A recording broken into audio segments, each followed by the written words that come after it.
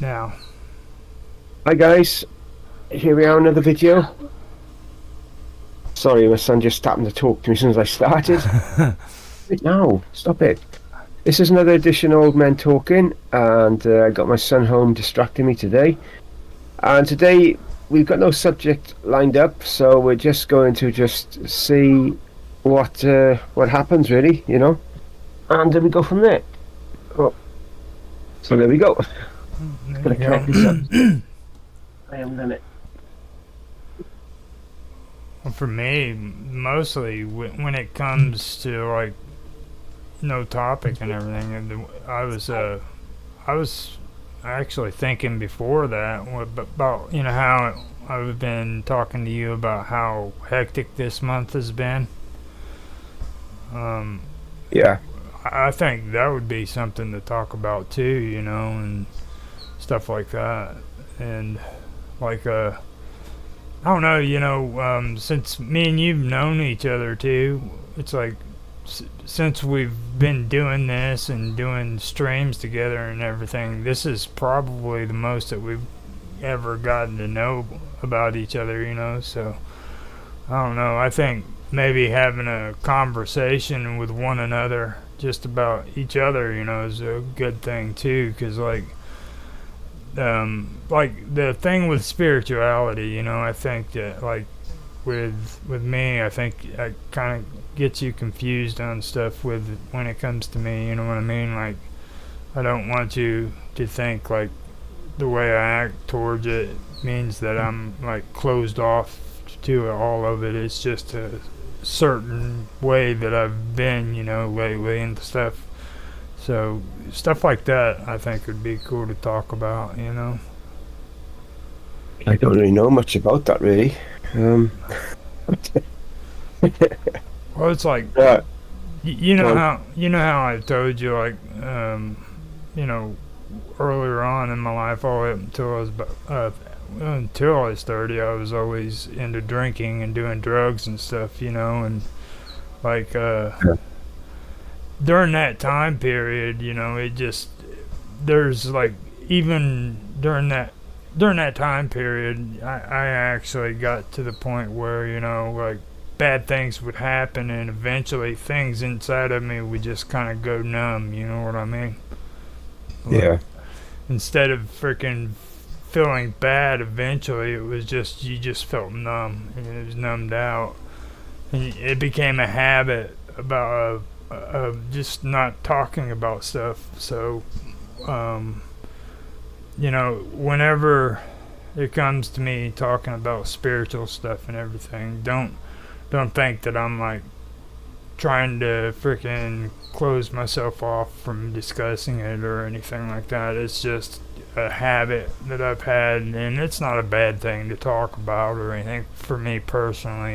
It's just that's just how it's how I was basically I trained myself, and it's something that I really do need to get out of. You know what I mean? So don't think Yeah. it's anything like that. I tend to close myself off for it when I go through a bad spell, and almost to me, I switch right off from it. Yeah. Um, Thankfully, it doesn't happen too often, though.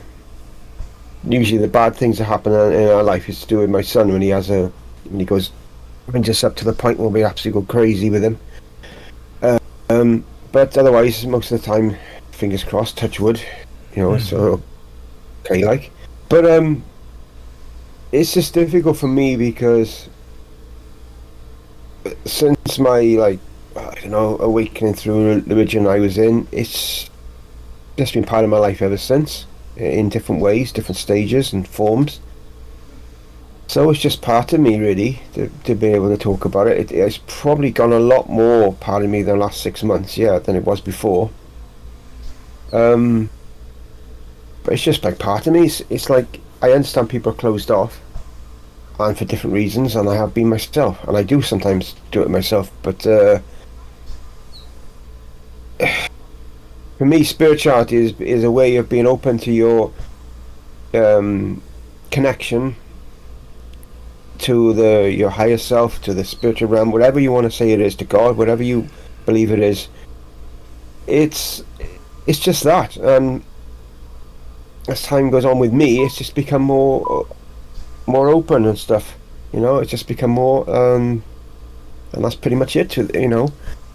Again, back to January. Sort of, as a post on Facebook, someone says, whenever it was, 24th of January, only another 1,500 days of January to go. That's pretty much what it feels like, isn't it? You know what I mean? It's awful, man. I thought it was over with today. I thought it was the last day today. I thought, no, there's another day tomorrow again, the 31st. No way. It's going to be like February or 28 days or something. Yeah. Yeah. This month has been just freaking hectic, and it's one thing right after the other. We were talking last week about the weather, you know what I mean? And this week we had rain all the way through. I mean, from the beginning all the way to the end. I think yesterday and today was the only day we didn't have rain. And in the middle of January, we had flash floods, Yeah. And that was just one thing that happened. And then my aunt passed away. I told you about her, Yeah. And it keeps on going and stuff. It's just, this whole month has been horrible. I mean, really, it has. It's just been horrible. I know. I used to find that I used to have bad Christmases, which I'd have had a lot of bad Christmases. Usually, then I'd have a good New Year. Not mean the New Year's Day, just January the next year would be quite good, and if I had a bad Christmas. So that used to be the case, but not any longer, really. Most of the time it's pretty crap, different things going on. Nothing really to write home about. Yeah. But I think it's psychological as well. With these months, obviously you want, but you can't. Not that being psychological, but I think the months you get into a frame of mind. You think, oh, it's January, and it's like, oh, it's like never ending. I think a lot of us get into that way of thinking, and it's probably preconditioning over years. Mike is 50 odd years on the planet. You just get to think, oh, another January. And you've had so many like it. You just think, oh, here we go. It's going to be a 1,000-day month. And it's like, and then when February comes, you say, oh, that's a bit better now, it's a bit brighter now. Everything seems to brighten up a bit then. You're getting close to spring then. And March is a bit of a bit of both. You're close to spring and you're still stuck in winter. And then you got the financial year, which is what I call the real New Year. I always call it, I don't know why, I've just always, April the 1st to me always seems like a spiritual New Year to me. I just don't know why it is. I just can't explain it. It just always seems like that. Even though I've never been shown that, I just always feel like it is. I just don't know why that is. I just do. Pretty weird. It's just my way of thinking. Nobody else has ever said that. It's just me. A lot of opinions I have about things. It's just my opinions because I don't tend to watch many videos. I don't tend to read books. I don't read books at all. I just either get guided to my information or I just stumble upon it. Sometimes I'll see some TikTok videos, sometimes on YouTube videos, and it just says something like, that makes sense. Before I'm told, when you see stuff like that and you think, oh, that rings a bell, that makes sense. It's not like you're learning it, you've forgotten it, and it's just reminding you of it. Because you've got all the knowledge to everything question you ever got. It's all inside you now. It's there. Every single question you've ever had or will ever have. It's already, you already know the answers. It's up. If you can connect high enough to your higher self, it's there. The answers are there. But most people, vast majority of people, don't ever get to that far. But when you watch something or read something and you think, oh my god, that rings a bell, that resonates to me. It's just you're remembering it. That's my opinion. So I don't know. I was talking to Jeffy in the last episode, and we were talking about that, and he was wondering if you watched David Icke and all that stuff, and that was when you was having your video problems, and I was telling him, I was no, dude, that's the most amazing thing when it comes to John. I'm the dude hasn't been influenced by freaking anybody David Icke or freaking Maxwell or any of those guys. I mean, and ever since I've known you, you know what I mean? It's always been that way with you. Like when you started your videos with even UFOs and aliens or ghosts, you know what I mean? You didn't like get into the whole ghost stories or anything. You just started putting footage up of sightings and everything, you know?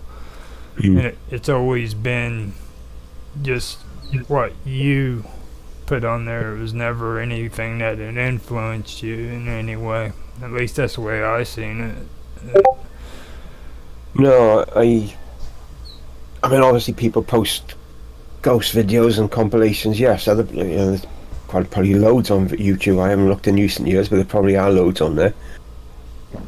But I think the way that we did it with the music and stuff that was not done. I don't think anyone that I know.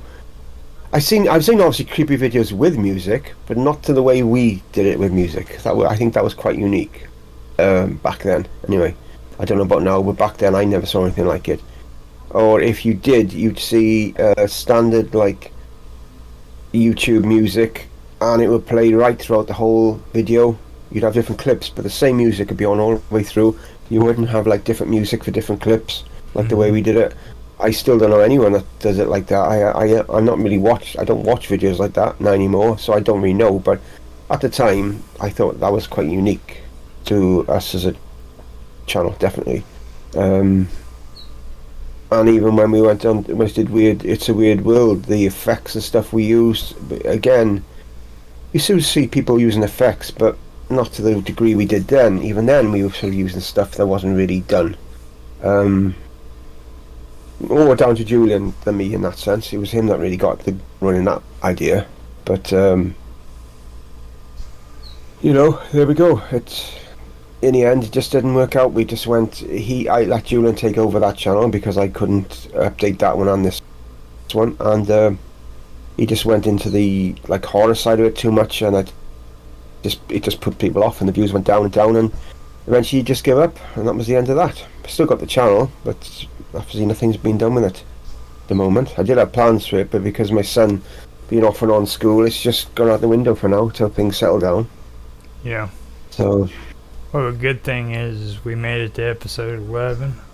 Hopefully we can get our episode 12 in and we can take the break that we were talking about. But if it gets too hectic, man, let me know and we can call it short on the 12th episode, you know. It'd just be nice to get 12. I don't know why I'm thinking 12, but it would be nice, you know. No, it's fine. I mean,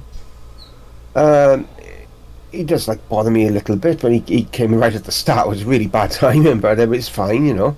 It's all good. Most of the time he's pretty good. But if he's off tomorrow, I probably may have to the boat water and the wine, because with Michael, you know, the long interviews, they're always an hour and a half, sometimes 2 hours, and I can't do a 2 hour one with my son home. That's impossible. An hour, yes, I can get by for an hour and keep him occupied for an hour, but up to 2 hours, I just can't do it, you know. I'd be back and forth off this camera all the time. It would just ruin it. Yeah. If he's off. Hopefully he won't be, but if he is. I mean, you know, that's the one thing I think that's the hardest thing for people to do, is be able to freaking take care of their kids and be able to like stay focused on anything, really, you know what I mean? It's just really tough to do. Yeah. That's why I said that. I mean, it's like I said, if it becomes a problem, let me know before next week. This isn't a problem. Just the Michael show might be, mainly because it, maybe like because when Michael starts talking, he's, you know, he could be talking like for 20 minutes or 30 minutes, and it's not very nice if I suddenly got to disappear right in the middle when he's in full stream just to sort my son out. I just can't do that. It's not really going to be fair. You know what I mean? It's different when me and you talk. We just talk for a couple of minutes and we stop and start. But with Michael, when he starts, well, I think the longest I had him, he talked 40 minutes once. The first watching wine. It was like, well, I can't do that with my son around. I just can't. That's the only thing. I'll warn Michael today that I might be. I'll check with Michael if he's going to be there tomorrow anyway. But I'll just say to him if my son's off, I'll have to abort just until hopefully next week. Well, Um, well, especially when Michael does his talks and stuff. Like I freaking want to hear it too. You know what I mean? yeah, Y- exactly. I don't want to be leaving the room and missing it. yeah, because he's always got good stuff to say. I mean, he's Of always got course, good yeah. stuff to say. So it's pretty cool. And I like talking to him because he sort of, I don't know, he just learns so much. When you say something like last week's episode, and you say something and it resonates with him, and you can see the light bulb lighting up in his head.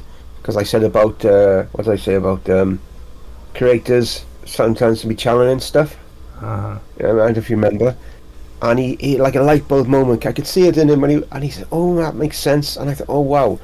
If I can help, if a guy like this gets resonates with something I say, I think that's really cool because he's so up there. Such an amazing guy. It's just really cool. It makes it worthwhile. But there's a guy I've been trying to get to interview for like 4 months now. Just can't do it. The chap I did a video on It's a Weird World about it. He had a near-death experience.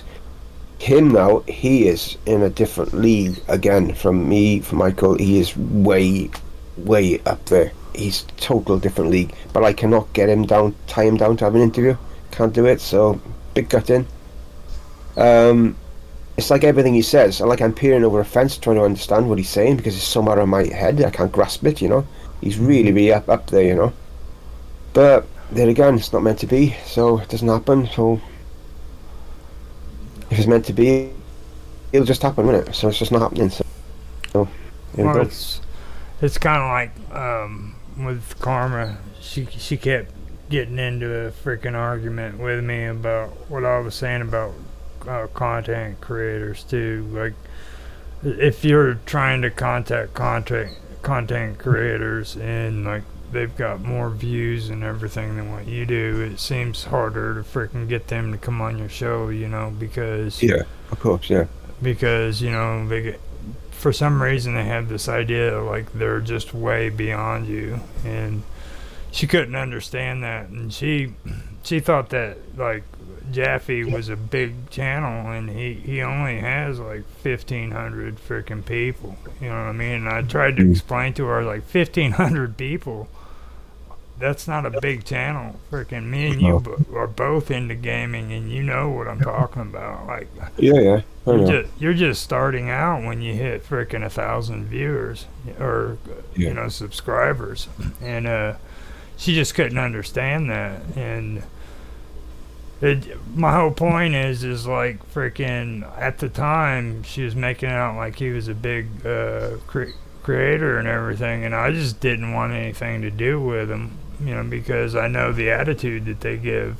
And like there's a guy that goes on Jaffe's show that he keeps telling Jaffe that he needs to get David Icke on there, and I was on there and I just came out and said, I was like, good luck getting David Icke to come on your show, man.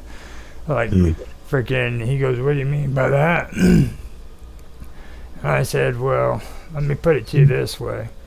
You don't have the money and you don't have the freaking followers, okay? And that's what it comes down to. It seems like even people who are doing those kind of videos, and you might think they're all great and freaking they just love you to death and everything. They're doing it for money. David Icke's not going to take time out of a freaking doing shows in those big stadiums with freaking thousands of people paying to get in to come and freaking do an interview on your freaking small YouTube channel. So like that's the thing that I get from it, you know what I mean? And you kind of have to, and it's not just about content creators, but like how you said this guy's beyond you, that could be it too. He could just have like this attitude about it. I've ran into people that I wanted to interview and they're getting on there telling you they want you to pay them freaking like $200 for a freaking interview, dude. Yeah, You I know know? what you mean. Yeah, this person though, he's not a big YouTuber or anything like that. He's just he's an author. But he's not. He's just like up there spiritually. I mean, he's not up there because he's got a lot of followers or he's like a TV star. He's just up there like um, right, stuff like that, you know. So that's what I meant by with him. But I agree with you totally. Yeah, David Icke is never going to go on a show like that. We'd have more chance, to be honest, him coming on with us with that because, to be honest, the amount of subscribers we got is like quite a lot. You know, you're seeing like bands that we've followed since we were young, and you look at their subs and they got like sometimes less than us. You know what I mean? It's just like Yeah. wow. You know what I mean? You don't realize how how big the channel become, so to speak. Yeah. No, no. It for me, the one thing that always gets to me about it though is like freaking when you reach out to these people, you know what I mean? It's like they do have that kind of attitude, and it's like, what's the point of getting on here and talking the way you're talking, and then treat everything like it's all about money? You know what I mean? And it would be different if it was just somebody on here freaking making video games streams, you know what I mean, or just regular YouTube streamers. But like this is people like David Icke getting on here talking about free your mind and freaking don't be a slave to freaking society and blah blah blah, and then freaking he wants you to freaking pay him money to show up and get an interview. That's kind of crazy. There was another guy. He was real big on talking about being abducted by aliens and was like kidnapped and forced into this secret space program. You know what I mean? And I was curious about his story, and I wanted him to just get on and tell the story. So I go and I check out his freaking website that he had set up, and I hadn't seen him, or I checked on him for like 2-3 years. I went back and checked it out, and that's what he was doing. He was telling people that freaking he wanted money to be interviewed. I'm like, what? You know what I mean? Come on, dude. You, There's woman I started following on YouTube. She got about 200,000 subs, maybe 300. Very, I suppose, gifted spiritually. So I was just like looking into like her links and stuff like that to see what she was about. And there was a course she does, a Zoom course, and it's £300 to actually do for a 1 hour Zoom call with her. And I thought, what the, you know what I mean? I couldn't believe it. And then yeah. she's telling people all about the spiritual stuff and what have you. And then the next thing, I just couldn't believe it. And she's living in Dubai. She's earning $40,000 or pounds a month at the age of 21 from YouTube, and now I don't know what she's earning now. And it's just like, wow, you know what I mean? You're like you're trying to reach out to people and trying to encourage people, awaken people, and do like that, and yet you're restricting them by charging ridiculous amounts of money. You know what I mean? It's just like, I know, fair enough. You got to live. Everyone's got to live, what have you. But it's just like I thought that was just crazy. You know what I Yeah. mean? I really did. Yeah, I know. I've seen that. Like, uh, and I'm not saying it about everybody who's into spirituality. You know what I mean? I'm saying it about a lot of them who do the whole thing with the crystal energies and freaking, Yeah. purified water and shit. They'll get on here and start telling you they'll read you their tarot cards for you. And then they'll tell you that you need to get these crystals and freaking put them in purified water and soak them and stuff. And of course, they'll be willing to freaking sell you all the stuff that you need. You know what I mean? And as you're listening to these people, if you're paying attention and you don't fall for it, you'll start noticing it all has to do with money. Everything, you know. So Yeah, it's bad. Yeah, I didn't like that. You know what I mean? I just don't know. You know, I didn't. No, it put me right off when I saw that. It really did. I thought, no, fair enough. She's got a gift. Like I can't deny she didn't have a gift. What she's talking about, and it did help me. It did resonate with me some stuff, but it was just like, what the hell? You know, things that she's paying, wanted to pay to her for, you could have people do for free. You know, I mean, if you just, I mean, I helped someone for free. That's doing what she was doing. Some of us, maybe not as good as her, maybe not. No, because but I would do it for free if I had the time. It's just that, it's just crazy. You know what I mean? Just crazy. yeah, Because as you know, I'm a healer, and I healed for a long time. I could go and start charging for healing, but I'd never do it. I wouldn't dream of it because, for starters, I never know when it's going to work when it does work. So that's the first thing, because with me it's hit and miss anyway. But I just wouldn't dream of it. I just thought, no way. I just would not ever. I just can't even think about doing it. You know what I mean? Because yeah, you're just sort of like, if you do stuff like that, you're sort of like, I don't know, you're working on people's insecurities about stuff, I think, and you know, there's no need for anyone to pay to become more awakened. The truth is out there. You just go look for it. It's there. Everything you need is there. All the answers are out there. If you need healing by crystals, stuff like that, which crystals can help you. It helped me years ago. I suffered with lightheadedness for over about 6 weeks, and by pure coincidence, my partner bought these crystals. She said about this one is supposed to keep you more grounded. So every time I felt lightheaded, I grabbed this crystal. And first of all, it took about a minute and a half, but I felt myself, the lightheadedness going.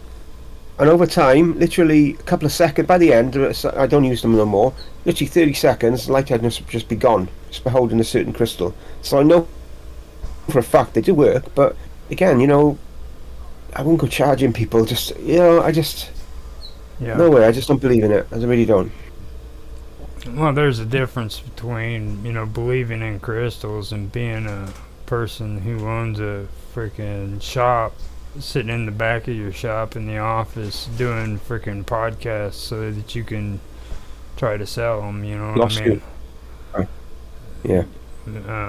Like that basically the word for it is being a charlatan, you know what I mean? When you're, I mean, and that's what I'm saying. There's a difference between it, and it's kind of like with what we've been doing. You know, I've been noticing that it's catching on because the other day I was doing a summer show with Austin, and the things that he said before the show seemed to be jiving with what me and you and Bob Dub have been talking about creating a community, you know what I mean, of people who are like-minded and freaking just trying to work with each other and help each other out, you know, and stuff like that. And he's getting that message, and I think that's really cool, you know, because I mean, and it's not even just about spirituality or the paranormal or anything like that, because we've even got we've even got Tan and Mark and all them involved too, you know, and Robot, you know. So I think it's actually showing, you know, that's the direction where we're going. So that's just my personal thoughts on it. Yeah, you know? it's a good direction anyway. Yeah, definitely. I definitely think that's a way forward for sure. And after one of my dreams, I saw something about this like town cocoon from the outside, like a little community, like, you know, a little town. I don't know even know what it meant, but I don't know, maybe it's linked to this, I don't know. But I saw it and I still don't probably understand what I saw. Yeah, I could say something there, it's gone off my head. Yeah, Austin's, did he, I didn't see the show yet, but was Austin saying about his awakening and stuff in his video to you? Or Yeah, he was talking some on it, and I really think that maybe you and him should sit down, because he was talking about some good stuff that he wanted to talk with you about, and yeah, we've maybe been trying to sort out an interview for like 3 months. It just never happens. You know, well, it's a shame. You know, if nothing can't else, seem to organise it. we can get it kind of like maybe a round table or something where you're both in it and everything, just something. But the timing is what's so weird, because like with Summer and with him, it's like late in the afternoon, you know what I mean? Whereas with you, I have to be on here at 5 in the morning, so I can see the time differences being an issue. Yeah, I think like when I interview his mum, I interview her 1 my time. I think it's 8 her time. I'm not sure. I think Austin's in the same time zone as his mum, is he? I think so. I think he is. Yeah. But I think with Austin, he's always working when I do my shows. I do Monday to Friday, and he's working Monday to Friday. That's always been the issue. I've never been able to catch him on the same time, you know, clear day to do it, because I know we got loads in common. And I'm sure we'd hit it off really well, but it's just we can't, because it's not meant to be as yet, you know. So I don't know what to say. When it's meant to be, it'll just happen, I think. Yeah. Did I do you, feel. oh, sorry. Did you see the episode before that with Darker Things when he came on there? With the chat? No, I didn't know. I just have no time to watch. I'm behind, way behind in videos. I put months behind on videos and stuff. Still haven't finished watching some of the videos. Started watching videos from months ago. It's just crazy. Especially when you put out so much content as we do as well. It's just like, He completely blew me out of the water, dude. Like, you know how long we've known that guy? yeah, All the time that we've known him, he never once spoke about anything he said in that in that show, until that chat when he heard Summer talking about her daughter and being a slider. all right. All of a sudden, he just starts talking about all the stuff that's happened to him when it comes to being around electronics and stuff, and then he starts talking about having clairvoyance or stuff like that, and then he even mentioned that he's actually been able to be a healer like you have. And I told Summer, I was like, this is news to me. I've known him for well over 2 years, and not once has he ever opened up like that before, ever. I mean, that was the most I've ever heard him talk about himself personally. Hmm. You know, No, to watch that. so There's another one I was supposed to interview. It never happened as well. Another one. It's just not meant to be with me and interviewing people at the moment. I don't say forever. Just this current time and place, wherever I am, I'm not meant to do it at the present. It's just well, don't it's force the way it is. Yeah. Don't force it. You know, just let it happen. It happens like that with me with healing. Even sometimes I can go like 3-4 months and I can't heal at all, and I know it's just a growth spell, and then I heal, and then I heal better than I did before. And I'm not quite sure with interviews what it is, but I think it's some sort of growth spell to do with that as well. I think when I get back to it, I'll be better at it than I was before as well. I think I will be. But I'm not really sure. I just think it's some sort of growth spell. I think that's why the problems I'm having, my son being home as well, restricting me from getting stuff done like I want to. It's all linked, because it happened before with him. Probably caused 2 of my biggest breaks on World Awareness, because my son being home. First time was COVID, because he was off for like 3 months, I think it was. So I couldn't make no videos for months. And then I started back, and I was doing them different. I was doing the what do you call it?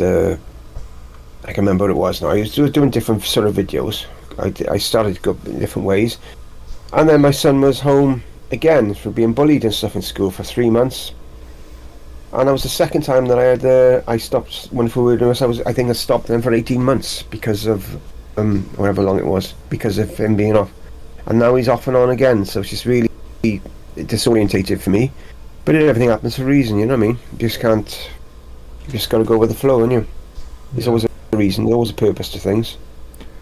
As unsettling as it is, just got to go with it until it's ride the storm, innit? Until we get through it. Yeah. Pretty much.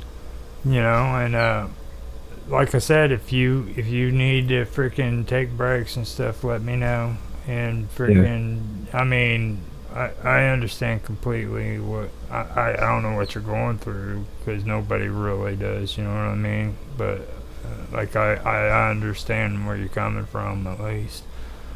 Well, it's just with what it is. You sort of get him ready for school, and then literally seconds before he goes to school, he feels sick. Sometimes is sick, and then you can't take him to school, and it's just like, what the hell? And you got all your day's plans then are just like gone, and you just or disrupted, you know. And it's just like this is what happened today. He's meant to go to school today, and he was sick just before he went to school. He was sick. I think it's brought on from anxiety. He's got medicine for his sickness, and it does work, but he won't take it, so that doesn't help either. So it's just like, you know what I mean? It's just I had plans for today again. Although this time he was off. Yes, I sort of kept him, didn't make him too thing because I feeling he was going to be off. You know, I knew I was doing this show, but I thought I'd probably be able to get through it without any incidents. Hoping I'd get through it without any incidents. But I had other plans as well, but a podcast to do and stuff like that. But there we go.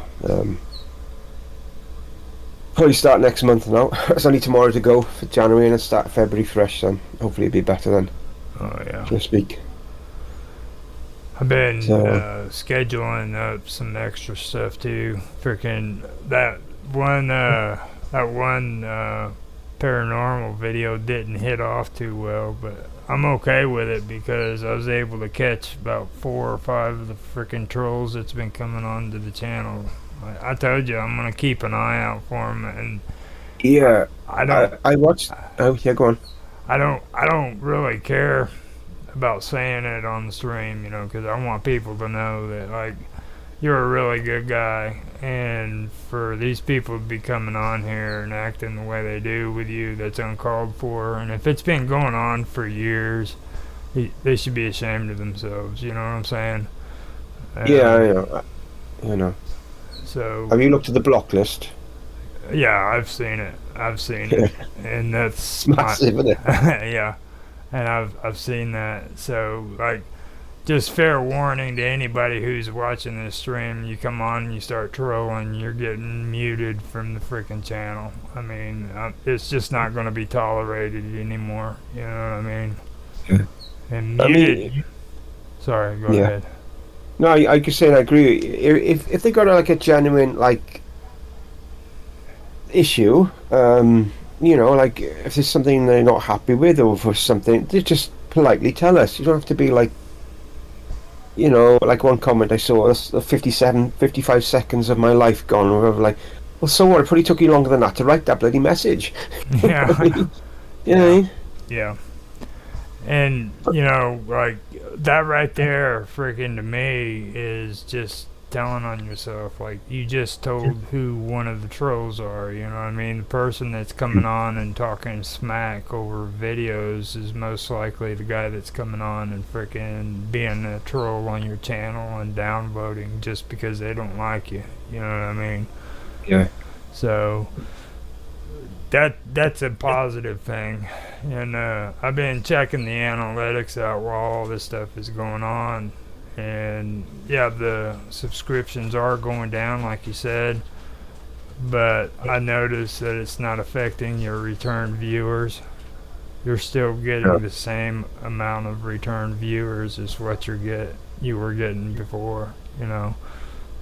Yeah, as a matter of fact, your views are going up, so Yeah. I think, That's the weird part about all of it. It's like your views are going up, but your subscribers are going down. So that would probably be something to do with old subscribers that aren't active or something. Maybe yeah, I don't know. maybe they don't like the content, but they're not really giving it a chance because, say, you're bringing out new stuff, new content and stuff, which is a bit more familiar with what I used to do. But if people don't want to give it a chance, it's up to them, innit? You know, Yeah, it's just they're cool. Um, yeah, but yes, I've noticed the views going up. I think it's because we've got videos going every single day now. Virtually, I think it is every day, is it now? yeah, Because there's so much yeah, content, you know. Whereas before it used to be every other day I used to try and do a video. So obviously that's gonna make a difference, massive difference. uh, We're doing more live streams now, and I was just doing one on occasion, so that's gonna make a big difference as well. Um, the suggested videos, it was going up. I think it went up to 9%. It was on 0.7. That's how bad it was.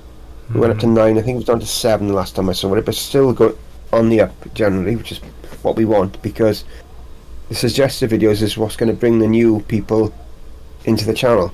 People who want to see the stuff we're doing.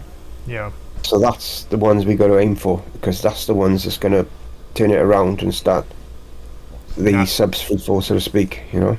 now I have been checking that out, and I've been keeping an eye on it. It's still not as high as what your return viewers are, which you've got a Yeah. lot of return viewers too. So just so Yeah. you That's good. understand, you know what I That's mean. good. Um, but the new viewers aren't above that, and usually I'm used to seeing it the other way around: more new viewers than return Yeah. viewers. But I'm not going to say that's a bad thing because with the amount of return viewers on this channel, it's amazing. But I am Yeah. keeping an eye on it and everything. So Yeah. Yeah. No, I think overall it's positive. So I saw you do a community post after me. Yeah, it's just good. You know, um, it's good to let people know what's going on as well, and let them know what's going on in the future, and it's just an idea because people don't like change. We don't like change. You know what I mean? So I think it's give an idea what's going on. I mm-hmm. think after a few months, when the channel settles down, they get a better idea of what's working, what's not. I've noticed the Summer Todd streams seem to do well live. They're good live viewing figures. I haven't looked at the um, archived videos, but I just happened to notice it before we started. Mm-hmm. They're doing well. Into the Abyss, the first one we did, that did well. We've only haven't been able to do one so far of that, so Yeah, I don't know how that's going to be long term. But yeah, the summer time it probably could be as well because it's a better time for people of your side of the pond as well than when I do my live streams. Cause I like this is like 11 o'clock. It's 11 for me, but it's like 5 a.m.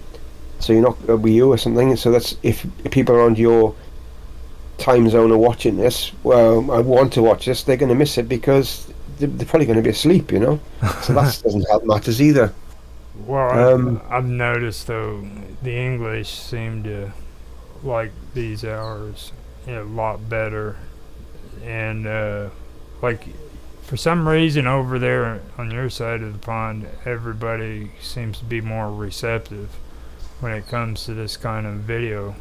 I mean, right. Okay. it's really weird to be honest. It really is weird. I mean, I've had dealings with people in England and stuff like that before, but not like this. Like it's not just with you, but it's like with Mark Edworthy, and now I've got even with Jaffe and them over in Korea. It's not the same as like me dealing with you and frickin' Mark, and then I've got Rapid with my gaming and stuff, you know. So it's and then Zach with Disney. That just blew me out of my mind, man. All he talks about is Disney World, and freaking people love him. All right, Yeah. I mean Relax, amazing. that that just amazes me with him, man. He all he talks about is Disney World. That's it, Mm. you know. Yeah. And he people love them. Everybody gives them freaking. Even Karma was like, man, I want to talk to Zach. You know. Yeah. Yeah, I know. He was cool. So, The other guy was just. Oh, what's the other guy you said you do a game with? What's his name? Rapid Glitch. Yeah, I think it's him that's commented some of my posts on Home and Away at the Discord. And he seems a really nice guy. I don't think I know him otherwise, but really well. But he seemed pretty decent, you know, Yeah. from what I've seen. He wanted me to ask you about arcade retro emulators and stuff. So Well, yeah. he he's see with Rapid, like he freaking takes criticism not very well. You know what I mean? Like he gets on Yeah. Facebook and like some jackhole makes a criticism because he used a freaking arcade mode on our console instead of an actual arcade. You know what I mean? Okay. And because the guy mentions it, he pulls down all of freaking the arcade videos he had for retro gaming. You know what I mean? And Mm, I, no, I, no, tr- he's- I tried to explain it to him, like you can't let people do that to you, like no, I agree. you know. Um, but that's the thing with him. And now he wants to get arcade, like actual arcade, and I'm like, man, you're gonna have to do MAME, and MAME is really hard. You know what I mean? Yeah. So It is, yeah. I had MAME set up on my other computer. It's like something like 100 GB download, the other full MAME set. God, And then you need the CHDs as well for some of them. I did a lot of MAME videos on my channel, game channel. It can be a pain to set up. It's not good. The funny thing I found talking about arcades, I did not know this till yesterday. You know the GameCube console, you're familiar with it, yeah? GameCube Yeah. console? Mhm. Did you know there was a GameCube arcade system that only made 3 games? Or 3 games I'm aware of, maybe there are more, but only 3 actually those in the arcade system. Did you actually know that? No, I did not. Well, I know found that. out yesterday, and I found out you can actually play them on the Wii, and I think on the GameCube as well, if you got a modded GameCube. Yeah, and there was F-Zero arcade and 2 Mario Kart games arcades that were solely for the arcades, but they're based off GameCube architecture, which I only found out yesterday. I didn't even know that till yesterday. Oh wow. So I've got the games ready, and I'm going to at some point install them and have a go at them. Some Now, point. you were telling me that yesterday, right? You were like Yeah, I think I did. Yeah. setting up mods and everything. Now, are you doing that on an actual Wii or on the computer? Yeah. Wii. Oh my What goodness. it is, I had got a modded Wii from years ago. I modded it myself, and there's so much you can do to it. I've got all of my Wii games on a hard drive, and I play them all off the hard drive on the console, which you're not meant to. You can't do without modding it, for starters. But also, you can play Nintendo games, Super Nintendo games, Commodore 64 games, Atari games, Nintendo 64, I think I said, Super NES, Super Nintendo games, Mega Drive games. You can play them all on the Wii, and they play most of them play flawlessly. And it's just a mod, and then you actually have to add the games. And you think to myself, my God, this console's got so much going for it. There's so much you can do in it, and you just think, wow, people aren't aware of it. And I say, like, CollectorVision, is that an arcade or something? Like, that can played on it. There's loads of stuff can play on it. Amiga can be played on it. I don't know how to set that up, but I know that you can do it all on it. No, I've heard of Amiga. I haven't never messed with it, but I've heard of it. Yeah, I haven't. I've seen the computers in action, but I've never actually had one or done the emulator, no. So, yeah, what it is, my son wanted to set the Wii up in the front room because he played with his cousins a Wii, and I set it all up, and I updated it all yesterday, updated the mods and everything like that, the loaders and everything on it, and now I'm looking into adding the rest of the stuff back on it now, when I get a chance, because he's off now, of course I can't do it. to wait till he's back in school. Hmm. So that's the next thing. Um, yeah, so it's quite amazing. Cheap console, you can probably pick one up for 20 quid if you're lucky. And Yeah. amazing what you can do in it. You can even play GameCube games on it because if you've got the original Wii, because it's got four GameCube controller slots on it and GameCube memory card slot on it on the original Wii. So you actually just plug in a GameCube game straight into it from the start anyway, without even modding it. And see, So the mod thing is what got me interested in it because like I've heard of people talking about it and just vaguely, but like I mean, my sister has her old Wii sitting over at her house, you know, and it's like freaking, like you said, $20 and bam, you got it. You go in there and yeah, mod it up. yeah, it doesn't take long. You need a SD card, the big SD cards, to mod it, to put the loaders and stuff on, and then it's up to you. Then you even get a hard drive to load the games from, or you can load them from disk. I think, as I haven't done it from disk for a long time. I'm sure you can. You could even do it all on SD card if you get a big enough SD card. You can even load them up from there, and you can do it that way. There's other options, Yeah. and I use a program called Hack.me or something. I used it, and I think it's Hack.me. And you put the hack on, the homebrew channel on, and then you do it on a computer. Basically, you get the SD card ready from the computer. You put on everything you want to put on it. You Hack.me will then load that thing onto it, and then you just run it all, and it just installs it, and oh, it's amazing, absolutely amazing. It sounds I got like my it. Wii now. I've got the standard. I've got all like a red background and a fire flames background. Everything on it. It's all like modded, completely up to date. Everything now. It's got one or two things to add to it, and it's really really cool. Um, and as you say, you can play all the old games like Mega Drive games just with your Wii remote with the direction buttons and everything. It's pretty cool. It's mega cool. Um, And you can play it on a Wii U as well. If you've got a Wii U, you can play the Wii games, all the Wii games on that. You can put a Wii, it's got a Wii built in on the Wii U as well. So you can do it that way as well if you want to. That's cool. Yeah. Yeah, I was gonna mention that to you earlier because I know you sent me a couple messages saying you was gonna spend the whole day yesterday modding your Wii, and Yeah. I forgot to mention it, so I figured I'd mention it to you now. So that that's kind of the stuff I was talking about, just kicking back, chilling out, having a conversation, nothing serious. Try to Yeah. see about The that. thing with the Wii as well, it keeps you fit as well. It can keep you fit. That's what I used to use before I had a treadmill years ago when I lived on my own. I go on the Wii every day. There's different things you can do, and you can run basically on the spot, but on the screen you're running through like a village and stuff like that, and it's like it gets the heart going, like you're bowling and stuff like that.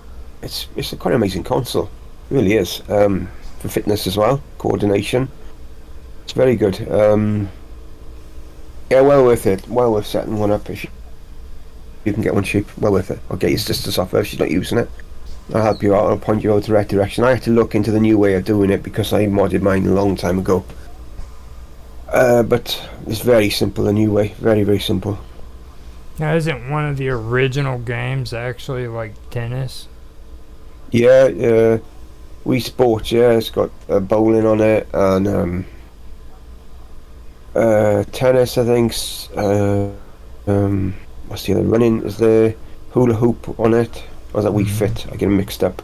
There's a few different ones, and there's Wii Sports Resort, and you've got more. You got like 100 pin, 10 pin bowling, 100 pin bowling. That's quite a challenge to get strikes on them. Stuff like that, and sword fighting is on that, and honestly, a few minutes doing that, and you're knackered. You know what I mean? Yeah. It's really cool. Yeah. So, I'd do the sword fighting. That sounds like it could be interesting. Like, yeah. Does get you fit, yeah. Yeah, for sure. So, how long have we actually been on? Have you been keeping track? It's 11:56 now, so nearly an hour. Oh wow, yeah. Yeah. So we about 4 more minutes. Yeah.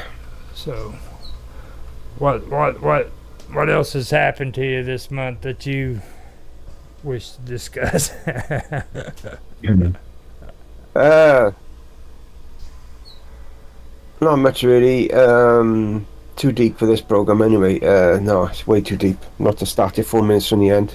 Yeah. Stuff to do with dimensions and stuff like that. I'm not really going into that now because that's just mega deep. Yeah, nothing much really. Just plodding along. Just trying to get this month out of the way. Trying to get a schedule that I can stick to and stuff like that.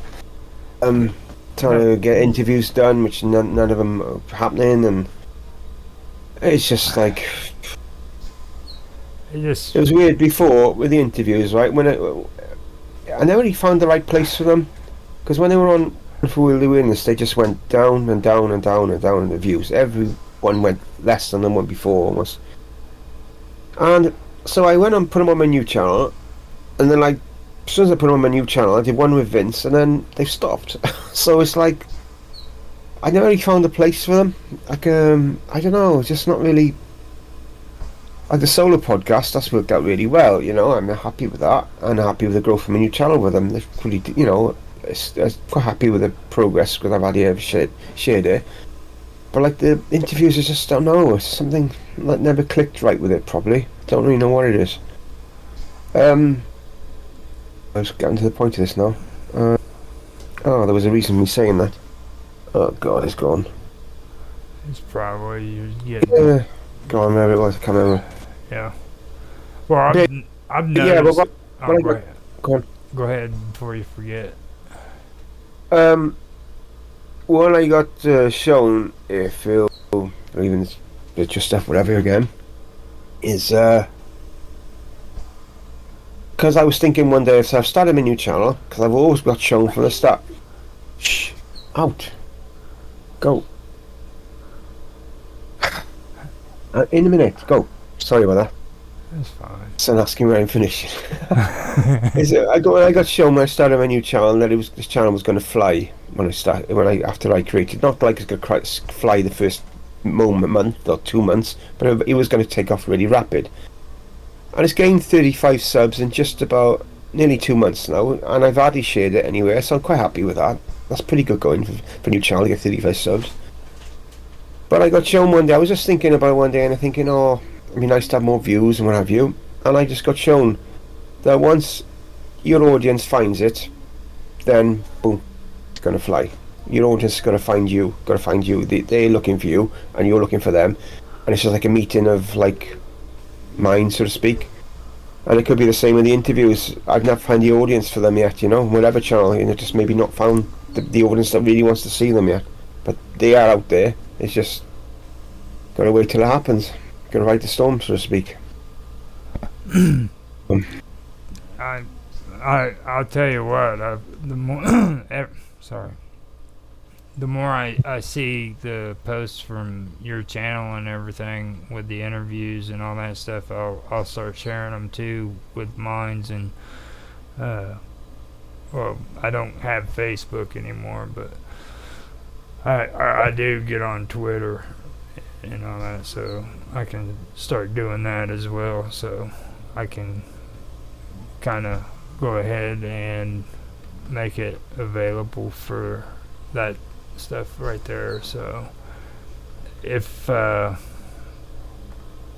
you're still posting and stuff, I'll set it up and get it going to where more people gets views on it, because it's kind of it's the same old story as what I've been telling a lot of people in the last 2-3 weeks. It's these focus groups, you know what I mean?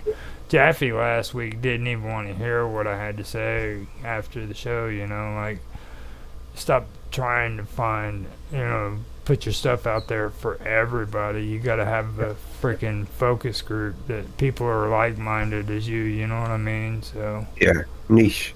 yeah, I mean, and it might suck, but that's just the way it is. I mean, and I'm tired of being a rebel. You know what happens with people who are rebels? Well, They got a soft ass. Every hard head has a soft ass. You know? Keep bumping your head, man. Eventually, you're freaking gonna stop because your butt hurts too much. So yeah, that's my point of view. Is if you're going in a direction that's not working, then you just change your direction. As what Mike said last week about jiu-jitsu, you just change it, you alternate it, and that's what I've done in all my channels. I always reinvent myself. Always try to change to this direction, go this direction. I think you've got to be open to it. You can't just think, oh, I'm thick-headed. I'm going to stick to this way. This is my way or the highway, so to speak, because people are just not going to listen, not going to bother with you when you're like that. You know what I mean? They might like one direction that they're in, but it doesn't suit you. Sometimes that's going to happen. Yeah, you can't like, you've got to like do it for yourself. You've got to be selfish in a sense. You've got to go where you feel the heart is, or where you're led to, or whatever, you know. yeah. But Exactly.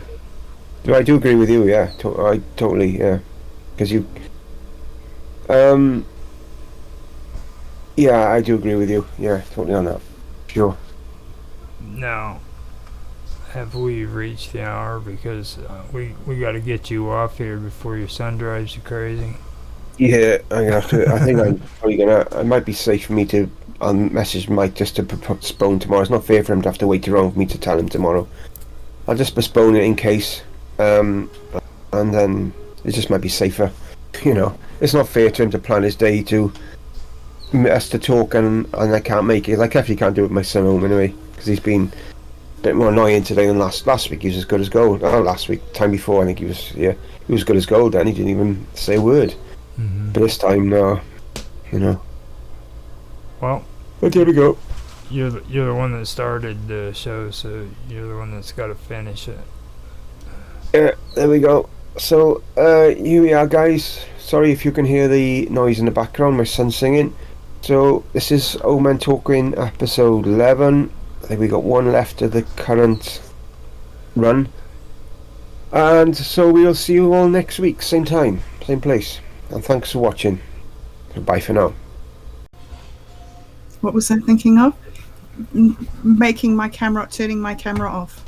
No, that's There cool. we go. No, put I'm yours doing on. that. Put yours on. That's all right. It's just like you've got the B now, and I've got the OBS symbol. You know what I mean? Okay, well, you aren't showing on the stream. Okay, On good. the stream, there's only me. Good. However, there's the ugly side of my cupboard, which I'm not that keen on. Let me see if I can get rid of this ugly cupboard. Well, everybody's used to the cupboard. That's where your cat jumps up on. I mean, Yeah. the show's not the same without the cat. I know! And where is the cat? He'll come in once he decides it's Reckon, time. once he hears us talking. The movie star has to show up freaking late. You know that, right? Like he has to be sensibly late to the affair. Let's hope that he does come. Okay, so I'm hating this. My mouth is out of sync with my talking. It's Wow. I wonder how that's going to work. Why is that what happened all of a sudden? It has never been like that on this computer. I told Callum about it, and he said that he would have to uninstall the operating system and reinstall it. You see, it doesn't do this on Teams, and that's how he set it up to work. He set it up for Teams to work. But now nobody wants to use Teams, and so I'm kind of stuck with these other things that, I don't know. And I don't understand why it would be any different. Why can't I just use Element? Why does it have to be set up for Teams? That doesn't make any sense Okay, to me. It's just a computer. Why doesn't it just work? I got an idea for you. Now, up on Yeah. top where it says duality with Bob Dub, you see that little clock right there? Yeah. Put your Performance mouse, set. okay, go click on that performance setting and set the performance to just before best performance instead of high quality. Ah, this one. Okay. So like the first quarter. Okay. Yeah. I Now, wonder if that's going to work.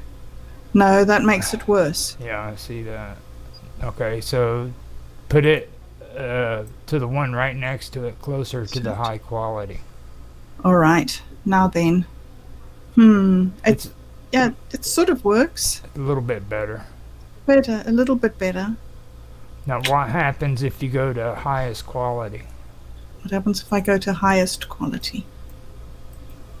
Does that change anything? Does it look to you like it changes anything? I still see lag.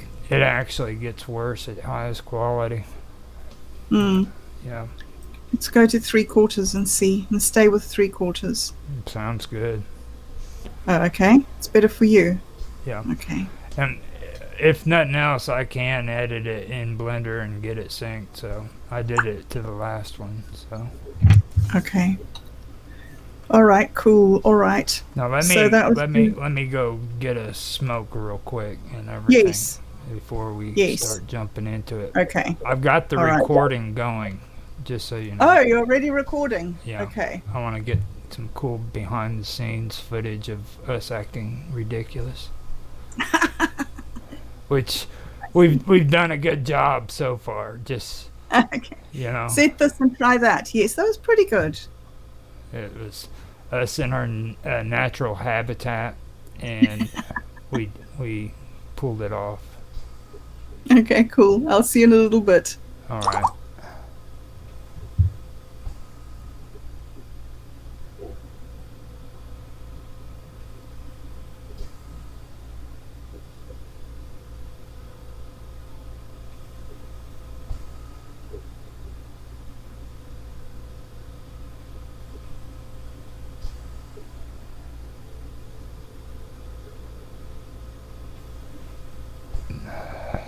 All right.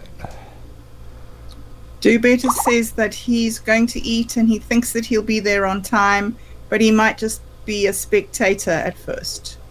Oh, he's never. Well, he stays quiet for a long Yeah. time, but he's never just a spectator. Like you get him going, he's always fired up. He gets into it. Yeah, he does. Yeah. So, I'll be right back. Okay. See ya.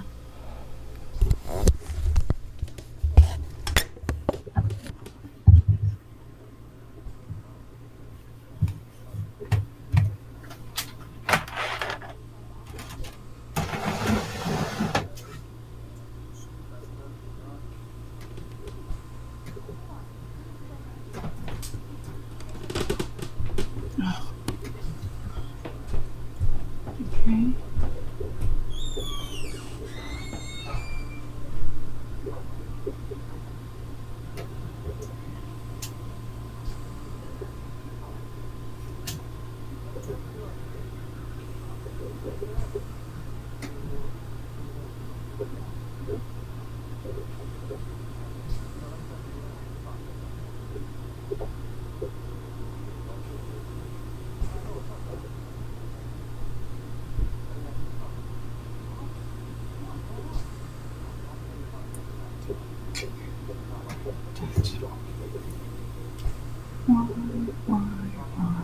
Cancel. I'm sorry, WhatsApp. I don't have time for you.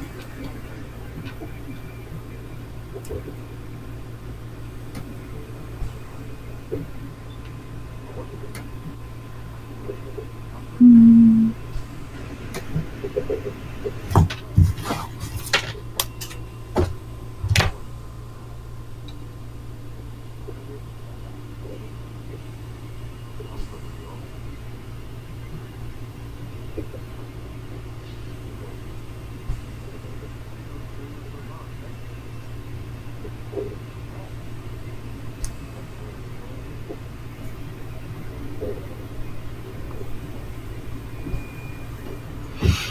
Hmm.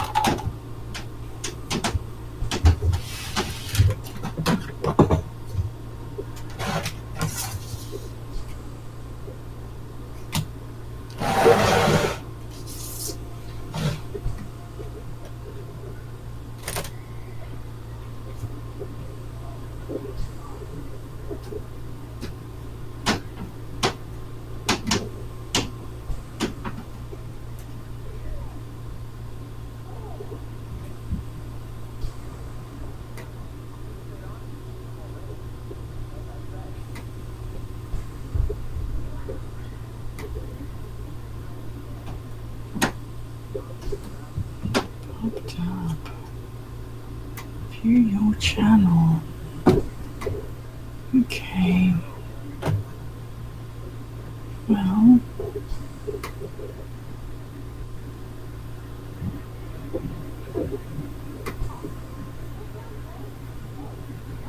Oh, okay. We're not going to do it. On Popped Up, we're doing it on the Wonderful World of Weirdness. Which is why I can't see it. View your channel. Very good. And live. Alright, upcoming. Very nice. So,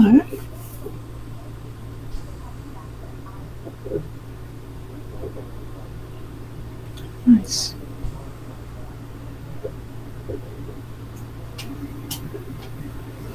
Okay. Alright, and this here is this.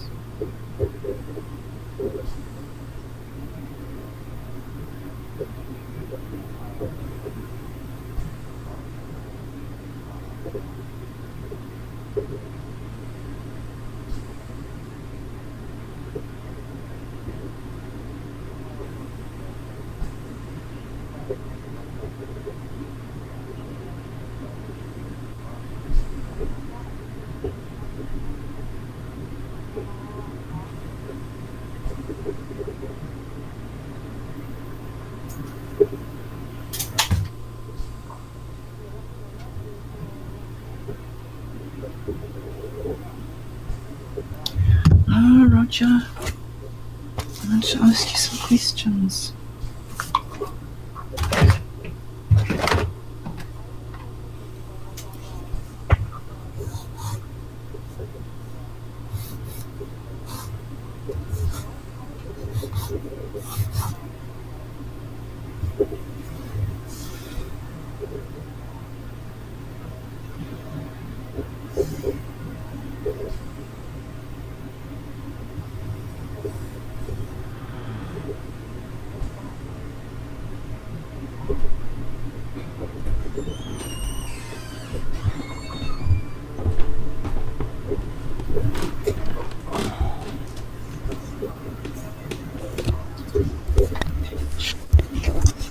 Okay, I'm back.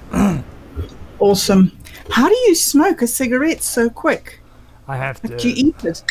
I have to practice at it. Like, I used to work in warehouses and factories where they only give you like 10 minutes.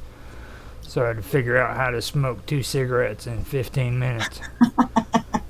Yeah, no, that's okay. I used to do one for 7 minutes. 1 cigarette for 7 minutes, so... That's how I did it. I had to break them down 7 minutes for frickin' each cigarette. Yeah, and light the one from the other? No, I couldn't Not do that. good. I'm not a barbarian.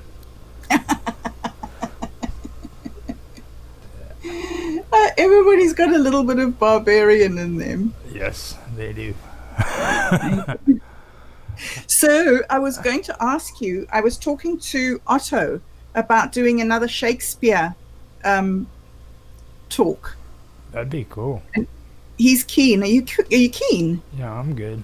I can do it. Okay, so we can set it up sometime.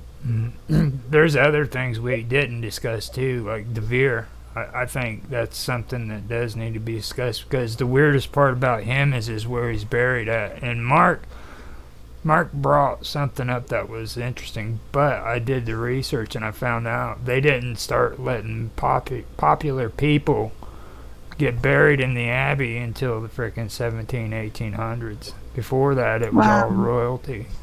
So what's De Vere doing buried in the Abbey? Somebody's son, hey? Yeah. Yeah. That gets it's into fascinating. That gets into the Francis Bacon, the Baconian theory, where they think that he's the son of Elizabeth. And the Elizabeth. Yeah, and the Baconians, they're real high-minded. They have these hopes, and they think that it's the Baconian or Francis Bacon, but in reality, it's De Vere who's the illegitimate son of Queen Elizabeth or Victoria, whichever. No, Elizabeth. Elizabeth, yeah. So, on the last show that I was doing with Otto, the one that I'm just editing now, we were talking about Elizabeth and how she chopped Mary's head off. Oh yeah, Bloody Mary. Yeah. See, the Bloody Mary, that's good stuff. See, you guys are talking about some good stuff. So we were talking about that, and then we were talking about Putin and how everybody says what a savage Putin is. But like our queen, just a couple of years back, chopped off her sister's head. So, like, who are we really to point fingers? Well, the English are barbarians. I mean, they're very intelligent. Don't get me wrong, but they're barbaric. The way they dealt with people, you know. I mean, if they didn't like you and they were like a duke, they would just. If you were in their castle, they'd drop you down a hole. They had little square holes in the corner, and they just drop you down there. Yeah. They'd let you die. But that's no different from anybody else. Everybody says the English are so savage, but everybody had their own little savage ways. But you got to understand, they kept doing it up until about the 17 or 1800s. I mean, like, it took them a long time to get over that barbarism. I mean, really, it did. Like, I'm fairly sure that if you relaxed the laws, it would come straight back again. I think that people are pretty disgusting wherever you go in the world. Yeah, I gotta agree on that. I haven't found any kind of history that doesn't show that, like, everywhere, all over the world. So, you're right about that. The other thing that I wanted to ask you, I will go and we'll set up. I'll try and set up another one with another Shakespeare with Otto. Another thing that I wanted to ask you was about common ground. Do you know about common ground? Yeah, safe spaces, common ground. There's that stems that stems from the Jewish traditions. It's that they believe in frickin' public grounds, public space. And it came from that, which is a lot of it's written in the Talmud, if you read it. And they were real picky about it, and that kind of stems from them, and then it kind of migrated into everybody's society. You know what I mean? Like, it's all over the world. Like, public spaces. Have you ever heard of that term? No. Like when you go to town and you're in town and you're going to all the stores. Right. Okay. Yeah. All right. Okay. Yes. There's laws set up about how you're supposed to behave in those areas. Yeah. Right. Okay. So I'm talking about a slightly different thing. I don't really know about it. It's something. It's an initiative by a media company called Human Events, where they have this, I think they do it on college campuses. It's like a debate, but instead of being a debate where people argue for their own point of view, it's like a debate where you find similarities between the different points of views. Oh, no, I never heard of that. That sounds Haven't ridiculous. Heard of that. Why? Just because I just wanted to say it. Who wants to discuss common grounds? You know, similarities. I mean, come on, seriously. Let's just sit and argue about who should be president of the United States. No, I'm just joking. I'm not serious. You know I'm a girl. Yeah, I know. You figure out that I'm a girl. I'm just joking. But yeah, that sounds pretty nice. It'd be interesting. I would like to know how it works, because when I first heard it, I had the same reaction as you, of like, wouldn't that just be really boring to just say, oh yeah, no, I agree with you. Oh yeah, no, I agree with you. Oh, okay, I agree with you. Like, there isn't a conversation when you're just sitting there saying you agree. Well, I mean, you do realize, like, we're doing a stream about duality, right? Like, most people aren't going to be freaking knocking the doors down to freaking come see our stream about duality, you know? And like, oh man, I don't want to hear that stuff. You know? I mean, there's people that are interested, don't get me wrong, but not like a mass amount of gathering. Even though we are getting a lot of people watching it. Are we? Yeah, the views on freaking Wonderful World of Weirdness is really good for this show. They're really good for this show. I see 236 on Samatod and 184 on Into the Abyss. Yeah, that dropped. That was actually up in the first two were up in the 300s. Yeah, 349 I see on the second episode, on the one streamed 7 days ago. 7. Oh yeah, that's the one the first one I put on Wonderful World of Weirdness, the one with all of us and you and Vince and Julian, because it was on it was on my channel, but I didn't have it on Wonderful World of Weirdness. So Weirdness. Oh, okay. Yeah, that's really awesome viewership. 349. Yeah, people love that. Yeah. And I think that we've had a drop-off in viewership, or everybody has over Christmas and January. But now the kids are all back at school. I don't know, but you don't have summer do you have some? Oh, you're in the middle of winter, so you wouldn't be having summer holidays in the middle of your winter. No. Our kids down here have all gone back to school, so I'm expecting viewership here to start picking up. Cool.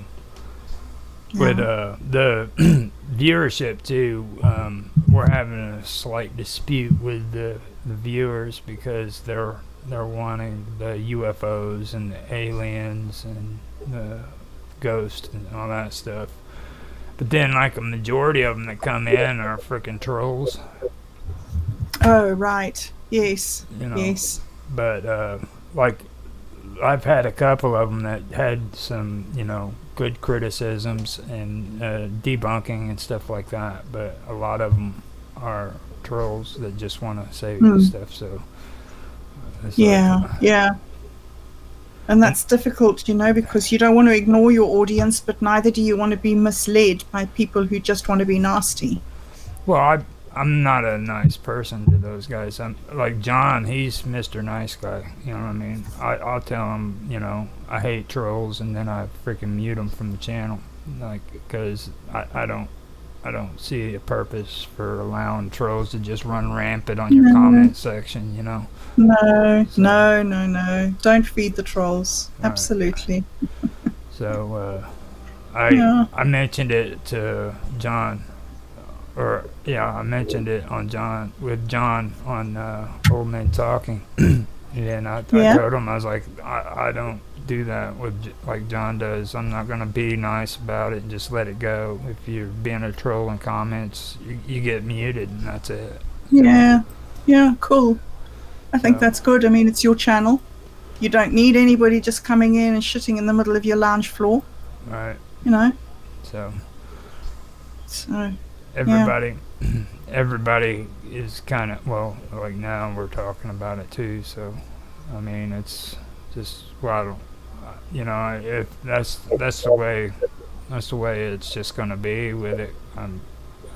I do it on all my channels. I have no problem with it. Everybody calls Yeah, it. no, me neither. Everybody Yeah, no, calls me it. neither. You see, oh, well, I don't think we have time to talk about it really, but I don't believe that free speech is nasty speech. I Yeah. think that you can have free speech and still be polite, and I don't think that I need to put up with somebody who wants to be an asshole to me. Right. Just Exactly. doesn't work for me. I just found a dilemma I have though.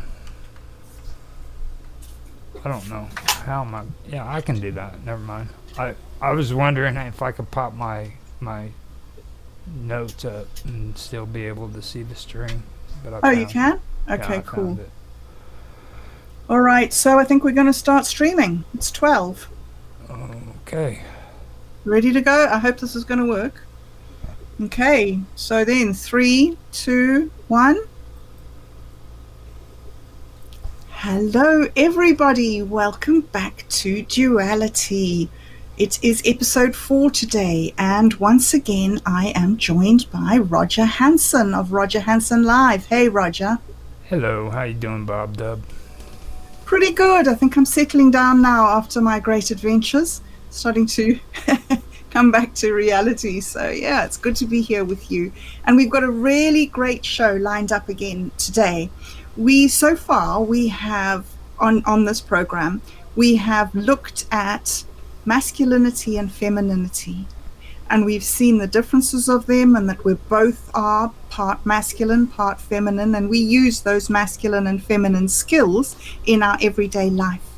And then last week, we took a deep dive into some of the ancient sermons and prayers that give us opportunities to exercise both our masculine and feminine aspects. And so this week, we thought that we would go a little bit further into the nitty-gritty of duality and talk about the duality of man. And I thought that I would pop over here to, let me see, I think this is the Merriam-Webster Dictionary, and read you the actual definition of duality before we get going. It says here that duality is the quality or state of having two different or opposite parts or elements. Dualism. It gives a quote here from Thomas Matthews.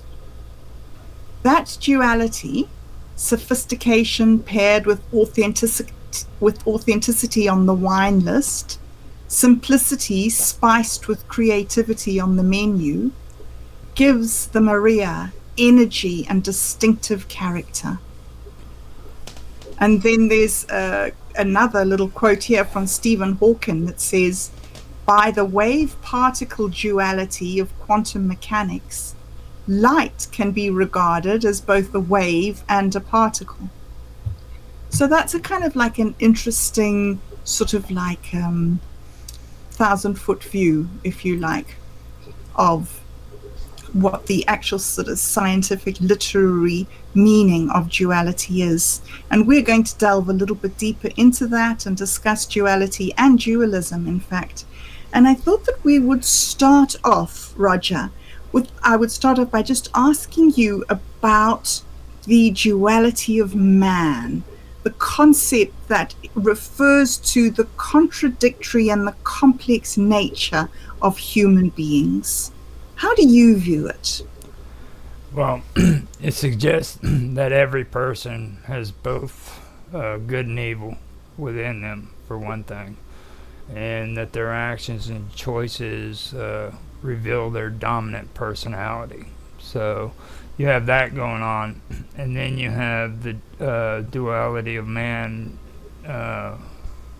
it being used to contrast different views, reactions to the same topic or situation that's taking place. So, like me and you, when we're having a conversation, your point of view and my point of view could contrast from one another. You know what I'm saying? So that's a duality right there. Then there's situations, and the way we react to them, different reactions for different situations that occur. So that right there is another thing that I know. I know that it's common in a lot of literature, philosophy, and psychology as well. So that's one thing that I get into. And then the differences between dualism and duality, a lot of people have an issue with that. And I haven't really read up too much on that recently, and I almost forgot this too. But there is a difference between dualism and duality. So that's another thing that I'd like to point out. Point out, right, yes. So we have this good and evil within us. Is there any sort of like explanation of where it comes from or why we should have a dual nature? Well, dualism and duality, I believe, comes from ancient beliefs that go farther back than just the Judaism or Muslim beliefs. Zoroastrianism is a good example, and I know we talked about discussing that next week, because I need to do a little bit better research on it, but like I said, I haven't been reading up on this for about a year and a half, so I want to kind of get it all back down in my head. But that's where it all started from, ancient beliefs like that, which is Indo-Aryan, which was changed to Indo-European, because the term got vilified during World War I, basically. And dualism and duality stems from Zoroastrianism, which was like the ancient Persians' belief. They're the ones that believed in a lot of this through Zoroastrianism. And duality, it refers to the state of being divided into two parts or aspects, whereas dualism,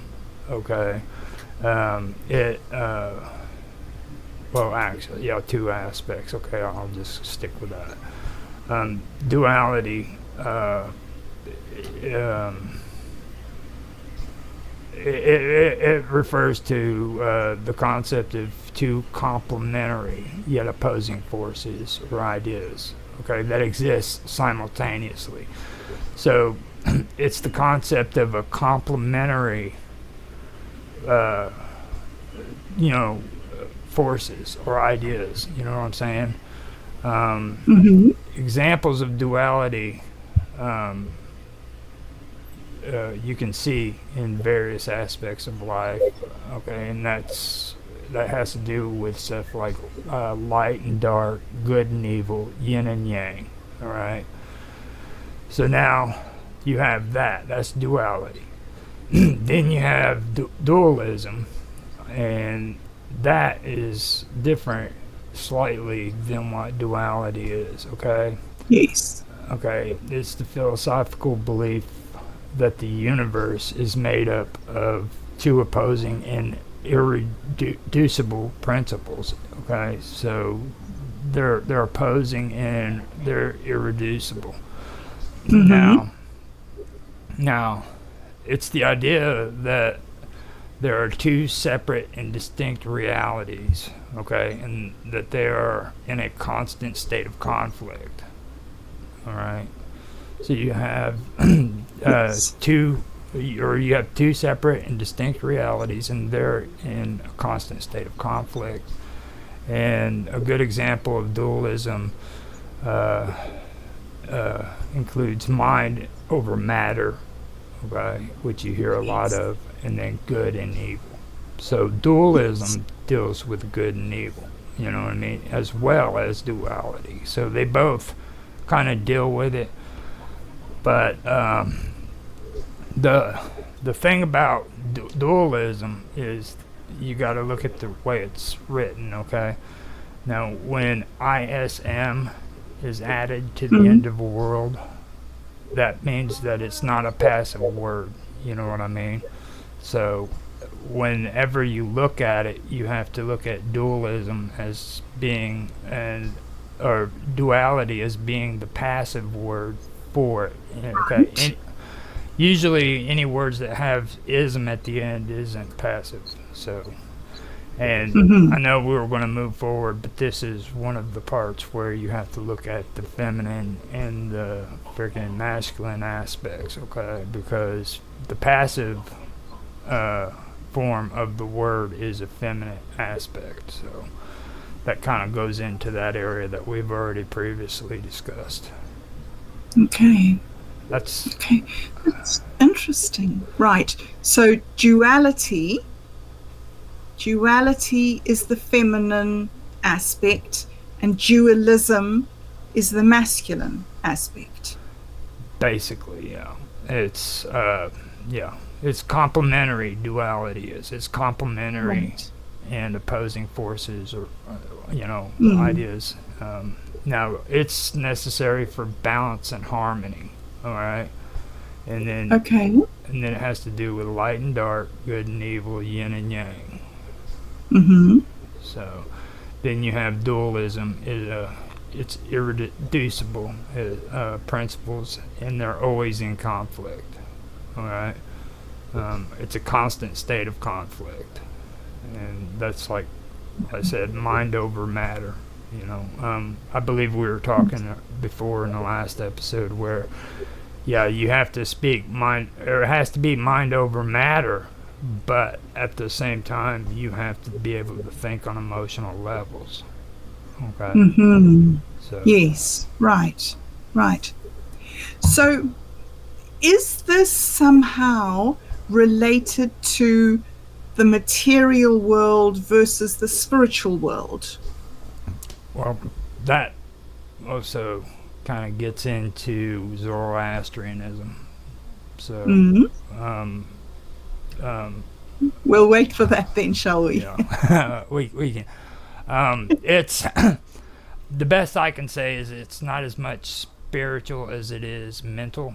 Ahura Mazda explains that. I don't know if you've heard of the term Asha.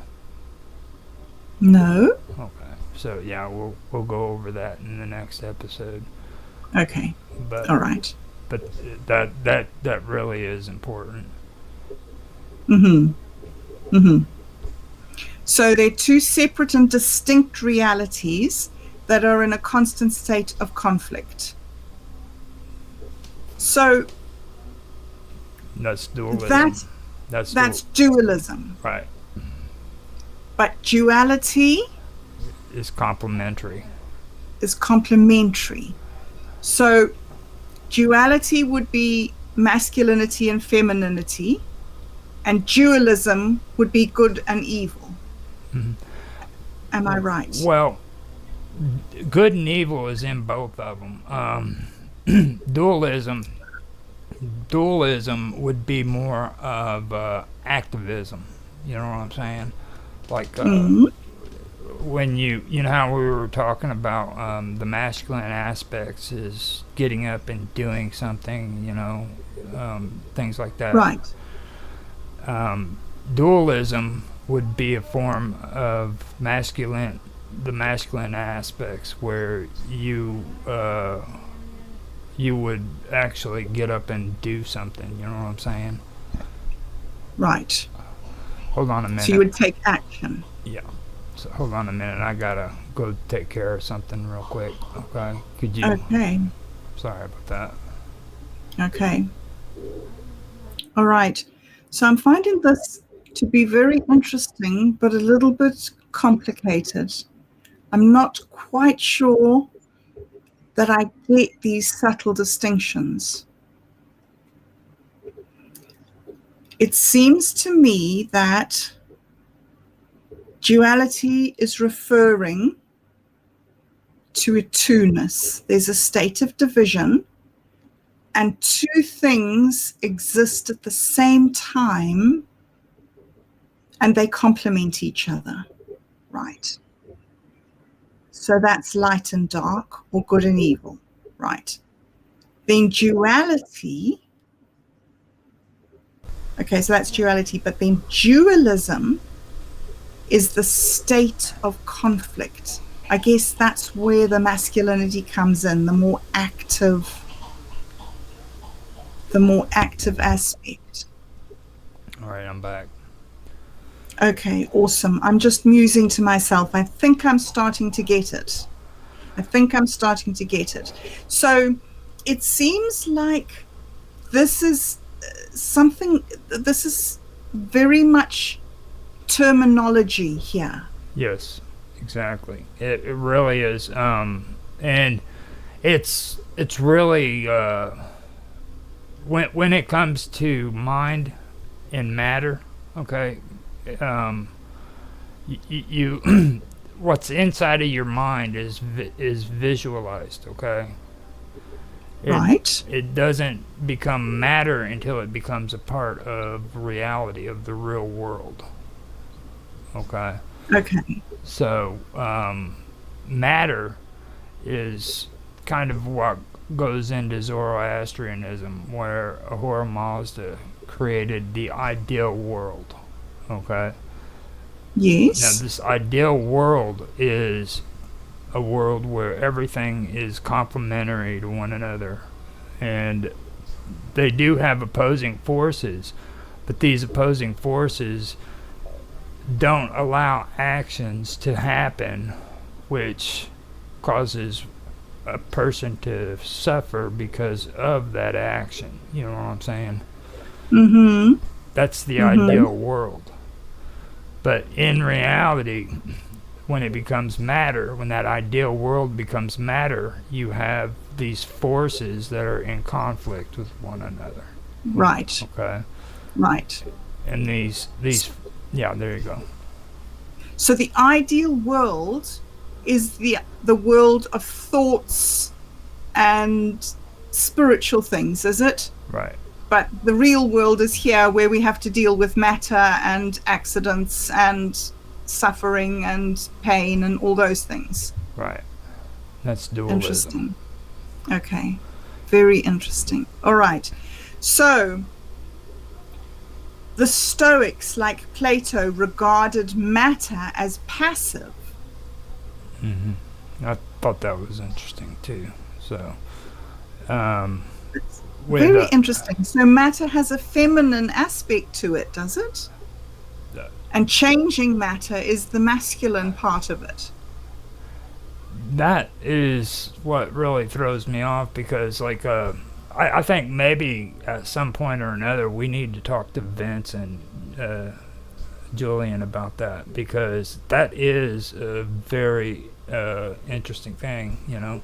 And I call them Stoics, but I know they're Stoics, you know what I mean? But the Stoics also believed in that too.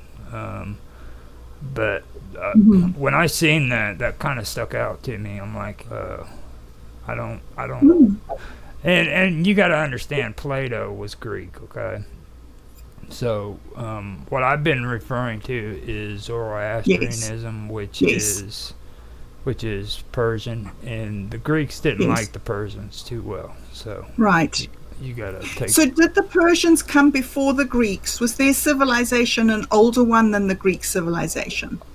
No. As a matter of fact, they stem from the same origin. It's just like with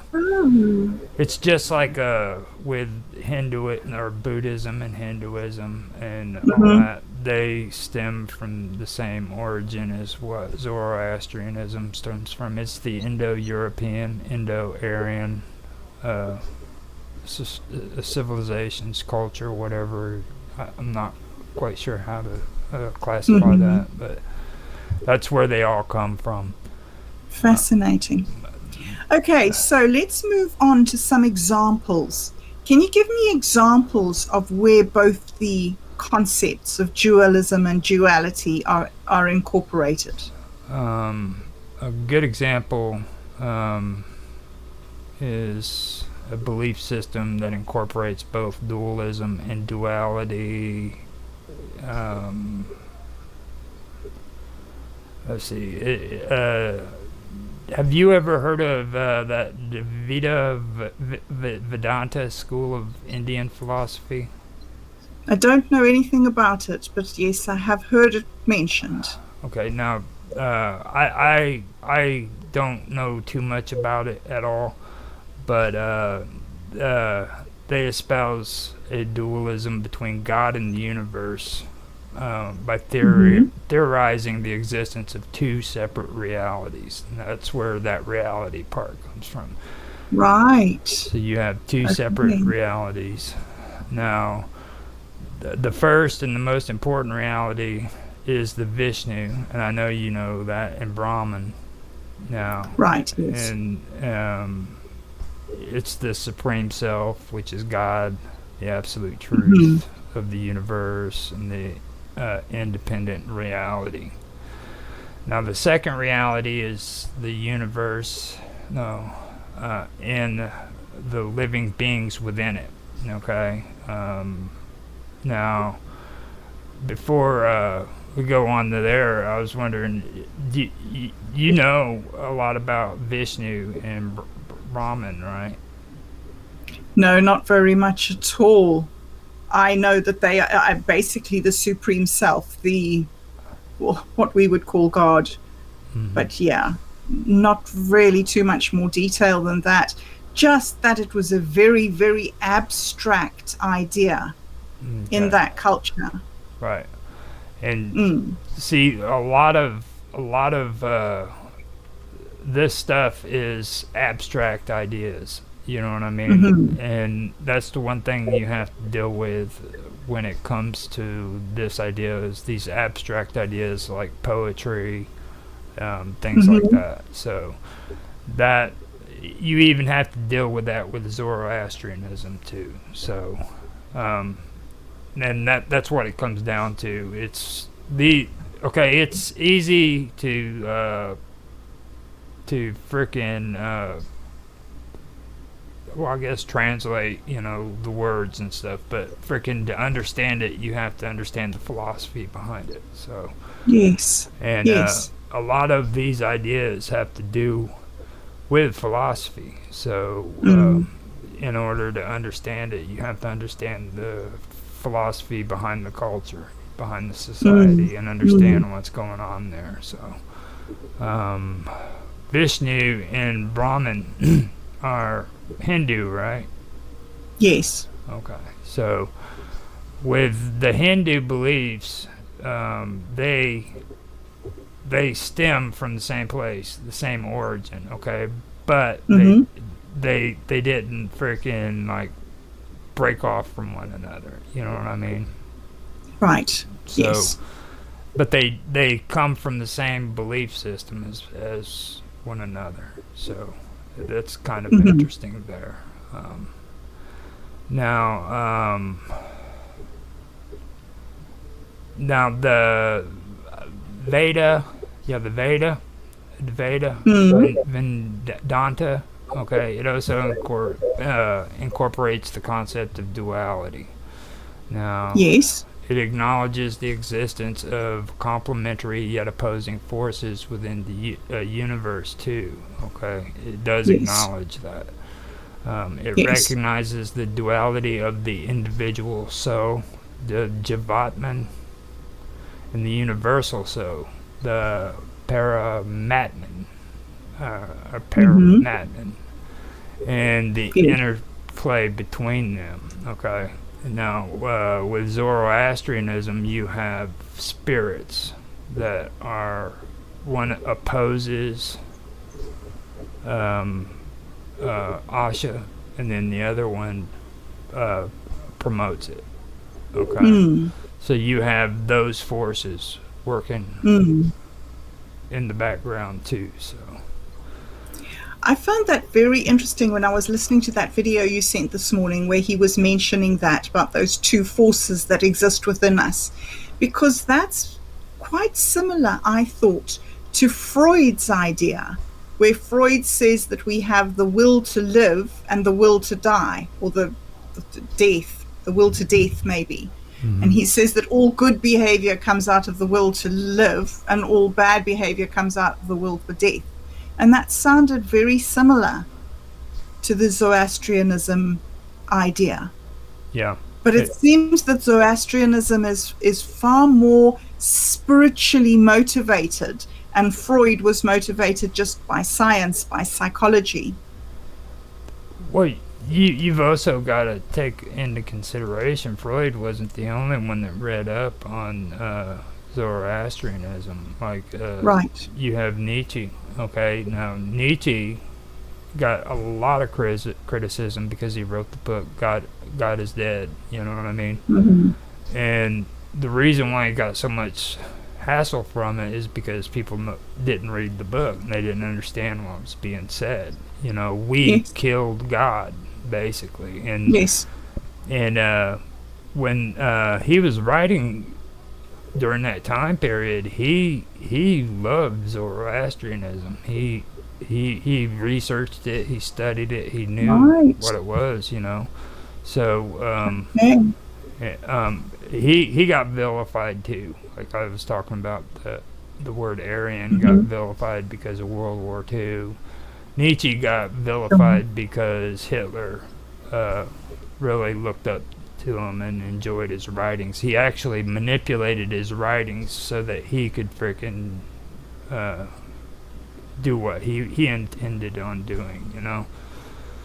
And wow, really? Yeah. Gosh. A lot of his writings involved that. So it's interesting how all that did work out, is all I'm saying. Like, it was a lot more involved than just Freud. You know what I mean? There was a lot of people. Right. There's a lot of people today. School. Yeah, there's right. So that seems to underline your point of duality. Right. It's like these good and bad things are all mixed up together. You can't separate them. They're all in there. Well, all the good thoughts and all the bad thoughts, all sort of like in one great big pot. It's just like recently, you know, when we had conversations on this, and I'm not going to get too much into it, but it's an issue that does need to be mentioned. You know, we were discussing it in chat, and it caused a lot of frustration and anger, okay, which it did. But at the same time, it's something that does need to be discussed, you know what I mean? Because we have people living in the world today who freaking believe that freaking good oversees evil, which that's what's been taught to us, okay? Yes. We've been taught that good will always prevail. Everybody believes that. But that doesn't necessarily mean that everybody believes that. You know what I mean? There's other people who believe that good is a force, a power, just like evil is a force and a power, and they both have the same amount of power. It just you have the decision to decide which path you want to take. You know. You know, I think that it's really interesting and difficult to have these conversations because of the way our language works. I often think that when we talk, we say, this is the way it is. And we forget that we don't know what the way it is. Right. So one example is to say, like somebody said to me yesterday, God wrote the tablets on the 10 Commandments on tablets. And I said, I'm sorry, I just can't believe that. I can't believe that a spirit being came down to earth and wrote things on rock. For me, I can see that a person could say, God told me this, or God intended this, or God prompted me, or whatever. But that isn't a reality of God put writing in a book. God maybe inspired it or something. And I think that it's really important to hold these belief systems very lightly in our hands, and to know that everything we know now is going to be understood differently in 100 years' time. And these insistence on this is the way it is something that can really divide us and make this false dichotomy of this is the way it is, this is the way that's right, and this is the way that's wrong. Whereas, do we actually know that what is right is right? It seems right now in our current understanding. But we could be wrong. Yeah. In all reality, we could be wrong. Mm-hmm. Well, I love how you said that, because it's the thing of it is like, for me, okay, in my personal beliefs, all right, I can't debate on if God wrote something on a piece of stone or not, you know what I mean? But at the same time, I have to use what's called discernment, okay? Yes. Now, I've been talking about the Zoroastrians, so I might as well just use them as an example again. So, yeah. Okay. Now, all through Zoroastrian writing, you'll see where they're talking about they're talking about discernment, but not one time will you ever hear, or I haven't heard to this point, anybody who discusses it mention the word discernment. I've never once so far heard the word discernment being brought up. But the weird part about Zoroastrianism is, if you listen to these people, you'll hear it everywhere. Okay? It's about discernment and being able to understand the true from the false. Okay? So, and like I said, next week we'll get into Zoroastrianism and we'll talk about truth. You know what I mean? What is truth? What is truth? You know what I mean? But that's what it is, okay? I'm really big on history. I've read all the things that they've done to the Bible. I've read all the things that they've done to all these writings.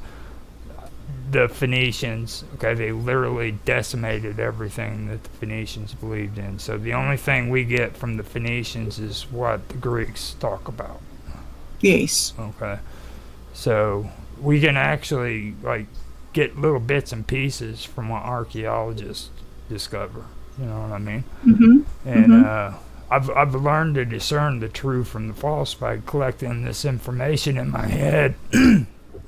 And I know that this isn't true because I found this out. Okay, this is using my mind. Okay, I'm not living in a fairy tale where things are made up. You know, that's what I think is important. You know what I mean? Being able to discern the truth from the false. Yes. So, I have a very dear friend who grew up a Christian and found the Christian way to be terribly persecutory. You couldn't do this and you couldn't say that, and this was a sin, and that was, which is completely different to my experience. But in his experience and living under that tyranny of religion, he couldn't at all understand any of the teachings about Jesus. It just didn't make any sense to him, all this talk about love and everything. And so when he was a teenager, he left the Christian church and he investigated, I think, a lot of the Dharmic religions, I think around yoga and the yogis, and found peace, found himself a way forward through that perception of truth, of the cosmic law. Yeah. And now, just recently, in the last 3 or 4 years, he's suddenly met this person that he identifies as being Jesus, that he couldn't meet when he was a Christian. And I find that so fascinating. Okay, part of it is just the words we put on concepts. And if we're brought up as a child and we're given these certain words, we'll probably use those words later when we're an adult. But the other part of it is this discernment thing that you're bringing up. And this thing that there is some sort of ultimate truth. And there is a way that we need to be responsible for discerning that ourselves. Nobody can teach that to us. It has to come from our own heart, our own soul. Mm-hmm. Don't you think? Yeah, I do believe that, and it's like I said, I don't really I don't freaking support or renounce any kind of religion. Earlier I said I renounced all religions, and I should be careful about saying that, because I don't like to criticize religions at all either. So I don't favor them, and I don't freaking dislike them. But the thing of it is like when you look at these terms and you look at these principles, okay, they go farther and farther back. Like every time you take a step in history backwards, you start finding that these principles have been here. Yes. Okay, they've been here since the beginning. Dualism, if you want to get real technical about it, I was thinking about it yesterday, but the Epic of Gilgamesh, okay? Yeah. Now, for me, where I see the first form of dualism was when Gilgamesh, the story about Gilgamesh and Enkidu, okay? Now, with the Sumerians, they took pride in their cities, building cities and living in them and being a community. Now, building their walls and stuff like that. Whereas Enkidu, he was a barbarian. He lived in the woods and ran with the animals. Okay? Yeah. So you have the conflict there between nature and the city. That's That's duality, you know what I mean? Yeah. Dualism, whatever. I haven't really researched into it too much to tell if it's duality or dualism, but that's another thing that goes. I mean, it goes all the way back. This is the Sumerians. This is supposed to be the first civilization. You know what I mean? So there he is, Mr. D. Hello. How you doing? Oh, look who's here. How's it going? Sorry I'm late. I'm glad you're here. No, that's okay. Welcome. We're getting deep into it. Awesome. You able to listen to any of it? The video you dropped? Yeah. No, the video. I read the thing, the duality stuff. Yeah. Mm-hmm. Yeah. Okay. Have you been listening to the stream, Chris? No, I'm just getting in. Just jumping in, right. You missed all the good stuff. Of course, which I tried not to do, but then I got a phone call, so I couldn't jump in until I got the call done, so sorry about that. Oh, that's okay. It's lovely to have you here. Here. One of those dualities in life, you gotta deal with work, and then you gotta have time with your friends. That's the way it goes. The good part is now Bob Dub can ask you all sorts of cool questions. Cool. Awesome. Do better. How do you understand duality in the world? Well, like the notes on what we're talking about here, duality and dualism.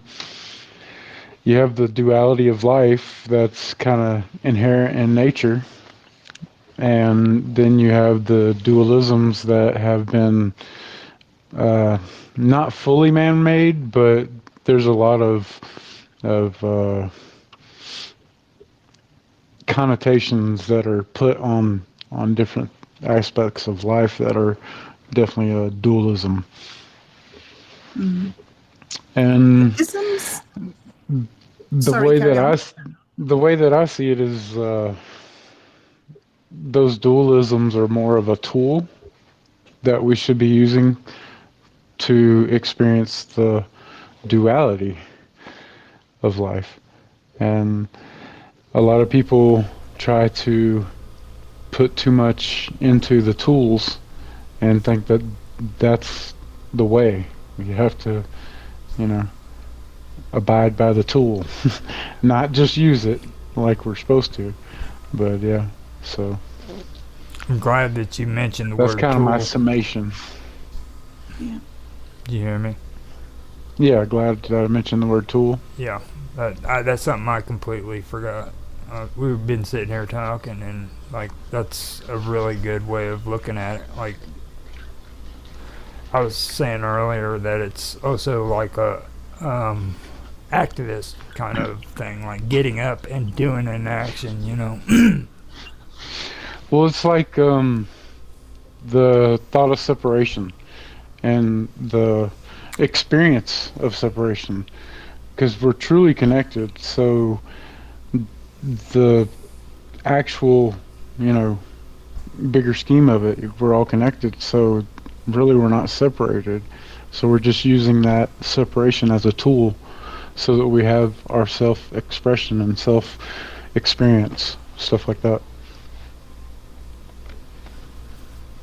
That's a really fascinating way of describing it. I mean, we are all these separate entities. We each have our own body and our own mind. Mm-hmm. And yet, at another level that we can't perceive, we are all one body and all one soul. Truly. Mm-hmm. So interesting. And see that we were just mentioning religion just now and talking about different religions, and it's almost like what you were saying about tools. Like religions could be a tool if we used them properly, but if we don't use them properly, then they're more a weapon of mass destruction. Yep, they're wrecking crew. Yep. Hmm. I like that too, how you said, like, with art and individuality, like we were also kind of going over Zoroastrianism, and I was reading through some of the stuff and everything, and it's really weird how that religion is set up, because like you can clearly see the freaking dualism and the duality kind of interplaying with one another. You know what I mean? It's just the strangest religion I've ever seen in my life. Yeah, I want to look more into it. I pulled that video up that you dropped a link for. I think I may have heard it very loosely, way out. I don't know when, type of thing, but I've heard something about it. Not much. Well, just to let you know, you'll probably heard it through like ancient astronauts and stuff like that. Could have been, probably. It's more like, yeah, I just heard the word used, thrown around type of thing. Which, by the way, my nephew told me that Mark Edworthy looks like the guy off of Ancient Astronaut with the weird hairdo. Oh, boy. So, I thought that was cool. My mother was recently made a so meme with... Go ahead. Sorry. Oh, I was just going to say, my mother was so enchanted with Mark Edworthy. She took the phone from me when I showed her the stream that you were doing. I think it was the round table, maybe, that you were doing. Mm-hmm. And she took the phone and she looked at him and she says, "Oh, he's so lovely." So I don't think she would agree with you. Your nephew. I was going to say, I just recently made a meme about with that guy doing the whole aliens thing with the crazy hair. He got the hands, and it said, it's not shadow banning, or I'm not saying it's shadow banning, but it's shadow banning. Explain that duality to me, DB. So he's got the famous quote like, "I'm not saying it's aliens, but it's aliens."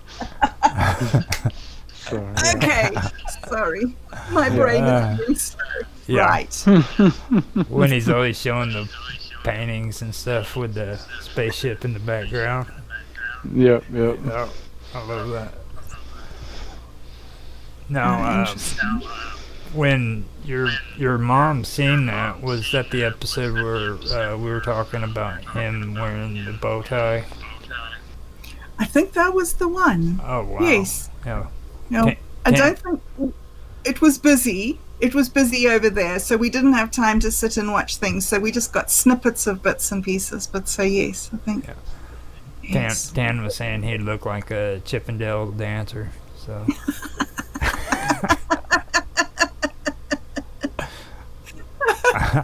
No, Yeah, I don't think my mother saw that at all. No, I just can't think what's going there.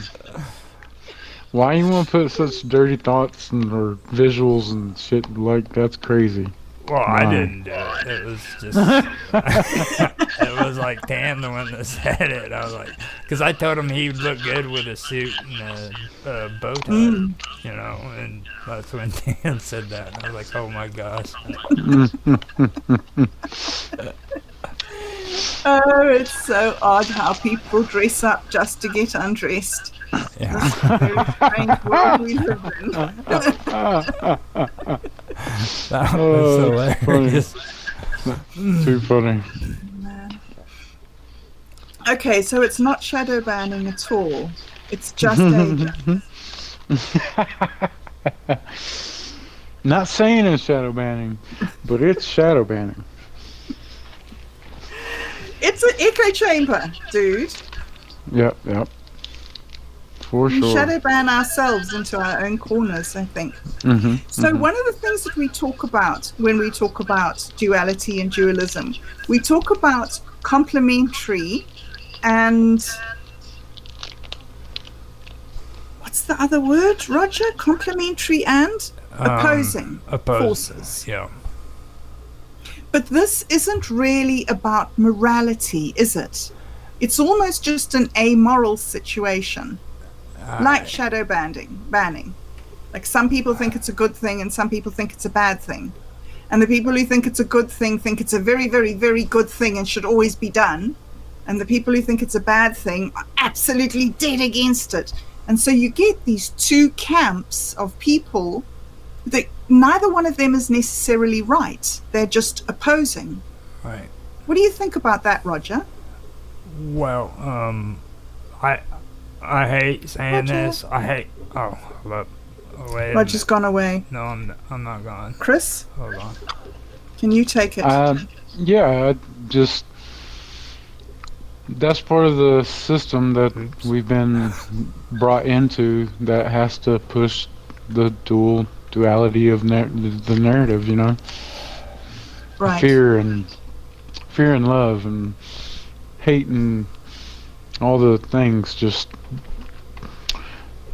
keeping us from seeing our true nature is that connectedness, and that these dualisms are truly part of our nature that are there for our entertainment and enjoyment if we use them the way that we, you know, have the ability to use them. Sorry about that. I had my thing muted. Oh, that's okay. Now, What do you think, Roger? now, that is kind of weird too, because like you have the ideal world, which is the mental world, and then you have the material world, which is matter, basically, okay, mind and matter. So when it comes to reality, you have the Zoroastrians look at the world with a moral reality. You know what I'm saying? So morality does play a part in it. The morals and stuff. So I mean, like that's kind of tricky too. And like I mentioned it before, like in the Old Testament with what was the name of that freaking monster from the abyss?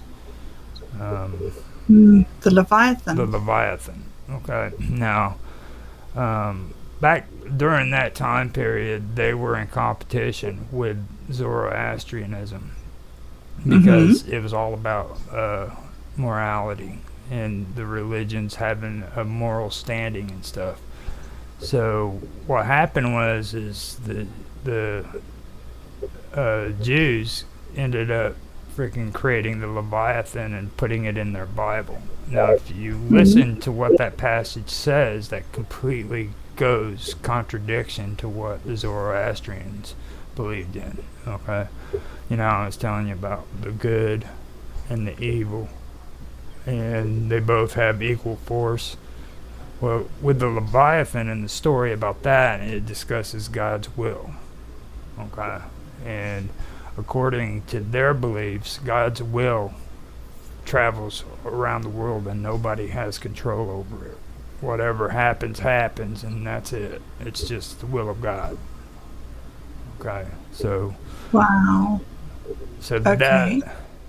that is the moral part of the Jewish beliefs versus the Zoroastrian part, you know, when it comes to morality. So you kind of have that going on. So why do you think that we people have this urge to find goodness and to overcome evil? Where do you think that comes from in us? Because if there are just these two forces and they're just like sort of equal and opposite forces, why do we as people choose one thing to be better than another? Is there ultimate goodness, or is it just opinion? It's tough to call. I mean, for me personally, I mean, which would I rather have? I mean, you know what I mean? I mean, look at it. It sucks when you freaking support the bad because bad things happen. You know what I mean? Like, I mean, if you wanted good things to happen in your life, what are you gonna do? You're gonna do good things. Choose the good things, right?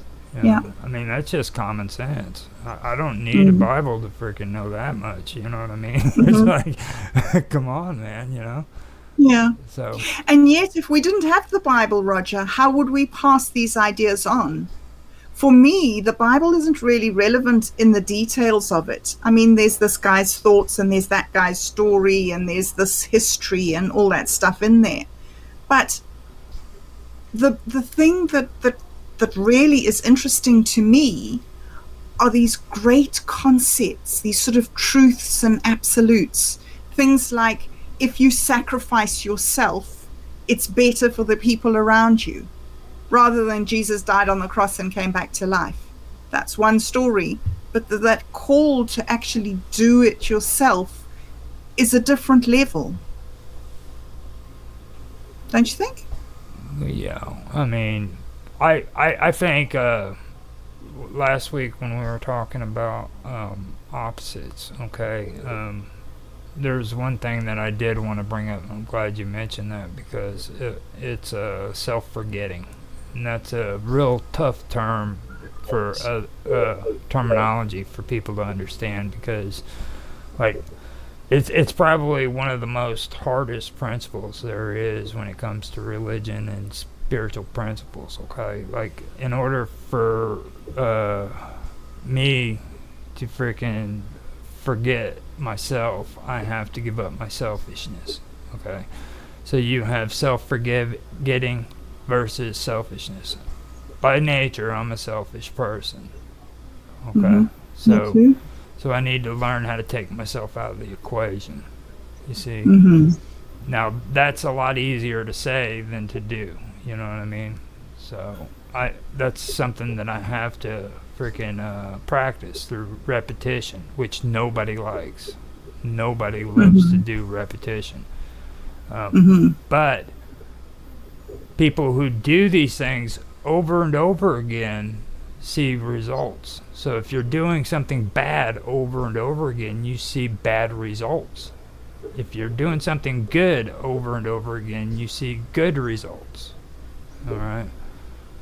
And another thing I wanted to point out too is an example of something that does happen to people who get involved in this kind of thinking, and there's a reason why they do call it dogma.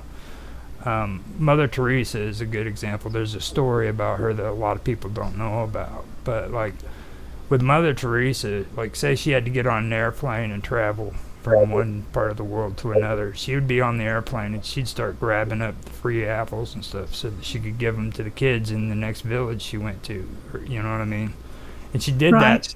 She did that as a habit, and she did a lot of things as a habit, and it became ritualistic to her. Well, during her last days of her life, she said she went through what she called the dark period, where she started doubting that God existed and stuff like that, because everything she was doing was just ritual. It was just habit, things that she had done. You know what I mean?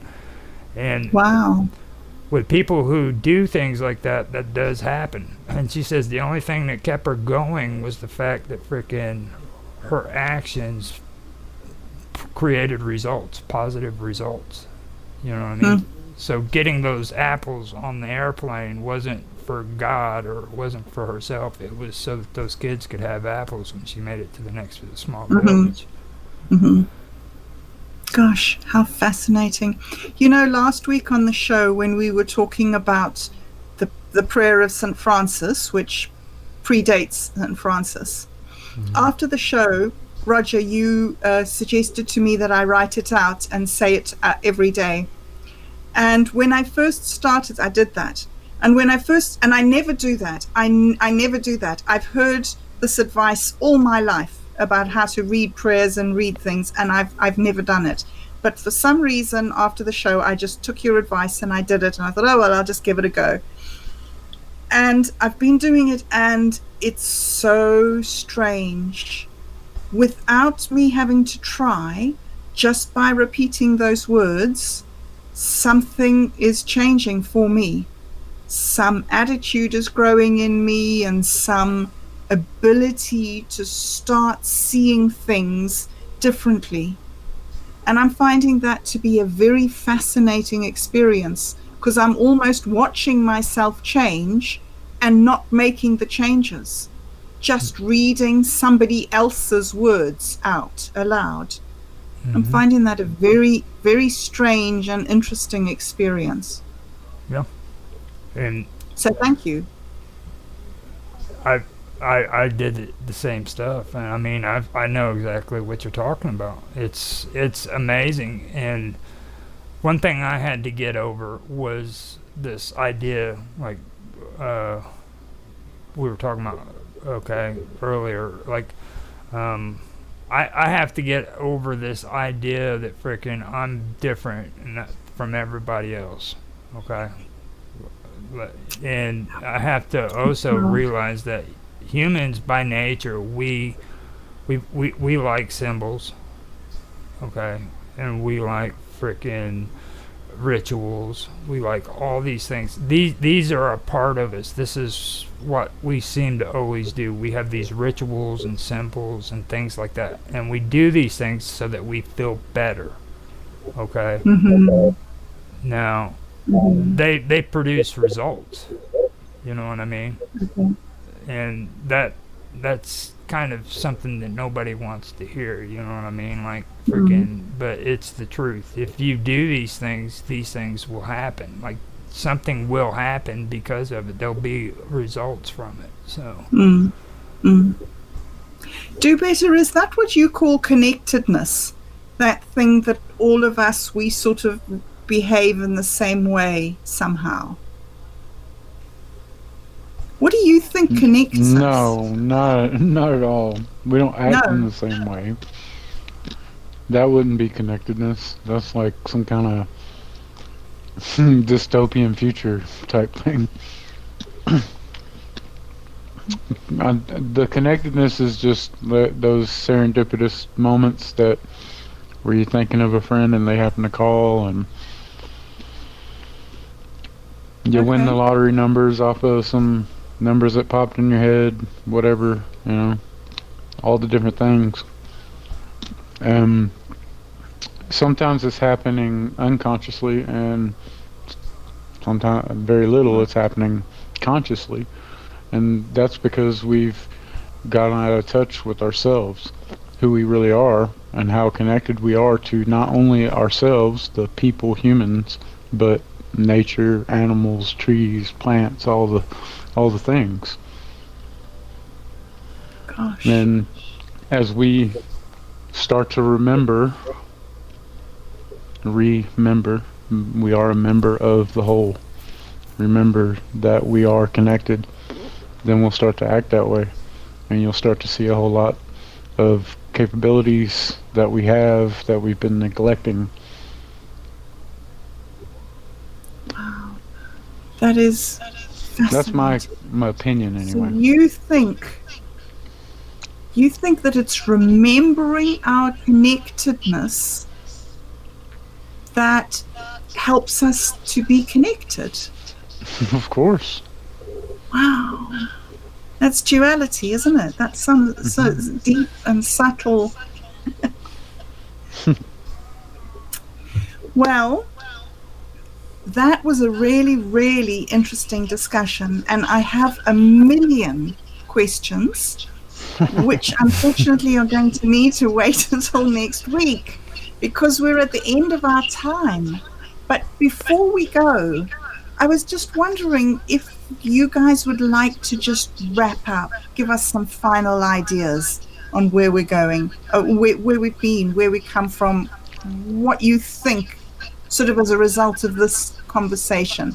A final thought, do better. I can't see the future or predict it, but I just feel like the amount of harmony that we could be having in the world is within our grasp. We just gotta keep being that which we seek in the world. Wonderful words. Roger, how about you? Final thoughts on duality for today? I pretty much believe that duality is a way of peace. You know what I'm saying? And I know that a lot of people don't agree with the concepts that are involved with it because they have had bad experiences from it. But the best I can say is just give it a try. You know what I mean? Mm-hmm. If something in your life isn't working, try something new. You know what I mean? That's called change. So that's the best way I can say when it comes to duality. Usually when there's something bad happening in my life, it's because I need to do the opposite of what I'm doing at that moment. So Wow. so just change. That is good advice. That is good advice. Wow. That's okay, well, Roger Hanson live and Do Better. Thank you very, very much for a fascinating conversation. And we will be back. Thank you, all of you, for joining us today. It's great that you came and listened to us. And we will be here again next week. And as we've said before, we will be looking more deeply into Zoroastrianism and more concepts around this really fascinating subject. So until next week, keep well, everybody. Try something new. Be connected. And we'll see you then. Bye, guys. Bye-bye. Bye-bye. See you. Woo-hoo.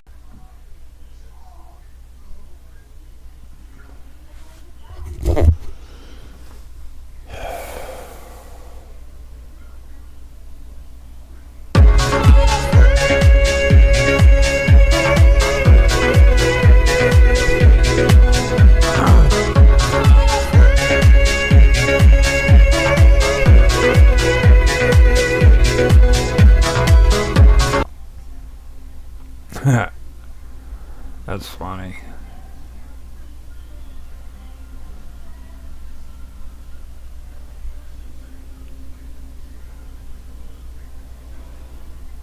What's going on here?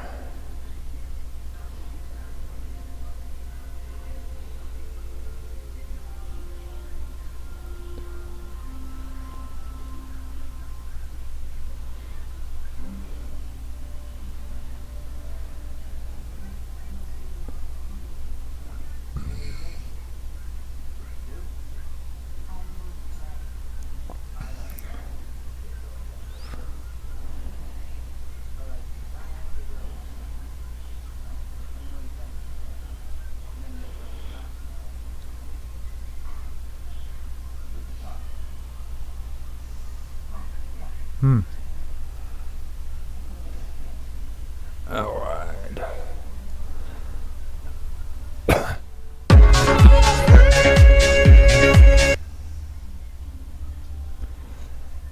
Okay, so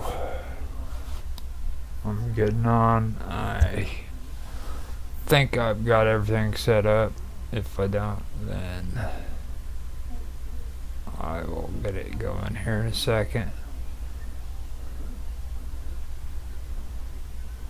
Let me see.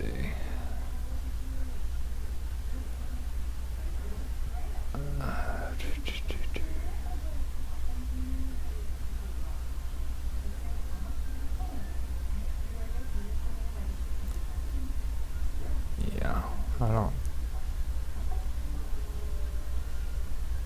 don't think we can be using this no more.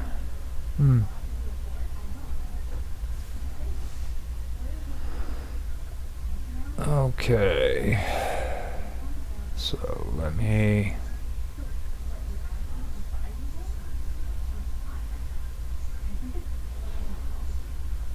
see what's going on here.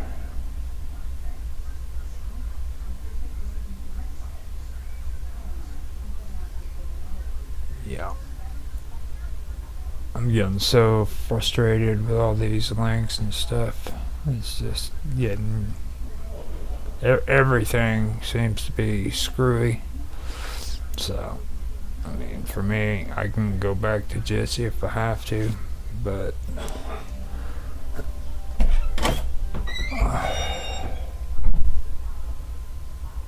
yeah, we are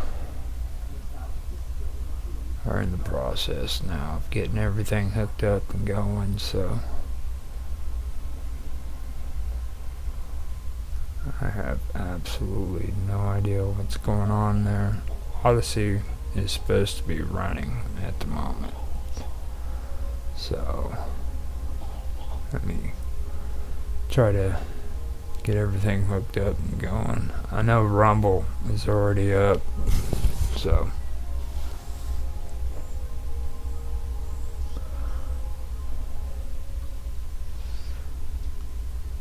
there we go.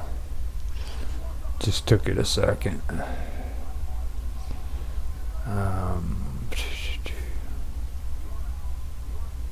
Yeah, I'm gonna have to go in and use Jitsi. It looks like Mark Edwardy's VoIP isn't working for me right now, so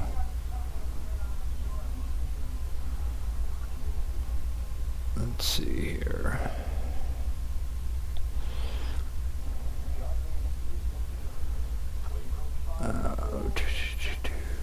Here we go.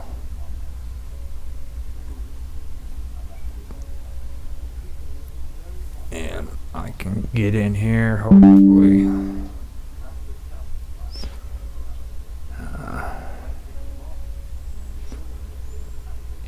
And we can get started. So let me go ahead and post what I do have.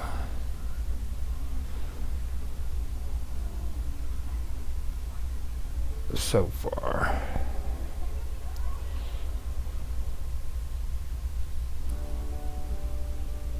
Actually, I better take the whole copy. And come down here and get it set up.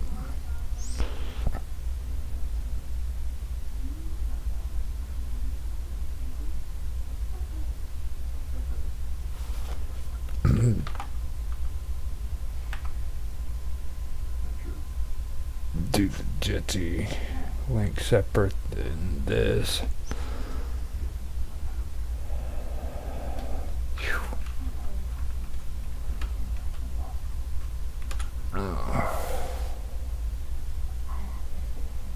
And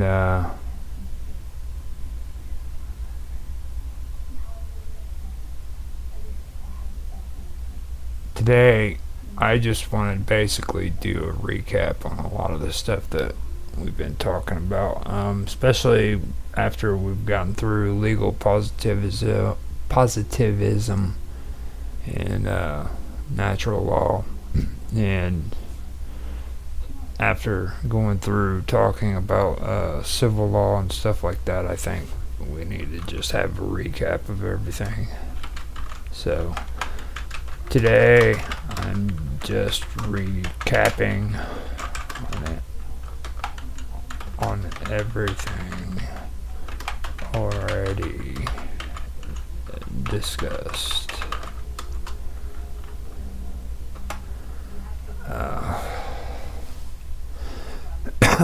Oh, excuse me.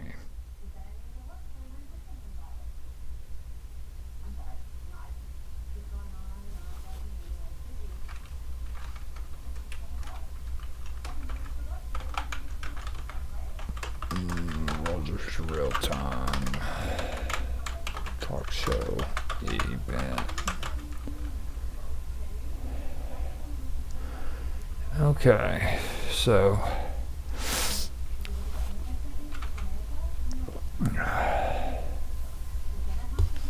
let's see here. Let's make sure I got everything going. Now I got a black screen, so let me make sure I've got everything hooked up. It's showing me at least. Now I can do screen share.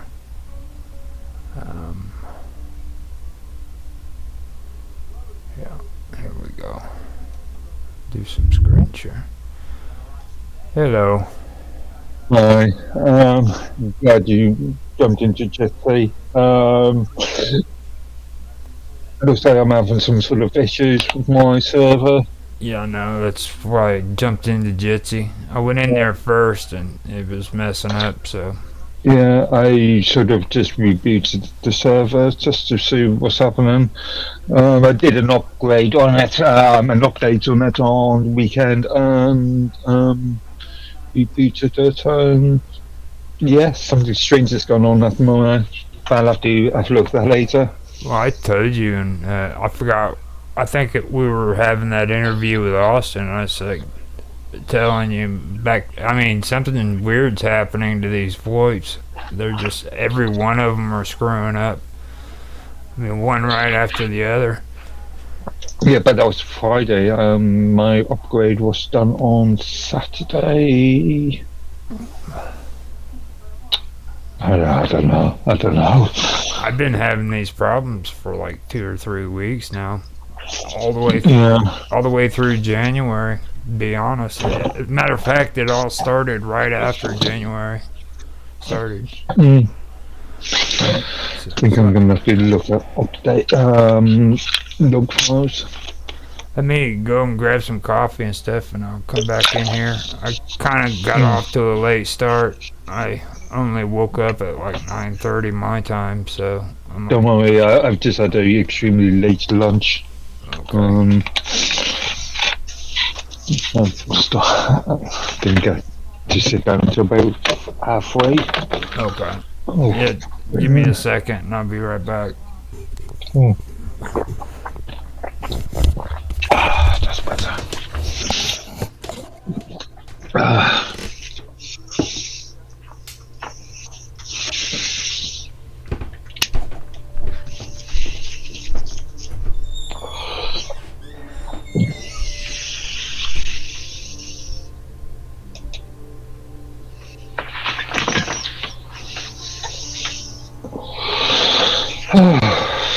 And relax. What afternoon.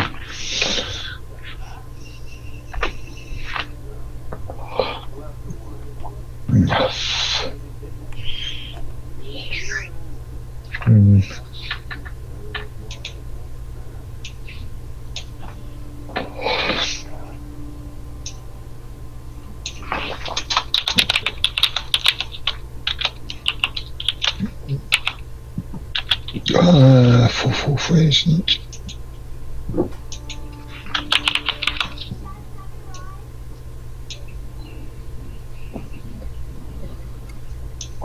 Okay, let's do 2 seconds. Single. It shouldn't make any difference.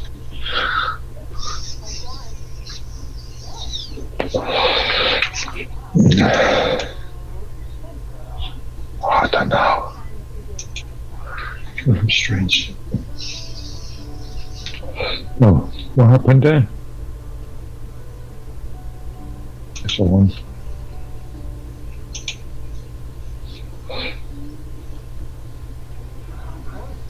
Prepare to establish signal trying to retry.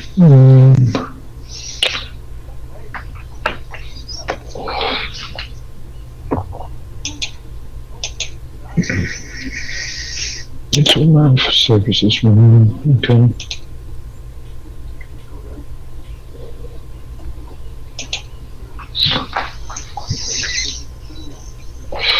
This one, okay. It's almost done.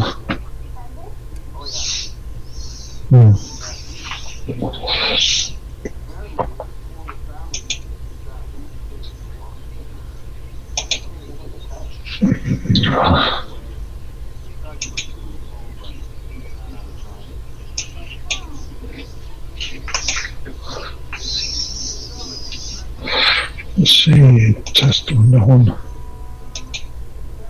Okay, that works. Okay. That's strange. So what's going on there?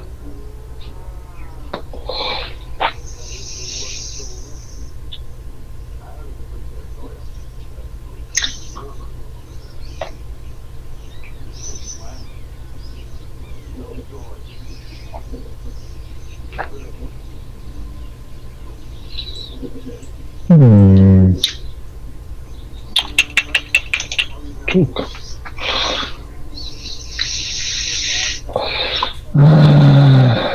Systems.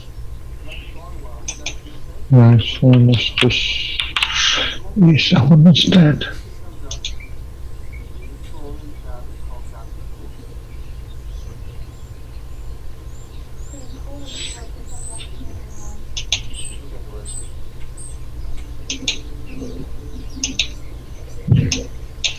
Very strange.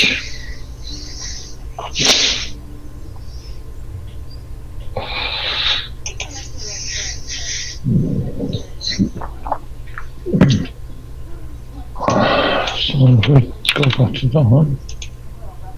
It's done updated.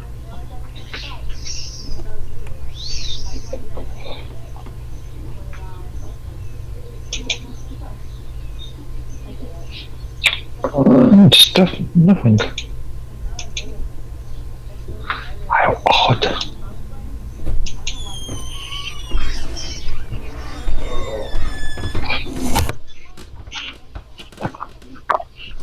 That is really strange. Alright, I'm back. That is really strange. What's going on? My other Nextcloud talk instance on my domain, Medweb, on I've got 2 Nextcloud instances set up on medworthy.co.uk. One for you, the live with Roger Hanson, and my own personal one. And just looking at my own personal one, I could connect to it. I could start up a live chat. That's cool. And the configuration is no more different than what is on yours. The configuration is almost the same, with a few minor differences. Mm-hmm. Oh, I know. I'll have a look later. Today I had a bit of a today I had to. I ended up waking like up at 9:30 my time. That was like about 40 minutes ago. so I got on there, and I was like in a rush to try to get everything set up and ready. I got everything going, but now it's on Rumble and stuff like that. But now I got to record and everything, and like I went on your links and stuff, and it was just shut down. So that's why I went ahead and I just jumped up on the Jitsi and stuff. Funnily enough, I didn't get any sleep last night. Went to bed at a fairly reasonable time, just after I was talking to you on your room, and then I tried to get some sleep and I couldn't.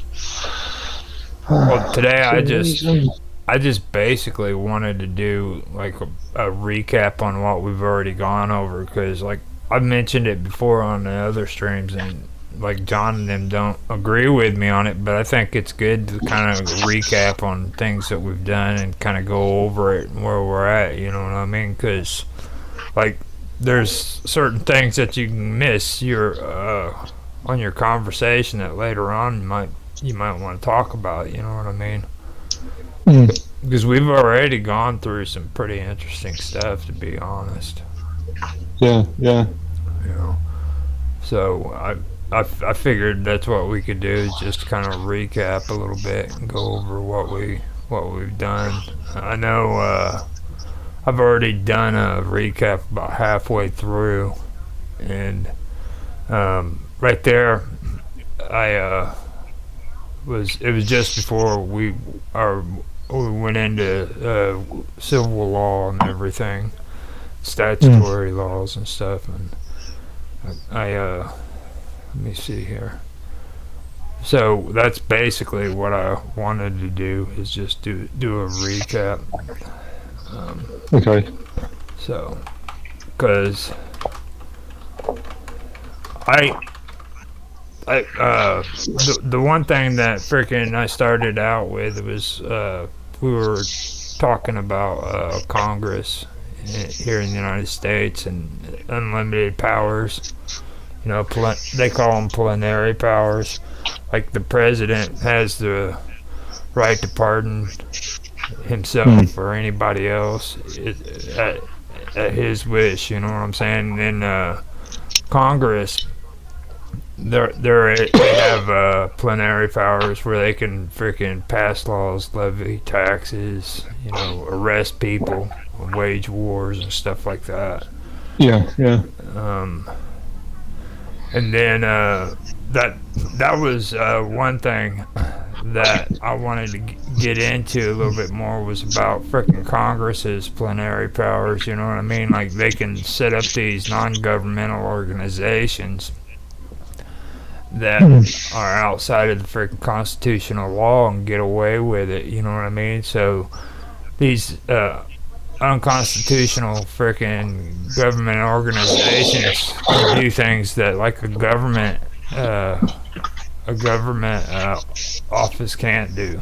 Like the post office isn't able to frickin' tax you for frickin' their services, you know what I'm saying? It's against the law, you know, here in the United States. Like they can't tax you for frickin' sending mail over the postal services. Now they can charge you for the stamp. I was going to say, yeah.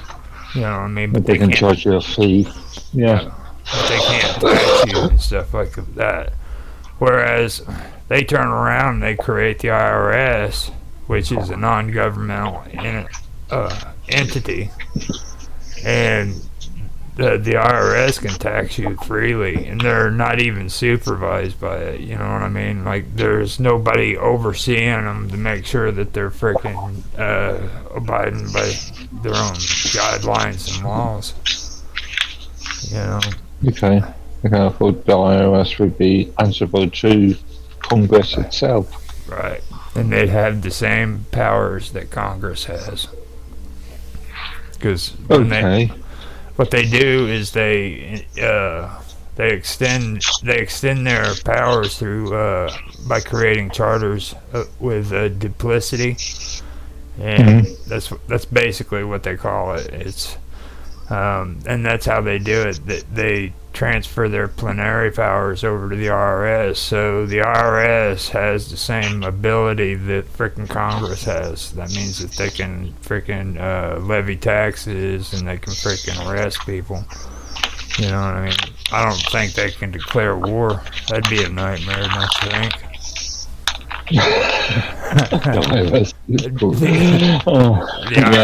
The IRS declares war because frickin' somebody's not paying their taxes. That'd be a nightmare.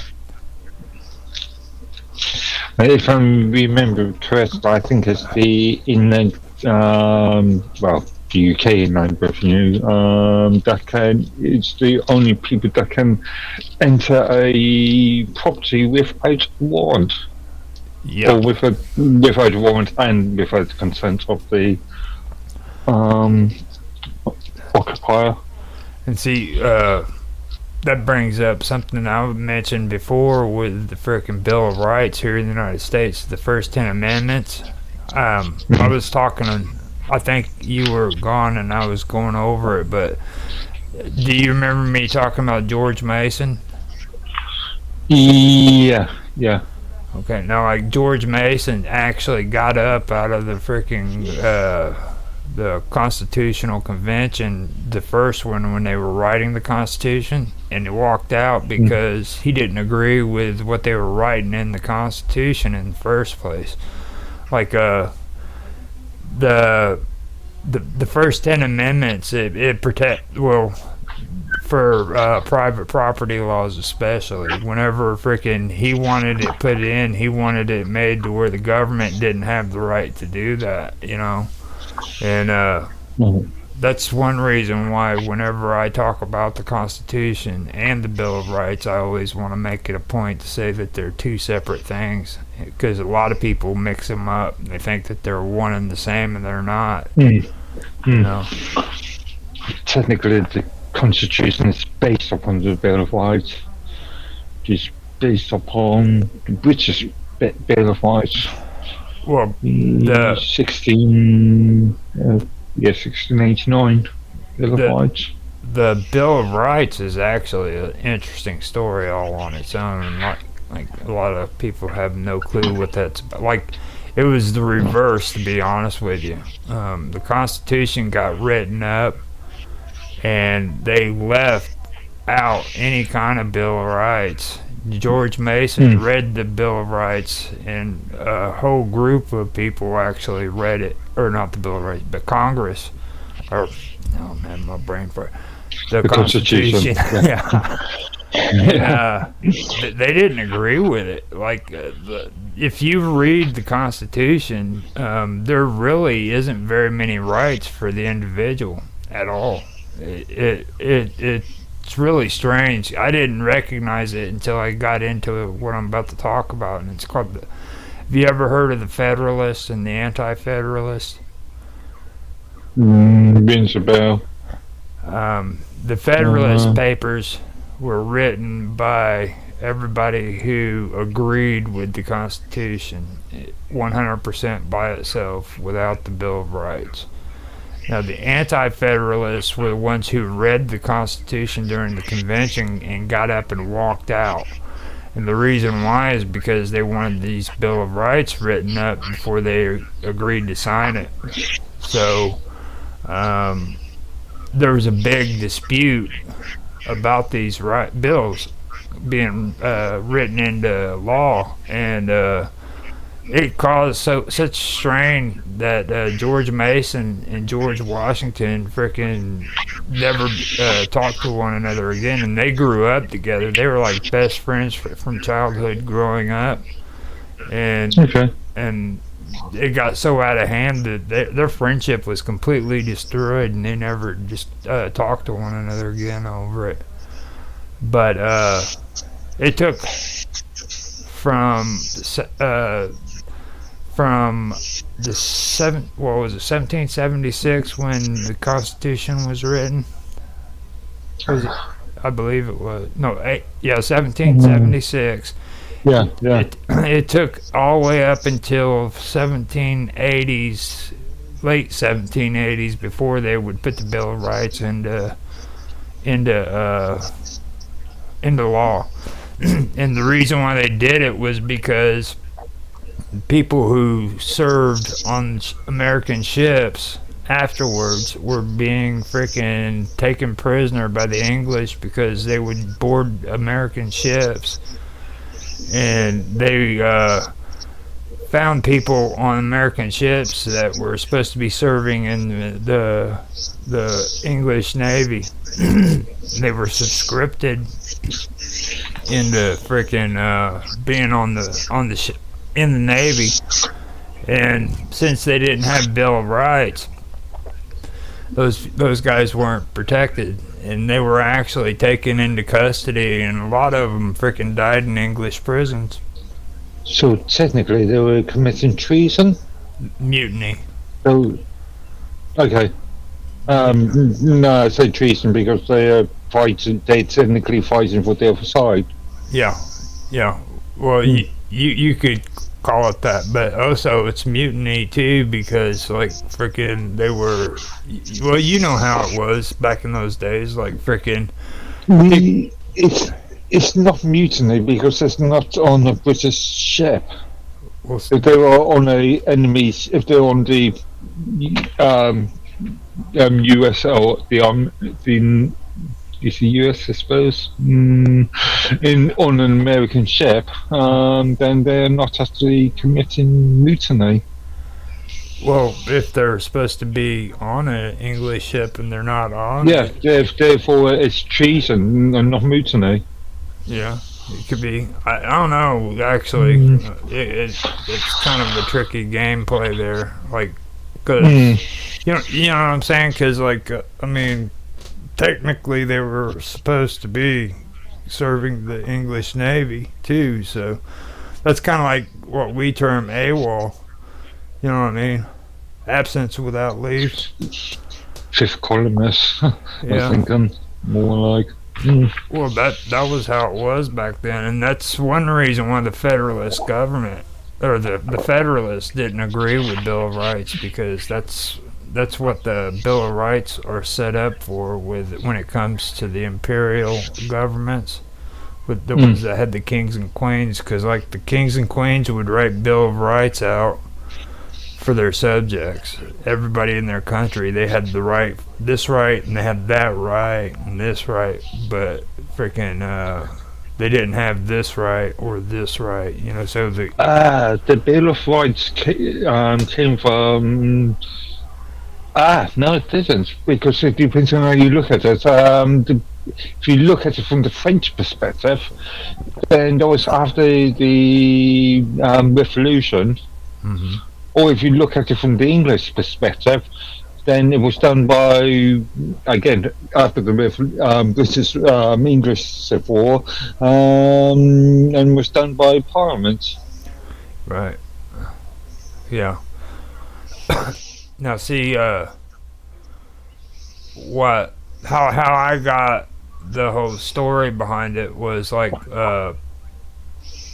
okay, well, with the United States and their Constitution, like everybody it's a God-given right according to them. You know what I'm saying? Like nobody, no human or no entity or anything is allowed to take our rights away from us.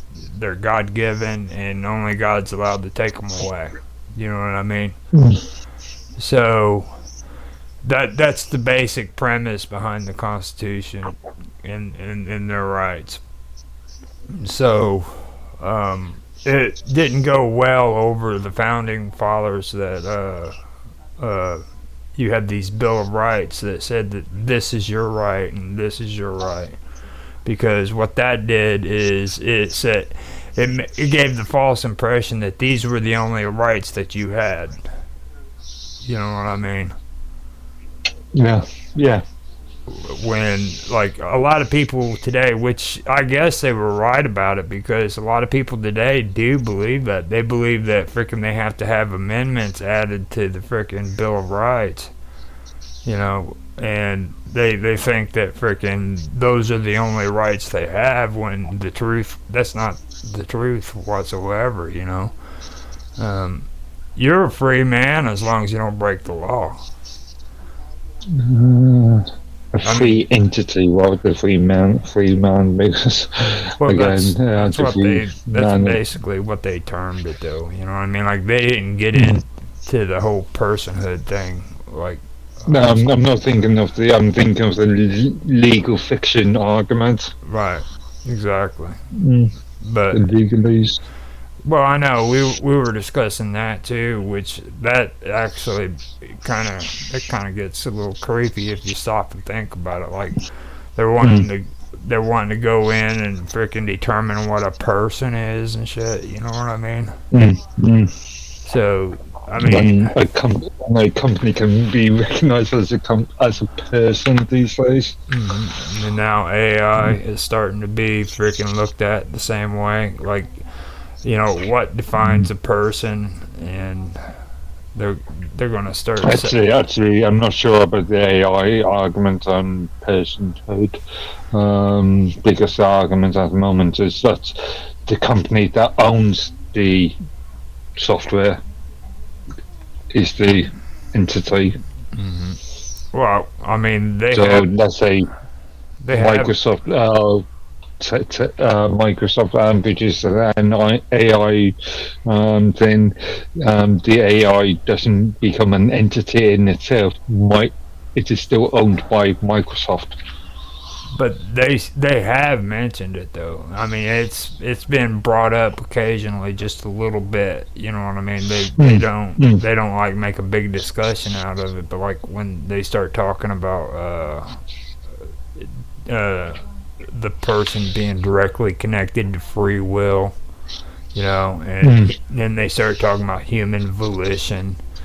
And human desires and stuff like that, you know. I mean, you know what they're talking about. I mean, I personally think that's something that's going to end up being discussed eventually. That and robots, like you're going to have a lot of androids running around with artificial intelligence and stuff. Again, I am very cautious about using the term artificial intelligence because of the conversations we've already had about that. We're nowhere near sentient androids. I won't say robots because the Czech to English translation robots. Yeah. A slave. Well, it's like, what was it? I can pull it up in my notes real quick. Yeah, here it is. It says, about freaking what defines a person according to the law. No, this, according to the law, is what defines a person, not because they are human, but because rights and duties are attributed to them. According to lawyers, this is what defines the natural person. Okay, so being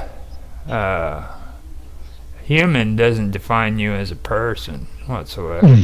You know what I'm saying? Like that right there is what sticks out to me the most. I think, and people don't realize either. Like with law, okay, everything depends on freaking language when it comes to law. You know. Indeed, yeah. So if they've got language like that that's written up for law, you know something's in the pipeline. Like they're I know it sounds freaking almost sci-fi-ish or conspiracy theorist stuff, whatever. I can actually attribute that back to mines. Actually, this is one of those things that I keep. I used to keep hearing about Bill talking about we. Or related to the first, we uphold the First Amendment. How can you uphold the First Amendment when the wording of the First Amendment talks about government itself? Well, Bill, okay, first of all, I actually went through and I listened to like the shit that he talks about, and don't get me wrong. At first, he sounded pretty high-minded. You know what I mean? But then I heard that freaking interview he did with Joe Rogan, where he was talking about copyright laws and stuff like that. Okay, I've got to remind myself of that one. I sort of remember, yeah. And that's where he started showing himself, you know what I mean? Like, for me, I can't believe somebody who says they stand behind the First Amendment and everything, and then says that he doesn't think freaking copyright laws are needed, you know what I mean? Like, he doesn't feel that freaking anything is original content. So when you put it on the internet, anybody can freaking just go in and steal the shit. Well, I can understand some of his points about plagiarism, but I like Bill a lot, but there's quite a few things I actually disagree with him on.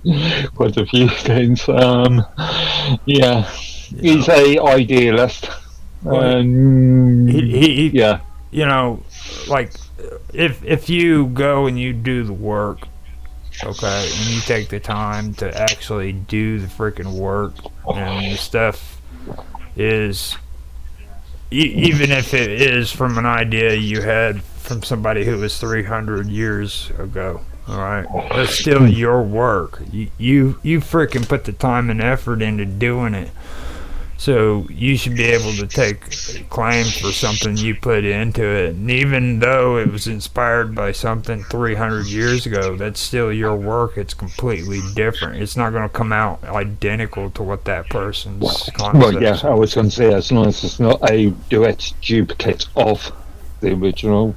You know, yeah, you know. So, I mean, for me, I think that kind of crosses the line on a lot of that stuff. So, like, I agree with you on that about the First Amendment and stuff, but I mean, I just kind of wanted to go farther on that. Like, there's a lot of things that he said that I didn't agree with either. And I'd like to like Bill, but he just needs to really kind of pull things together on a lot of stuff. You know what I mean? Like this. Yeah. There's just some things freaking, and Joe Rogan, oh my god, dude, you know, like I even liked him at one time until freaking I started paying attention to some of the stuff he was talking about. Like he's just out there, he's just as far out there with a lot of the stuff. He doesn't want Congress at all he wants to do is set up like this internet freaking Congress where you can get on the computer and vote. The technocracy. Yeah, it's a bit of a morphase. Yeah. I've not watched that much Joe Rogan, but what I've watched of him, let's just say I'm in two minds about him. Mine's button. Did you say mine's button? No, I'm in two minds about him. Oh yeah. Oh yeah. Yeah. He's an interesting guy. I know that much. Like I liked him back when he was a comedian and stuff, and he played on a radio talk show, I believe it was. Okay. Again, I wasn't familiar with him before his sort of internet talk shows. Well, he was a TV personality, and he was into comedy. I guess before that he was an MMA fighter as well. So yeah, I've heard that one. Yeah, but that is one thing that I thought that I did, or a few things that I had a problem with when it comes to Joe Rogan and stuff, you know, and Bill and everything they were discussing there, because you can't, especially being on Minds and going through all the stuff that frickin's been going on from the time I've started. You know, I remember frickin' mines. You get on there and it was bustling. People were always having conversations in comment sections and stuff. And now it's like a ghost town. Nobody even wants to talk. I don't know. I still, yeah, I haven't posted very much time in the last month or so. But no, I still some interesting conversations. You know what I'm talking about, though. You remember, like, back in, like, 2018 and stuff, it was like people were always freaking on there making comments, talking back and forth to one another. You know, I still get people that are willing to vote up my videos and stuff, and like, you know, but they don't want to comment. It's like they're afraid to freaking say something on there because... I noticed that with the Minds user group, Minds user group, it used to be extremely busy, but if you have a look on that group now, it's only me and somebody else that publishes stuff on that. It's really weird, and I didn't know the whole thing about Minds until after I got on chat and started interacting with everybody else and finding out all the crazy stuff that happened on here. Like, I've sort of been sort of active as far as sort of community sort of support community support since 2017, so mid 2017. So with the whole thing on what we were talking about with plenary powers too, over in the UK, do you guys have charters set up that freaking does watches over the prices for like energy and stuff like in your country? There are ombuds sets the prices and stuff like that. No, they don't. Well, setting prices, that's a private sector issue, isn't it? We don't live in a communist country. Not yet anyway. We call it the Department of Energy, actually. do they set prices though, or do they just sort of keep the sort of level playing field? They set the prices, and they freaking have no review whatsoever. I mean, like the Congress created a charter. They called it the Department of Energy. Department of Energy freaking sets the prices on electricity and all the energy prices and stuff, like natural fuels. Stuff as far as price costs are concerned, that's a fairly private sector sort of, or mainly private sector sort of thing. I'm thinking of things like transport for London bridges, and well, it's a kind of a quasi semi sort of governmental organisation. So an NGO, or not an NGO, but kind of. You know, you're right. It's an NGO because it's like I said before. It's illegal. There's a slight difference between what would be considered as a Krango in this country and an NGO. NGOs are more charity related. Yeah, they are. Yeah, real charity related. There would be the equivalent of a 501 in the US. You know, the Social Security Office is a non-governmental organization, right? Like, in the UK, it is a government agency. Well, you guys freaking don't have any problem with your or with your government freaking doing stuff like taxing on freaking citizens. Yeah, we don't have any. You don't have any problem with that. See. Yeah. Here we have it written in the laws. I'm going to disagree. I'm going to heavily disagree with that one. See, we Yeah. dropped tea in the bay because we were freaking rebelling against that stuff. Well, there was one argument on Brexit.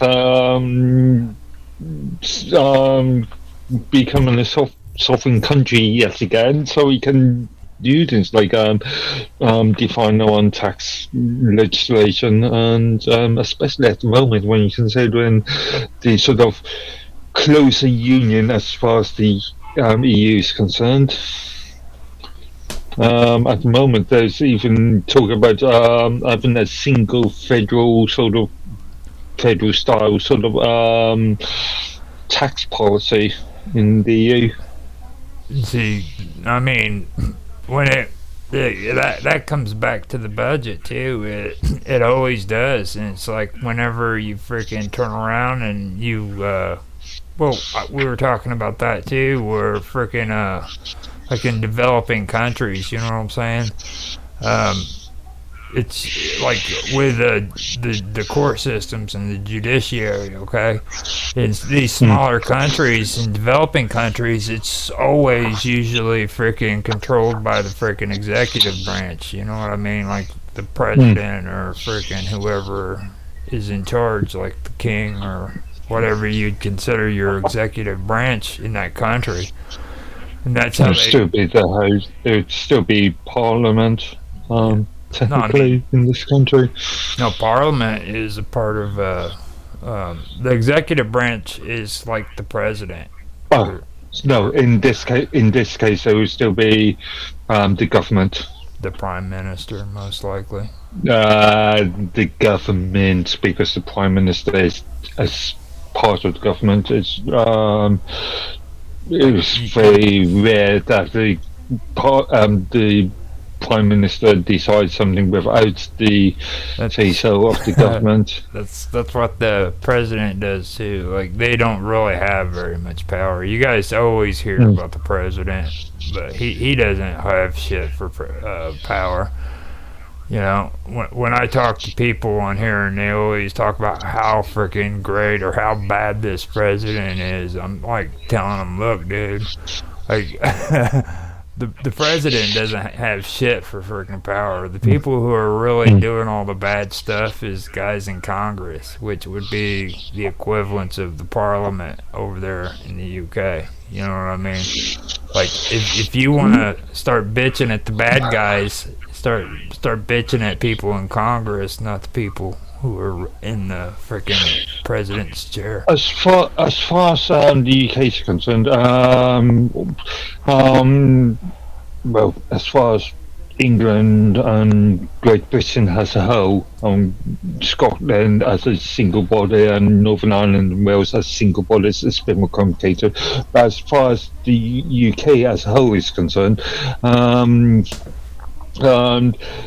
the government creates legislation or creates bills which then is referred to the House of Lords and then gets bounced back, and that can happen up to 3 times. And then if that bill is approved, then it goes to the monarch to get, in effect, rubber stamped. Okay. And then it becomes an act. So then the king or the queen would be your guys' equivalents of executive branch then? If Technically, yes, but it's more of a rubber stamp and just a sort of Are you saying that tick box exercise these days? You saying that your royalty is afraid of the Parliament? Like they're afraid that they're going to get their heads cut off? Well, I've always had this theory that the last queen, the sort of English Civil War concept jumped into her head, and that sort of caused some sort of situation where she believed that she couldn't she had very little power. If that makes sense. Yeah.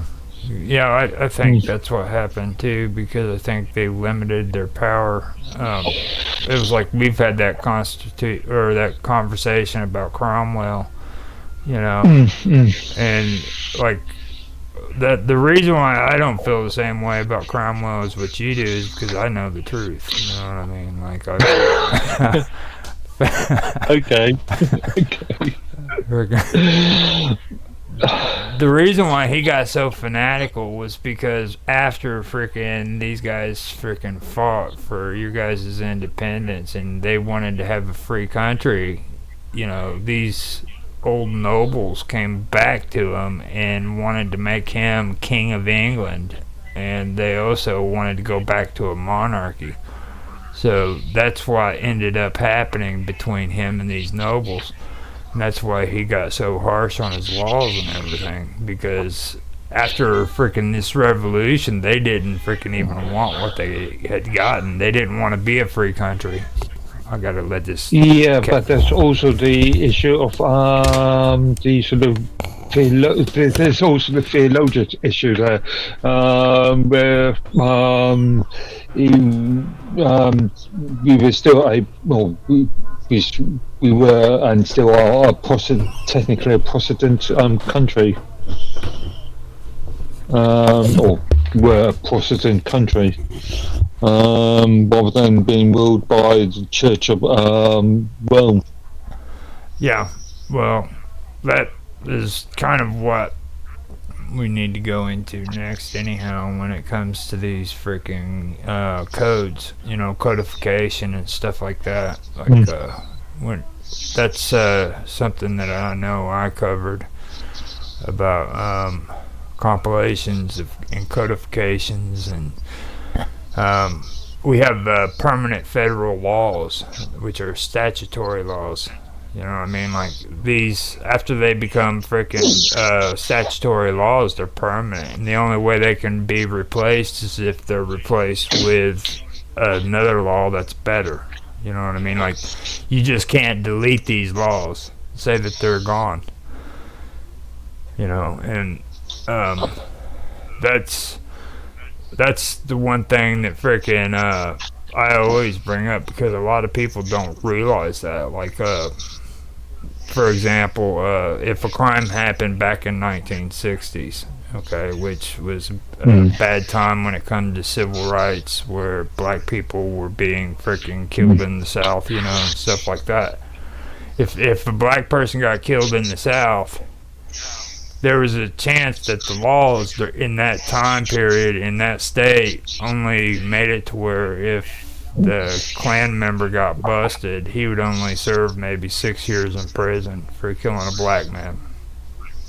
So, Okay. even though it's the year 2024, if that freaking Klans member got busted, he would still only freaking be charged with 6 years in prison, rather than a death sentence or a life sentence for his crime, because they have to go according to the laws of that time period. Okay, so I was just thinking with respect of legislation, if a law has changed and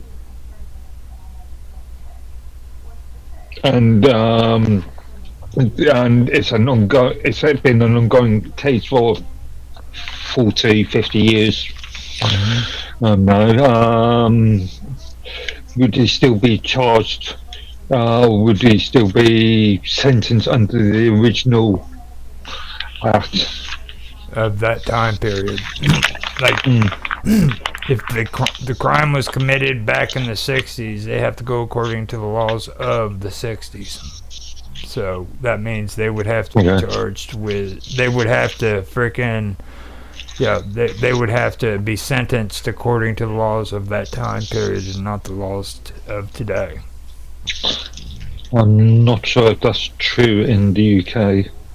It's I would have to think about one.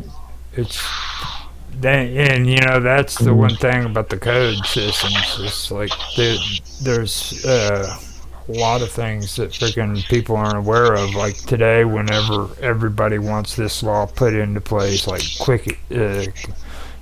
quickety split or however you want to say, they want it done fast. I respect people in Congress who freaking take time and freaking make sure that the laws freaking actually, looked at. And I don't like the idea of freaking laws being passed through Congress as fast as what they get passed through. Like. Yeah, I'm just thinking. I've been following the debate on the latest. I can't remember what's called now. The latest UK internet encryption bill that is going through Parliament at the moment, and how that is being sort of moved extremely fast. Yeah. And it's been happening a lot in a lot of countries. Like, they're wanting to push these laws.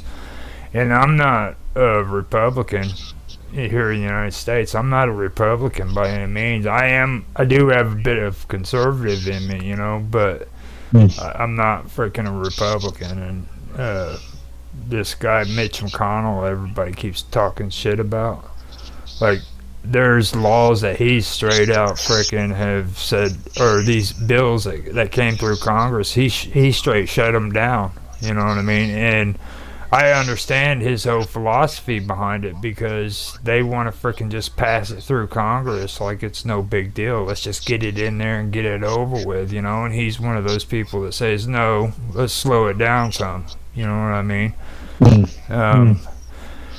And people who freaking think like that don't understand what the consequences of their actions are. You know what I'm saying? You want to speed a law through Congress freaking today, it's going to affect you 20 or 30 years from now.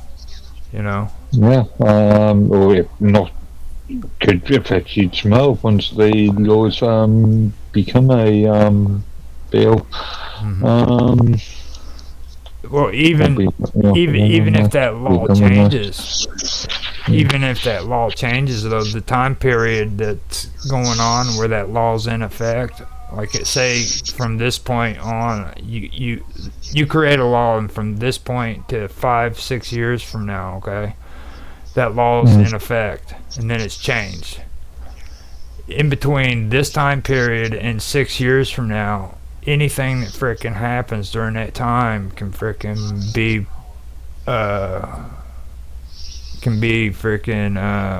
gone according to the law that was set down during that time period, not anything after. You know what I mean? Like I was saying with the frickin' the murders and stuff in the southern part of the country, you know what I mean?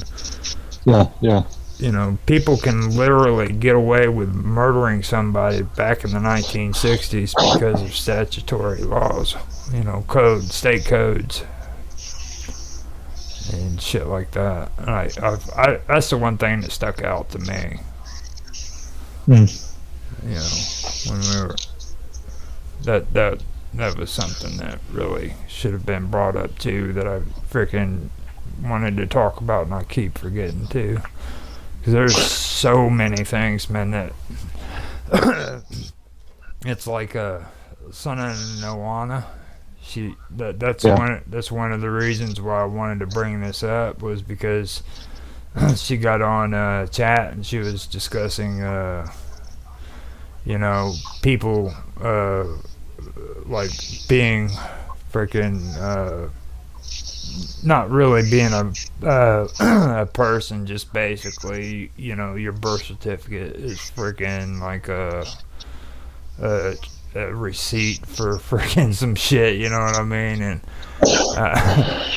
people who aren't really, conspiracy theorist focused usually call that the straw man fallacy here in the United States. And like the straw man is the invisible guy that was created by government, you know what I mean? The straw man is your Social Security defines who you are, not you as a person, basically. You know what I mean? Yeah, So, the legalese fiction yeah. character. Yeah. You know what I mean? And like when you take and you look at a lot of this stuff and you actually dive into it, that's not far from the truth. You know what I mean?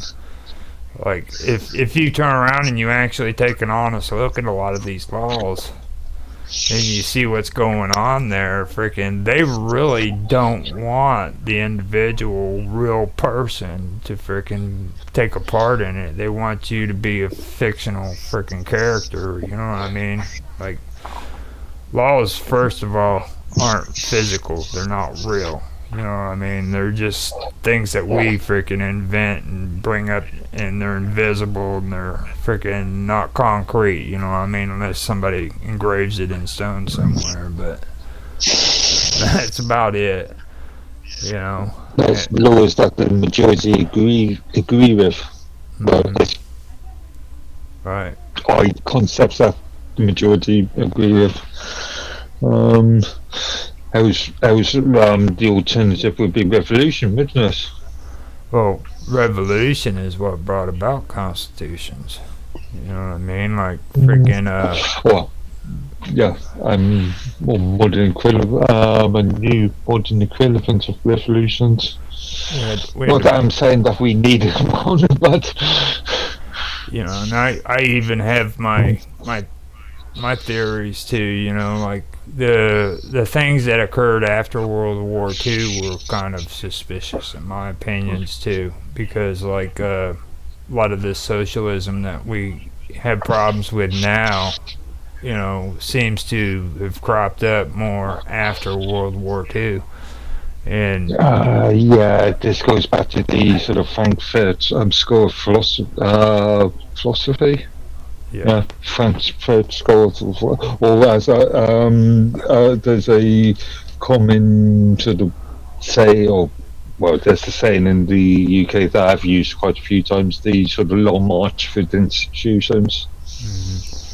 Well, you look at it, okay, like all the people that were on the Axis side, which a lot of people always talk about World War II and they want to bring up the Allies. Okay, well, let's look at the Axis. Let's look at the other side. Who were the majority of people on the Axis side? They were freaking the empires, the old empires from before. You know what I mean? And if you stretch it both World War One and World War II together, you can see it more clearly. You know what I mean? You had the Ottoman Empire, you had the freaking Russian Empire, you had freaking Prussia, which is Germany now, but yeah, you had all these empires, and then you had freaking Karl Marx, and you had the socialists coming out of Germany and France. You know, but this stems from, as you say, World War One, with socialism, the creation of communism, and the Bolsheviks. But arguably that stems back from the Napoleonic Wars, in which Napoleon tried to take over the majority of Europe, which in turn stems back to the French Revolution. Well, John Jacques Rousseau, I've already told you, I don't trust a thing that dude ever wrote. Okay, that guy was a freaking, he was a freaking communist in the making. You know, I mean, he's the one that first started, you know, crazy shit about child freaking what was it? Where setting up textbooks and stuff where you freaking had child rearing. Okay, that was one of the first people to do that, and then he also started talking about freaking private property. Like he was against it. You know what I mean? He didn't like the idea of freaking just ordinary people like me and you owning private property. He thought that it should be owned by the state. Yeah, but he wasn't half of his argument about the aristocracy owning private property, and therefore it should be owned by the people, which in turn is the state. Wouldn't that be technically a communist slash socialist state? I mean, like the People's Republic of China. You know what I mean? Like, freaking that's basically like the definition of socialism right there. You know, I mean, pretty much. I think he's where it all freaking started, to be honest with you. I mean, I have no problem with saying it. I think he was one of the first freaking socialists to write that shit down. You know, a lot of stuff points that direction. I mean, it really does. He wasn't that great. Everybody thinks he was, but he wasn't. And you got to remember, the French Revolution was horrible. Like, there was nothing good that came out of that revolution. People freaking liberty, freedom, and fraternity. that came out of freaking England, and freaking whenever John Locke cut off your king's head. You know, that's where it started. Jean-Jacques Rousseau freaking created the French Revolution, which was years of freaking death squads and shit. You remember that, don't you? I mean, they hunted. Well, I don't remember it, but yeah, I'm aware of that. Yeah, you know, like this wasn't people freaking like winning a war and freaking being all, you know, happy about it and shit. These were people who freaking won a war, then hunted down their freaking royalty and started massacring them. Then it went from the royalty to freaking anybody that was in any kind of government office. And they just started going down the chain. As far as the royalty was concerned, the royalties attempt to escape France was a disaster anyway. It was an idiotic attempt anyway. It was horrible, and I think they ended up having to write 2 freaking constitutions, didn't they? Because the first one was crazy as hell. I'm not sure. Seem to remember something about that, but they had to rewrite their constitution, and then I know none of that got straightened out until Napoleon came into office. He's the one who actually set them straight. Like, and he was demonized. Everybody makes him out to be like he was such a horrible person. He actually created structure in France. You know. Yeah. When he came back after his imprisonment, the story prior to Waterloo, where the troops had the choice of either joining them or staying with the existing regime, and the troops deciding to actually join them. No, he was against the banking system. I know that's one thing that really impressed a lot of the people, because like we were talking about before, where, you know, now today you hear freaking everybody talking, they're like, oh, you got to put your money in the bank. You know what I mean? You don't got to do shit, dude. Like, like everybody has this idea that freaking in order for you to do good, you have to freaking have all your money freaking in somebody else's hands, and that was actually freaking brainwashed into people's minds to where they believe that, and the people who did it was the banks, you know.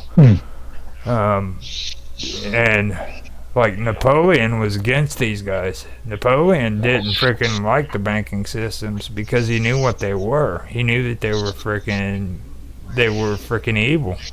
You know what I mean? All the bad shit that freaking was happening during the time had to do with banks. You know, everything. And you look at the stuff today, and you see what's going on. You can't tell me that freaking these bankers aren't the ones that are involved with it. You know what I mean? I mean, nobody wants to hear that. They want to say, oh no, it's not because of the bankers up there with billions of dollars and freaking, you know, investing in every little thing you know that it's in the stock market and shit. They're not responsible for none of that. They're just little dudes that hang out at frickin', you know, the stock market. That's all they do. They don't have no power. You know. So, what do you think about all that craziness? I do. I think people underestimate frickin' the frickin' bankers, and that's all I'm saying. You know what I mean? I think it's something that should be looked at, and I believe they have more power because of like these NGOs and shit. You know what I mean?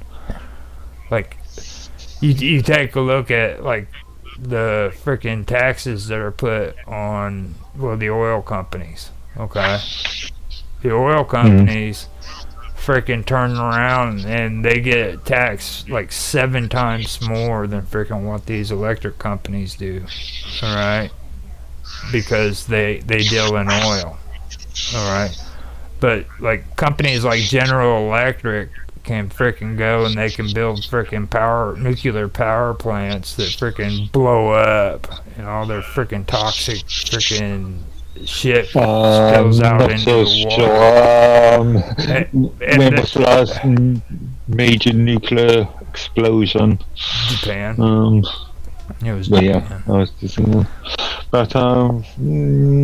But my whole point is they're only getting taxed like 1/7 as much as what frickin' these oil companies are. You know what I mean? So, in order for frickin' the United States to frickin' pull back in the revenue from these frickin' companies, they frickin' charge them outrageous taxes. Okay, so in reality, the reason why we're getting like insane gas prices is because the United States has allowed them to add the taxes onto the frickin' charge at the gas pump. There's 2 issues there, isn't there? There's the issue of organisations like OPEC controlling monopolies, and also in the US, you've got your own oil and gas supplies, which is still relatively cheap internally than compared to selling outside of the country. Well, they shut North American pipeline down. Like that's what the United States was banking on. Technically, we are still getting in the UK and Europe, still getting things like gas from Russia. Yeah. Even though it's gone through proxies. If you follow the money trail, it still goes back to Russia. We are still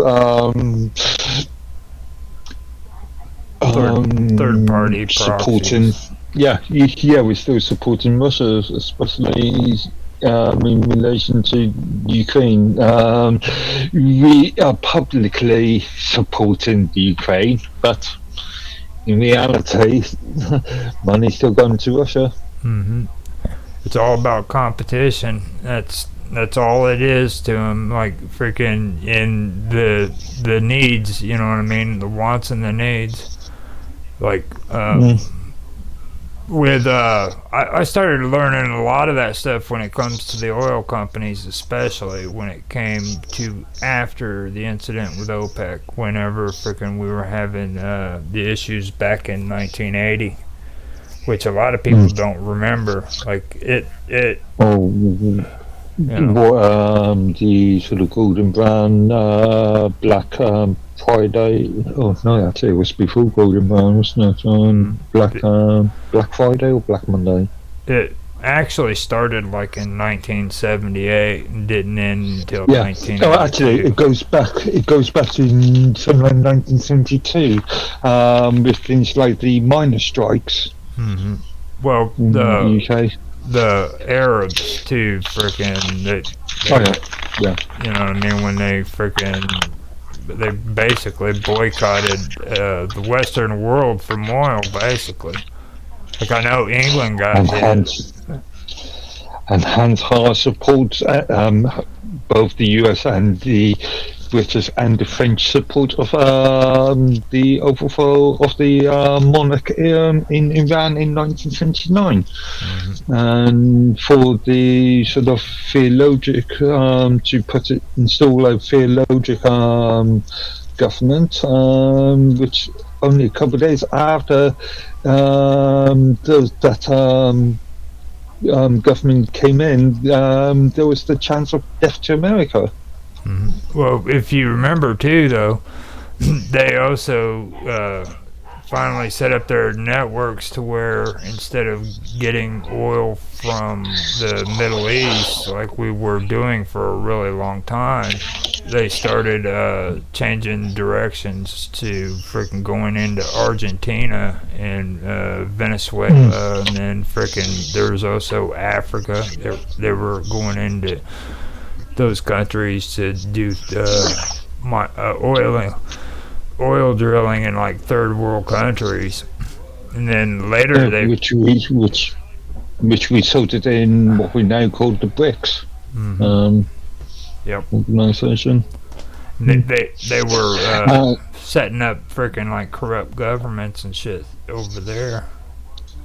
And arguably, this goes actually further back into the creation of the modern UAE, and this is related to the creation of Palestine and the Israel, Jordan, Egypt wars of the 60s. And see, for me, I think that's all related to World War One and World War Two, dude. Like this stuff all goes back, and like the rebuilding of Europe after World War Two, especially.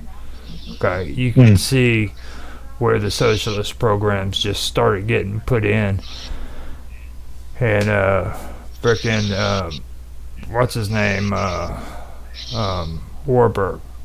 Okay, a lot of people don't understand how much power the Warburgs had, because the Warburgs started in frickin' Germany during World War One, and they moved to New York, and then some of them stayed in Europe. Well, one of the Warburgs in the Warburg family was actually a part of helping rebuild Europe after frickin' World War Two. Okay, and he was hardcore socialist. So you had all of these socialist programs that were put in place because they were all being restructured and rebuilt by England and by frickin' America. You know what I mean? So and Russia up to a point as well. Well, they built the Russia wall. being one of the big players after World War II. They built the wall, so everything on the west side, I think, no, the east side, that was all Russia's stuff, and then everything on the west side was us. You know what I mean? So that was the Cold War, which is another good subject right there too. But I just, you know, and every time I read history of all this stuff, I mean, it just tells me there was something going on where they frickin' wanted to take out the old empires and bring in the new socialist regime, which it's been slowly being put into place since then, you know. Yeah. And I remember the long march. It's like that's the thing, like we were talking at the beginning of this, about freaking personhood and stuff. Just the fact that they're trying to freaking come up with some philosophical conversation about what is the person is suspicious. You know what I mean? I mean, doesn't that kind of sit freaking wrong in your mind that people are actually just even talking about it? No. Yeah. I was wondering what you were gonna say. I mean, it is fucked up, isn't it? It really is. Stop and think about that. That's screwed up. Like, why are we even talking about that shit?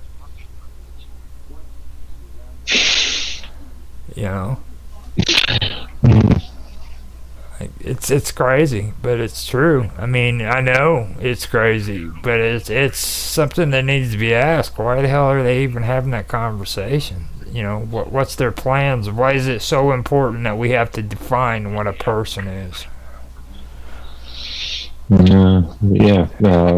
Goes back to the sort of technocratic oligarchy sort of argument. It's crazy. Well, it looks like we've been on for a while, and I forgot to hit record. I think I'm not. But I've got copies of this I can download and edit and and stuff like cool. that. So Cool.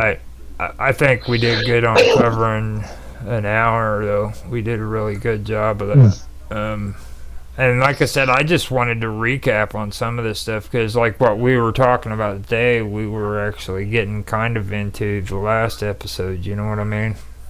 So it was good to kind of go over. Well, not the last episode. It was the episode before that with Robot, I think. Yeah.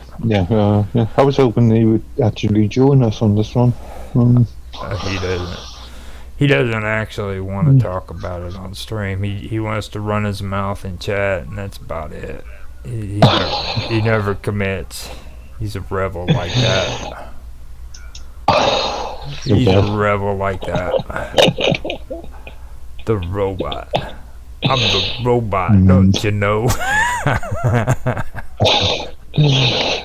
So he's calling himself, again going back to the Czech translation, he's calling himself Mr. Slave. Oh my god. If you think about it. Oh my god. He's something else. So he's not Mr. Robot now. He realizes that, actually. Freaking nuts. Okay, so I'll go ahead and end this, and we will be back here next week and everything. Okay. I enjoyed this week actually. I think we should do this, like go back and review our stuff, kind of re-catch up on some of the old stuff. You know what I mean? So with that, I'm gonna end it. Huh? Yeah, and I'll chat with you afterwards. All right, I'll end this, and we can talk a little bit later, or a little bit more after this. I'll be right back.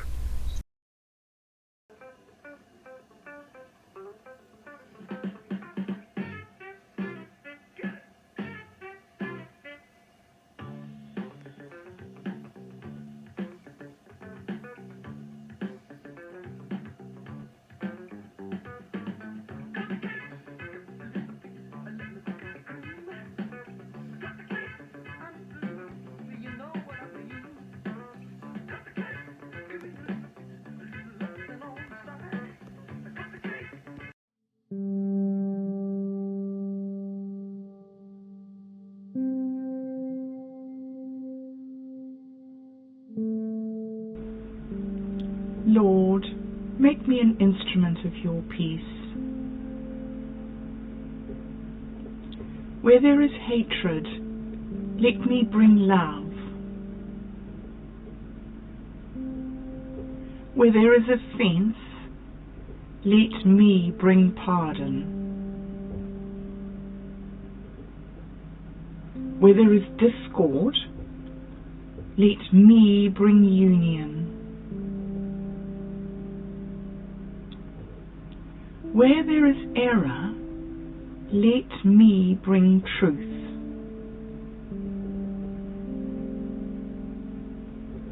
Where there is doubt, let me bring faith.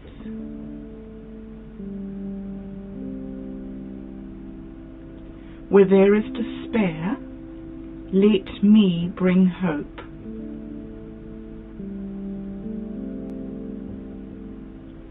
Where there is darkness, let me bring your light.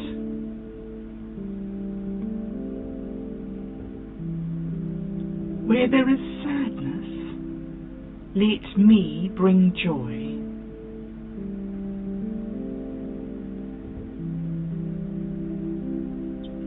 O Lord, grant that I may not seek so much to be consoled as to console, to be understood as to understand, to be loved as to love. For it is in giving that one receives. It is in self-forgetting that one finds. It is in forgiving that one is forgiven. It is in dying that one awakens to eternal life.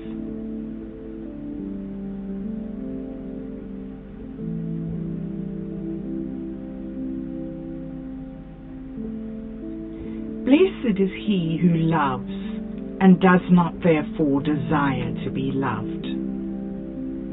Blessed is he who fears and does not therefore desire to be feared.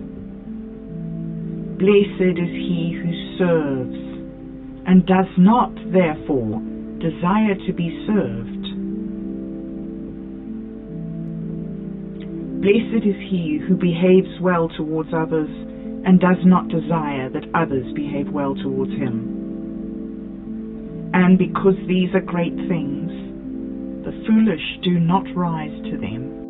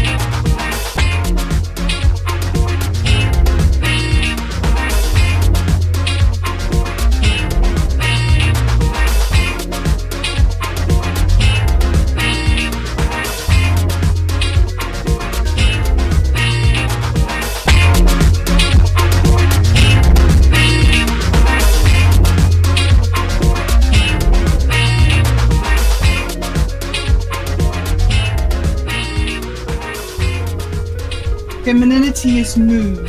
The moods flow from one to another, never stopping. Femininity is flow. There is no pinnacle development for a woman.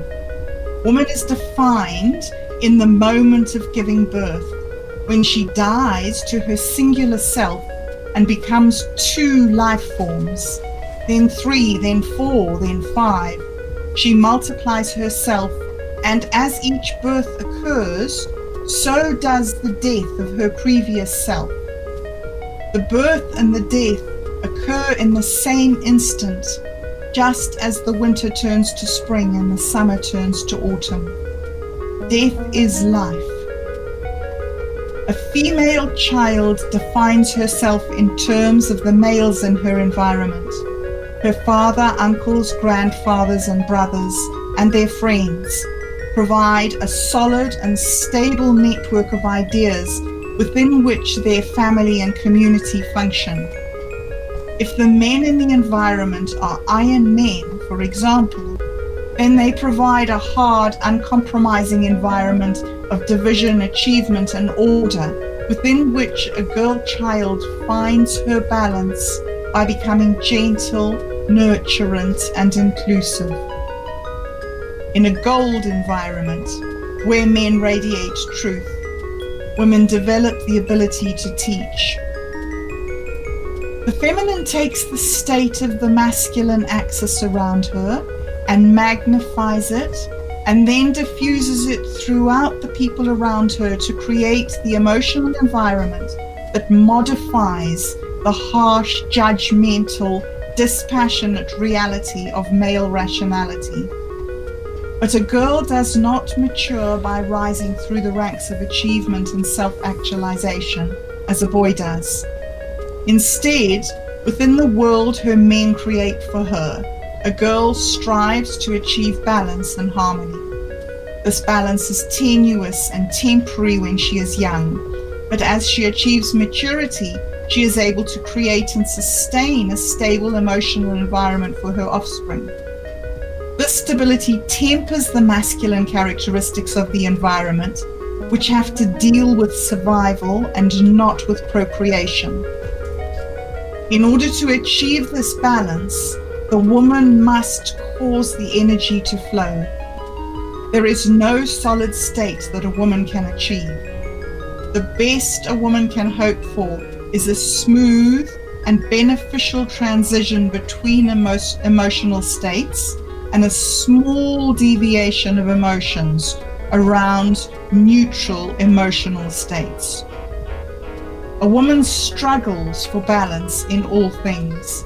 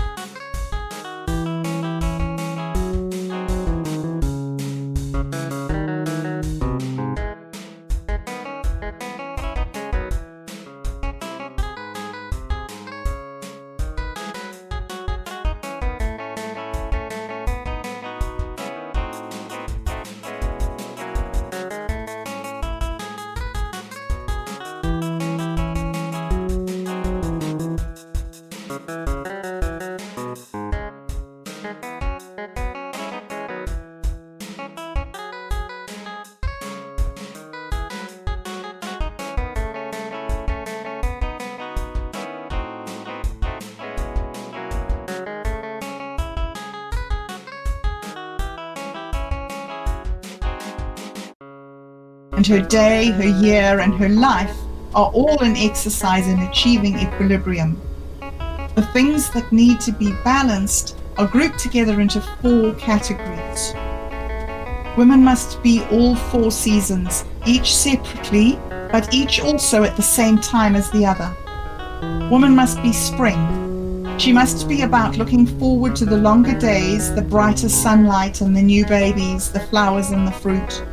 She must feel life and participate in it and channel it, spiritually, physically and psychically. She must lift her face to the sun and feel the joy course through her blood. And at the same time, woman must be summer. She must always remember that the sun feeds the soul and that growth results in the harvest.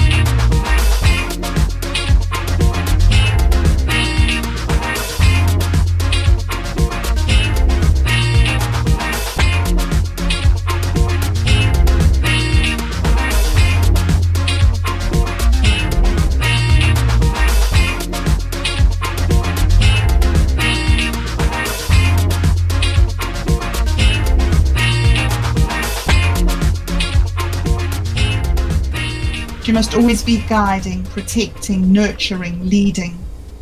She must stay 2 steps ahead, projecting into the future what the outcome of every word and action will be, and shaping all her words and actions so that the best possible harvest, which is well-adjusted offspring in a well-adjusted community, will result.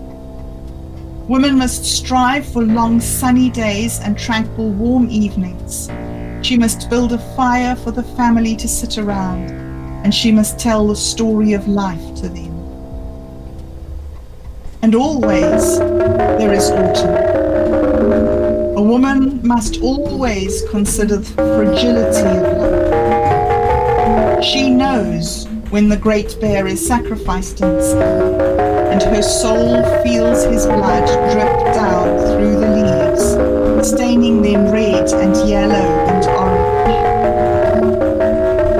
She is surrounded by her children's blood, formed inside her own body, flowing and swirling around her through her home and out into the community, and she knows how easy it is for their blood to be spilled. Every month, a woman relinquishes the old dead blood and tissue that will never form life, and she allows it to mingle with the decay of the world, the blood that will not support life, dead, brown, stinky, foul blood. Within the ecstasy of existence is the agony of loss, of nothingness, and the void. And so there is spring and there is summer, and the end of spring and summer, but all the time there is winter. Winter is not death. Winter is depression, coldness, and aloneness. Winter is the absence of light and the absence of joy. There is a season for everything.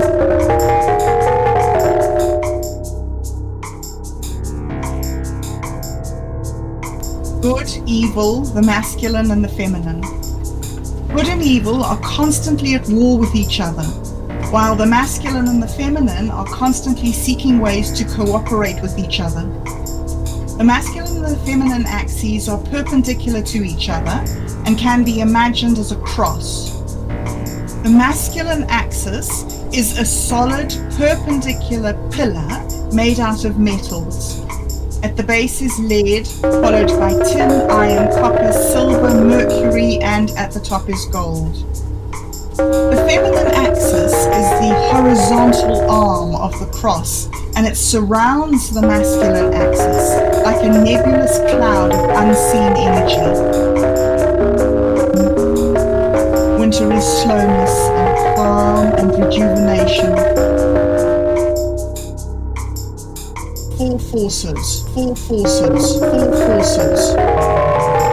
Winter is the world of God and peace and soup and love. Four forces, four forces, four forces.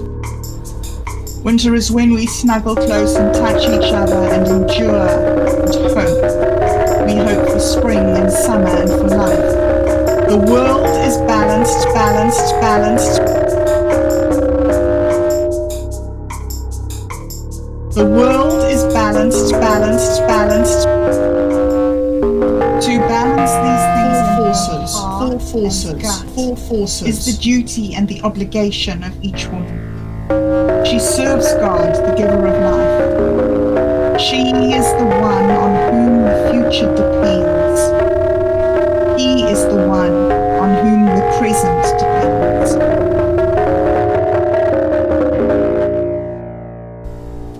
This feminine energy is both chaotic and orderly at the same time, and can be understood as being made up of the four seasons: spring, summer, autumn, and winter.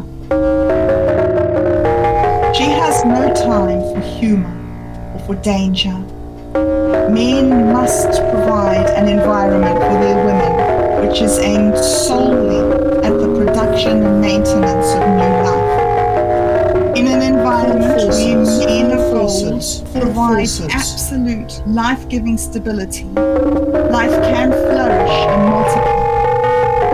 All other environments are second-best. Four forces. For a woman to become fully functioning and integrated, she must be kept safe from all harm and danger.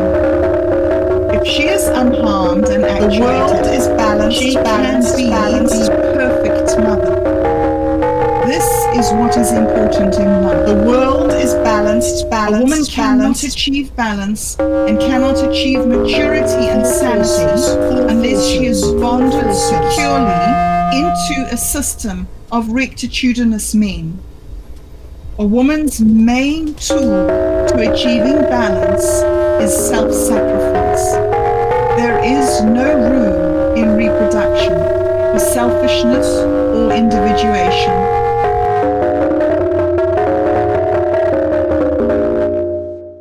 It could perhaps be helpful to typify the feminine axis as a cylindrical cloud surrounding the metallic pillar of the masculine axis. The state of the feminine axis depends on where it is in relation to the masculine axis.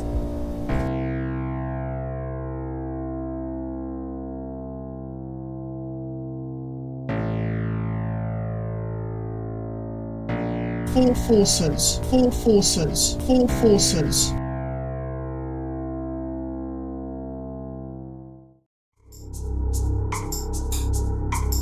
Four forces, four forces, four forces.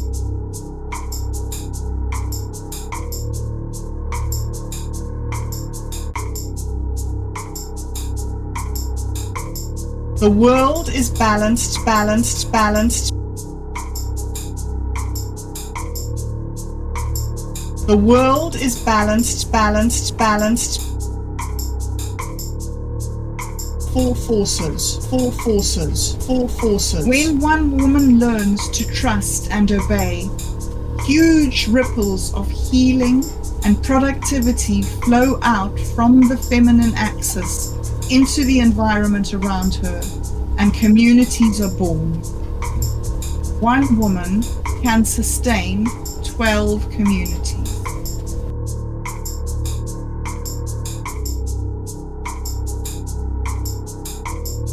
The cloud is strongly influenced by the metal section of the pillar that surrounds it. So, for example, the feminine axis at the level of gold on the masculine axis will be infused by the attributes of gold, but will still strive to find balance along the axis of earth, water, air, fire.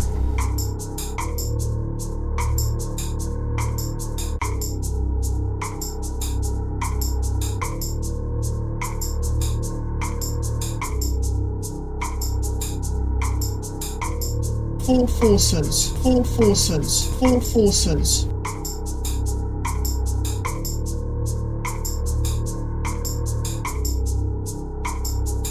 Four forces, four forces, four forces.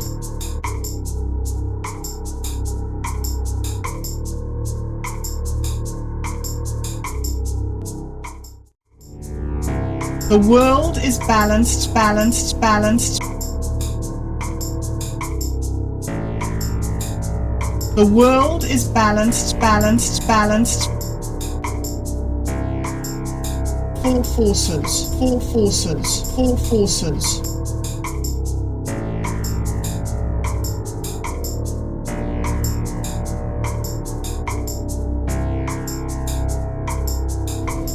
It is also important to note that the feminine axis is cylindrical in shape, implying the cyclical nature of the feminine, and also is gaseous as opposed to the solid masculine axis.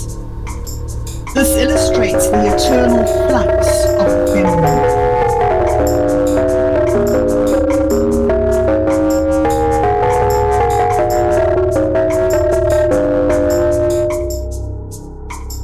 Four forces, four forces, four forces.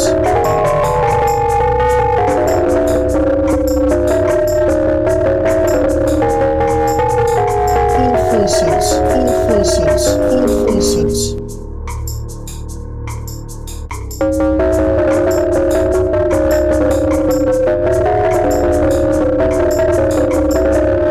The world is balanced, balanced, balanced. The world is balanced, balanced, balanced. Four forces, four forces, four forces.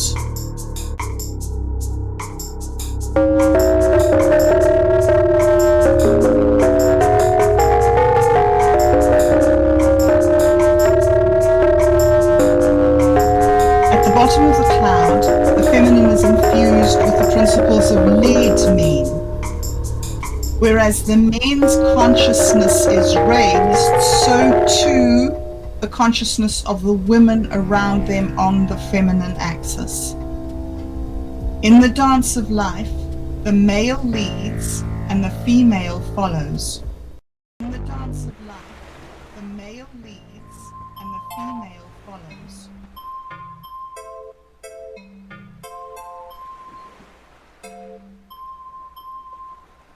The male leads, the male leads, the male leads. In the dance of life, in the dance of life, in the dance of life. And the female follows, and the female follows, and the female follows. In the dance of life, in the dance of life, in the dance of life.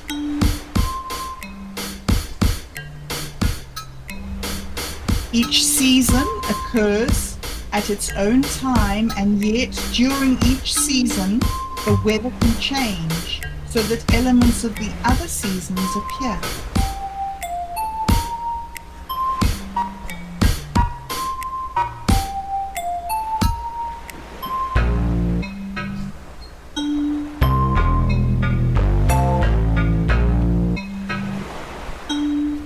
The feminine enhances the masculine.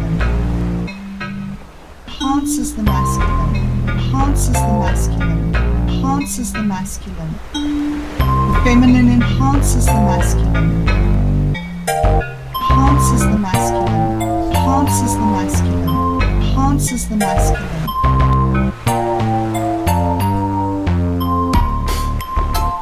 Proceeds smoothly, smoothly, smoothly, smoothly, smoothly, smoothly.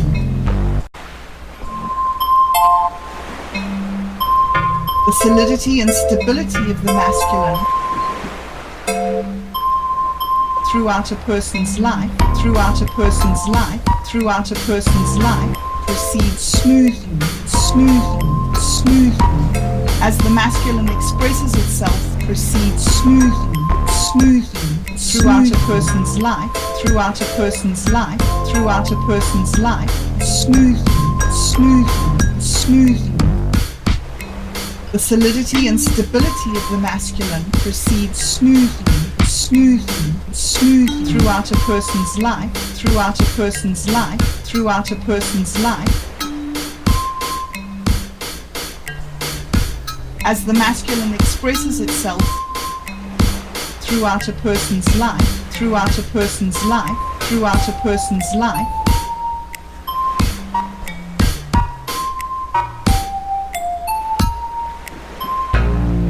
The weather can change. The weather can change. The weather can change.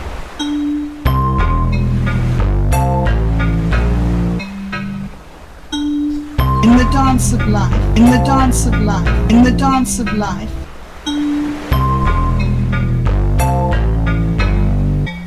The weather can change. The weather can change.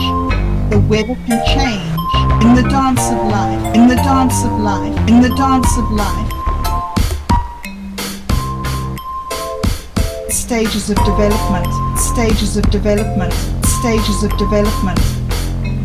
Progression to higher states, infused with energy, infused with energy, infused with energy. Stages of development, stages of development, stages of development. Progression to higher states, infused with energy, infused stages of development, stages of development, stages of development. Progression to higher states, infused with energy, infused with energy, infused with energy. Progression to higher states, quality and inclusivity, quality and inclusivity, quality and inclusivity. The mistress of balance, cooperation, fairness, cooperation, fairness, cooperation, fairness. The mistress of balance, quality and inclusivity, quality and inclusivity, quality and inclusivity. Progression to higher states.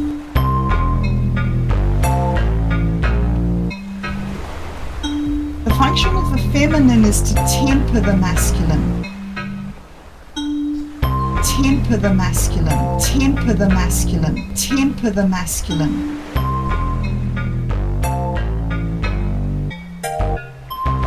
Progression to higher states, quality and inclusivity, quality and inclusivity, quality and inclusivity. The mistress of balance, cooperation, fairness, cooperation, fairness, cooperation, fairness.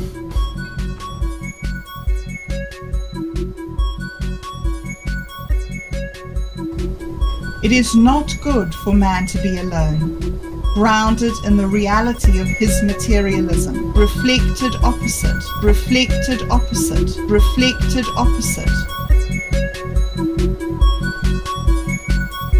Grounded in the reality of his materialism. He is a creature of extremes, grounded in the reality of his materialism. The feminine abhors extremes. The male leads, the male leads, the male leads in the dance of life, in the dance of life, in the dance of life.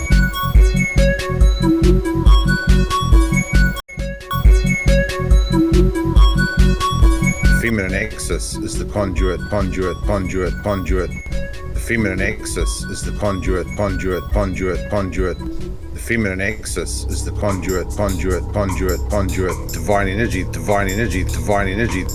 feminine axis is the conduit.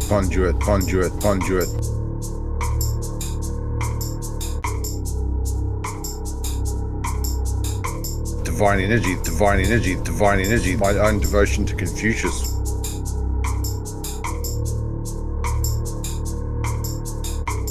divine energy, divine energy, divine energy, Confucius.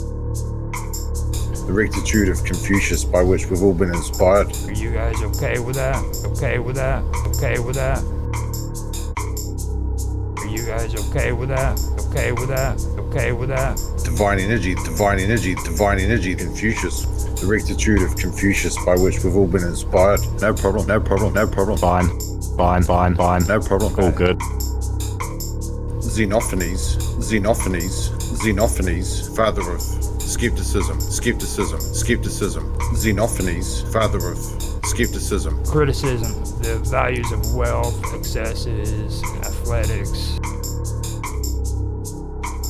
Xenophanes, Xenophanes, Xenophanes, father of skepticism, skepticism, skepticism. Xenophanes, father of skepticism. Criticism, the values of wealth, excesses, athletics. Homer made the gods out to be weak, weak, weak. Can mean the material world, can mean consciousness, can mean reason, reason, reason, reason, reason, reason. Can mean the material world, can mean consciousness, can mean reason, reason, reason.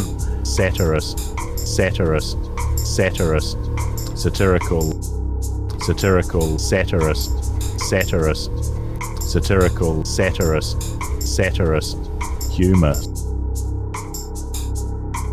Question, the herd. Question, the herd. Question, the herd asks questions. Question, the herd asks questions. Question, the herd asks questions. It's a very big deal. Pythagoras, Pythagoras, Pythagoras. Take that ancient Egyptian knowledge. Take that ancient Egyptian knowledge. Pythagoras, Pythagoras, Pythagoras. Physical phenomena, physical phenomena, physical phenomena. Question, the herd asks questions. It's a very big deal. Satirical, satirist, satirist, humor. Satirical, satirist, satirist, humor. First principles, first principles, first principles. Question, the herd asks questions. It's a very big deal.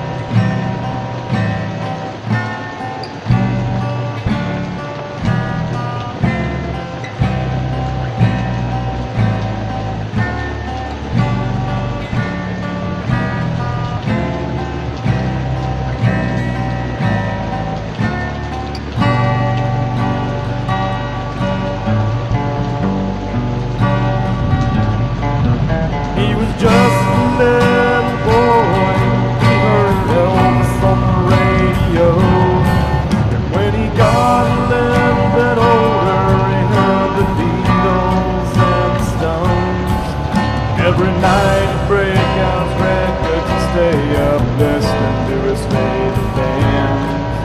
And he told his mama when he grew up he was gonna be a guitar man.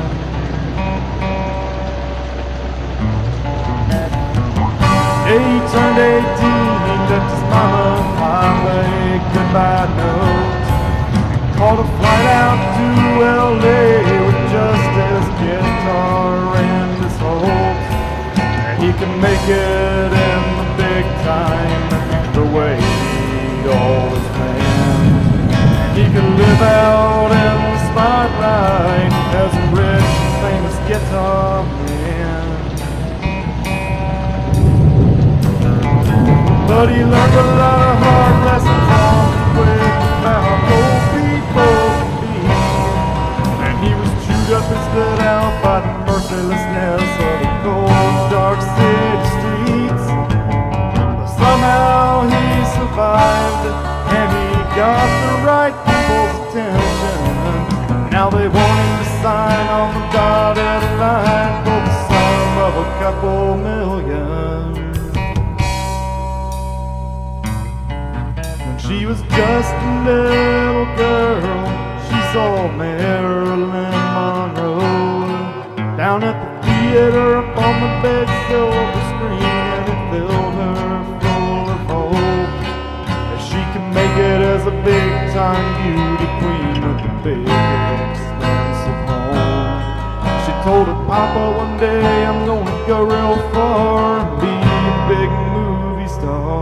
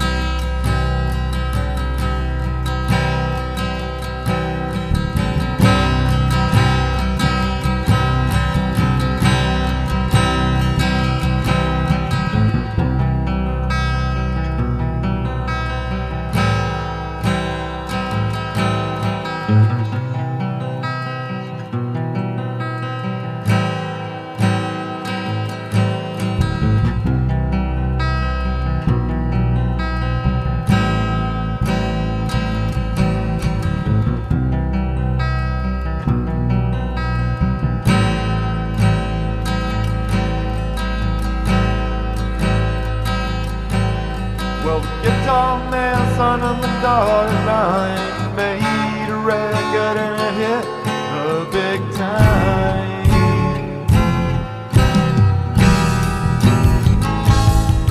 Now sold out shows each and every night, drugs and women rolling in their southern ride.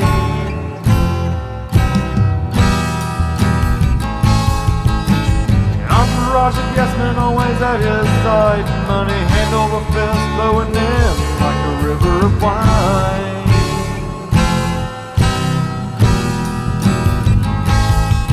First passing the ID, he lives the glamorous life, he gets everything he wants and more.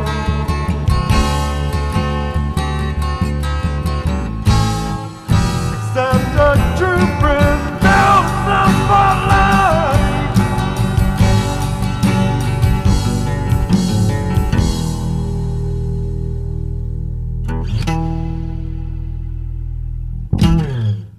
Now it's dark and it's quiet and he's all alone.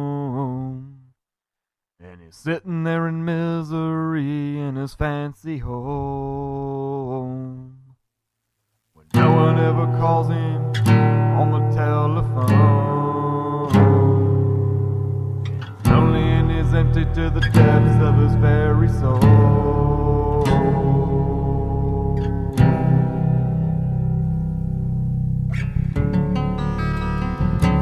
Oh, lonely legend, what are you gonna do? Lonely legend, when the day is through. When the sun goes down, the curtain closes and the lights go out. Lonely legend, is gonna be there for you.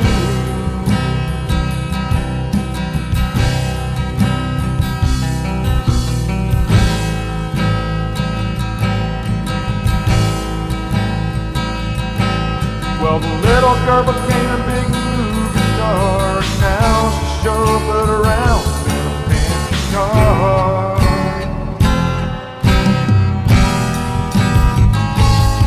So she can stand on the red carpet and collect more awards, get a picture taken by the paparazzi horde.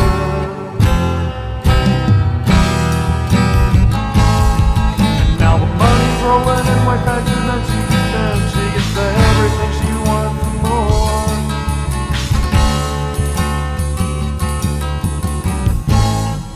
Except a true friend and one with love and trust.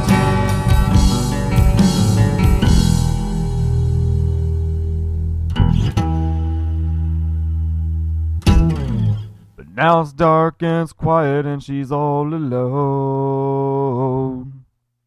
And she's sitting there in misery in a fancy home, where no one ever calls her on the telephone. And she's lonely and she's empty to the depths of her very soul.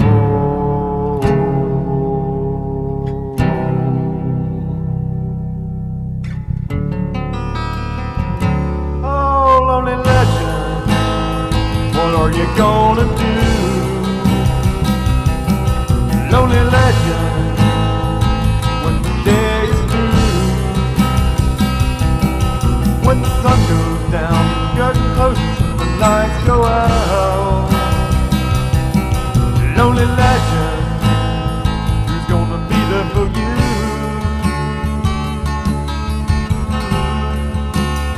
Who's gonna be there for you?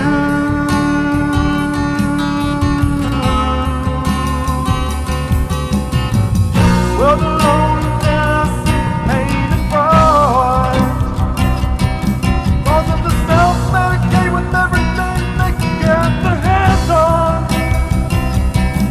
And they refuse to see when the lives have hit rock bottom. Death was all below and they could go from there.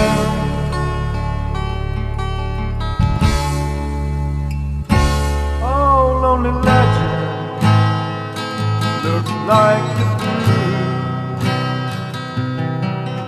lonely legend, and loneliness killed you. When your casket's closed and you're lowered into the ground,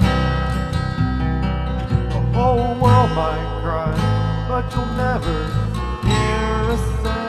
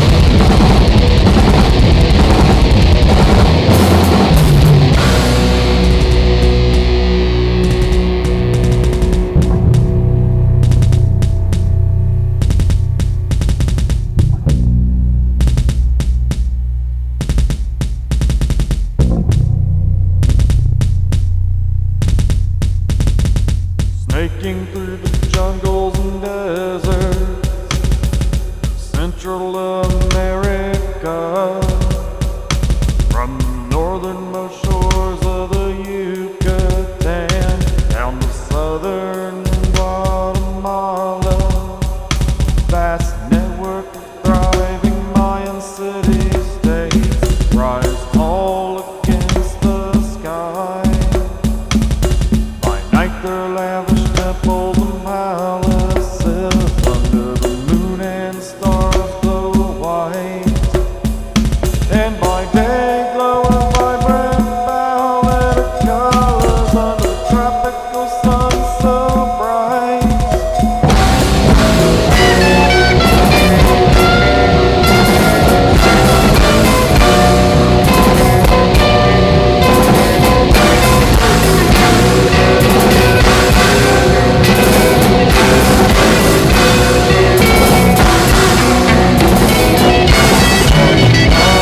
Temples and palaces, there existed outlying towns, surrounded by fields fed by massive grid works of irrigation canals.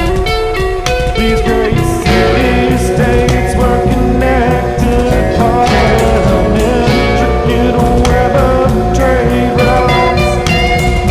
Stretched for thousands of miles through the Mayan highlands, plateaus and lowlands. Great city-states of Maya were under the rule of kings. Trace the lineage to their God, and were worshipped by the people. People believe in their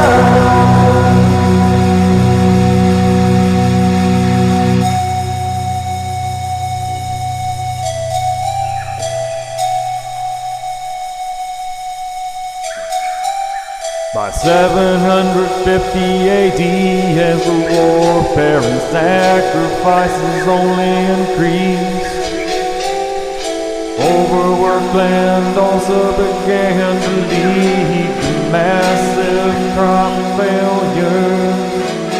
The crop failures led to food shortages, famine across the land. Deforestation from overbuilding put an end to the growth of the city-states.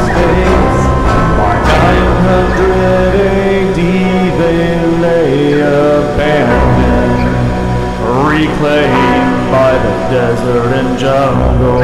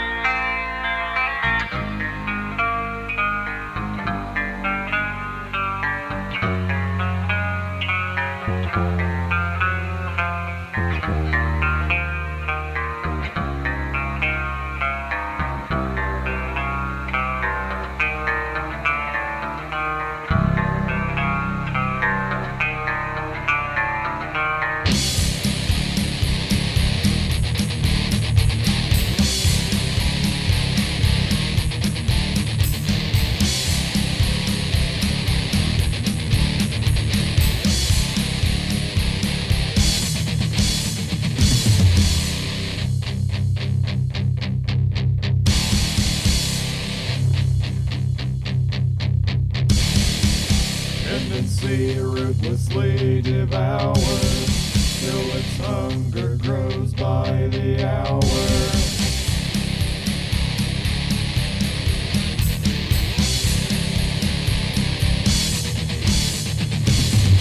Dependency awakens you, till there's nothing you can do but sink into a bottomless hell. A relentless evil spell leaves you with nowhere to run.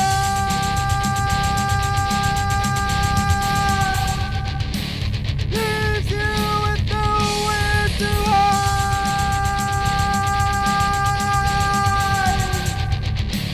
Depriving you of your life.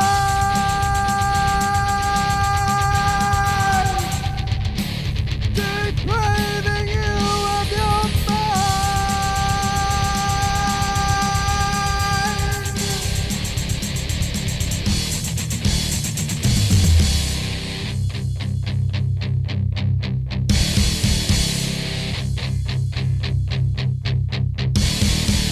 Dependency murders choices. Dependency silences voices.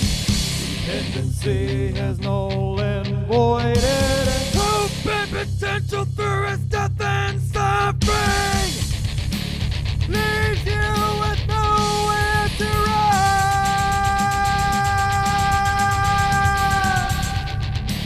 Leaves you with nowhere to hide.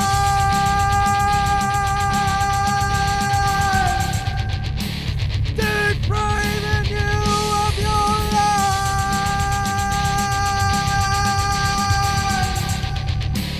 Depriving you of your mind.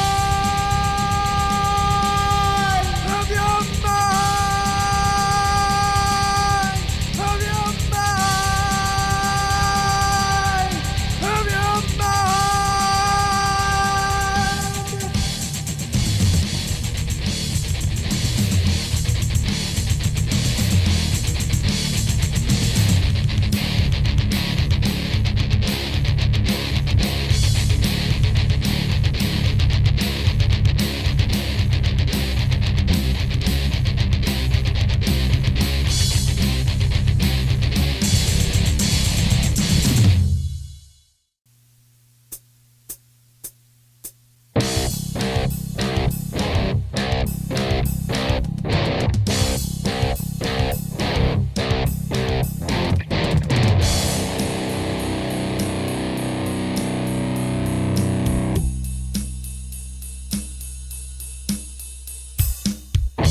Another sacred Sunday morning, the tolling of the church bell.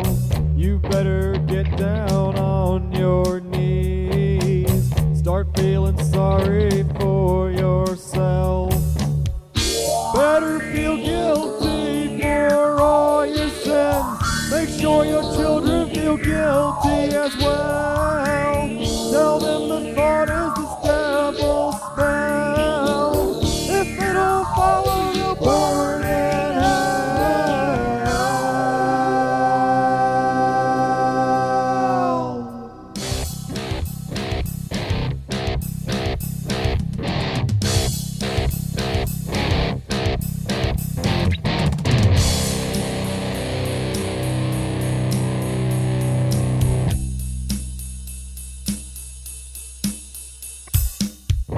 So you say I don't believe in God or any higher power. You tell me that I've made my choice and I'll burn in hell forever. You tell me that I'm evil and I'll get what I deserve. Tell someone what they're all about. You got some fucking nerve.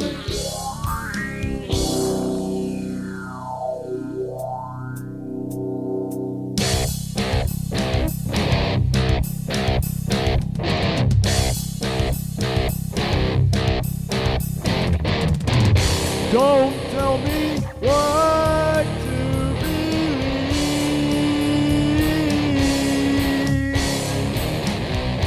Don't tell me how to live.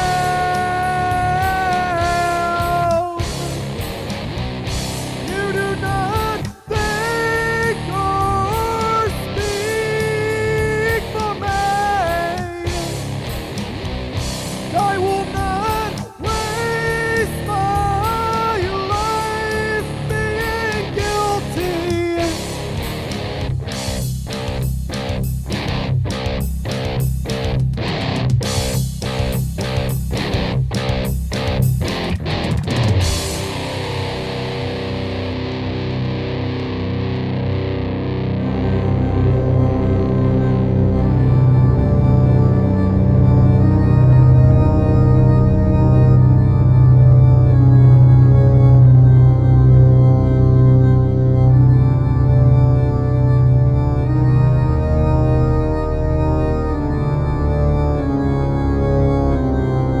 You tell me that I'm a bigot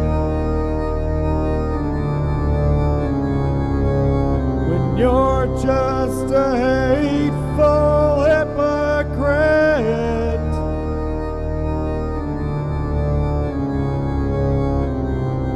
who said I was an atheist. And so what if I was? Who are you to say I'm a bad person? You don't even really know me. Don't you claim to be so loving?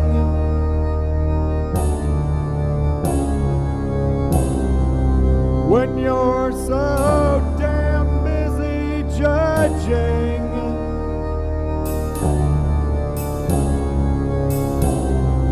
Don't you claim to be so loving?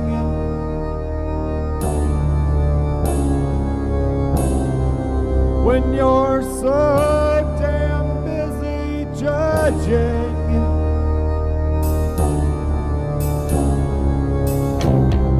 Don't you claim to be so loving?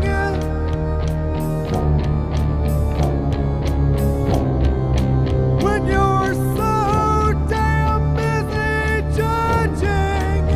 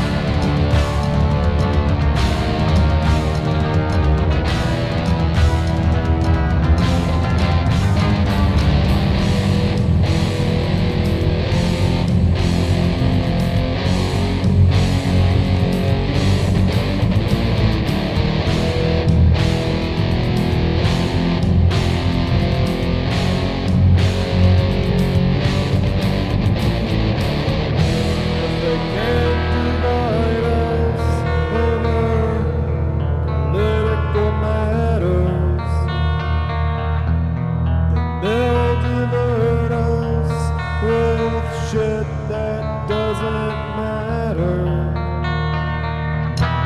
so they can hide underneath the muddy waters.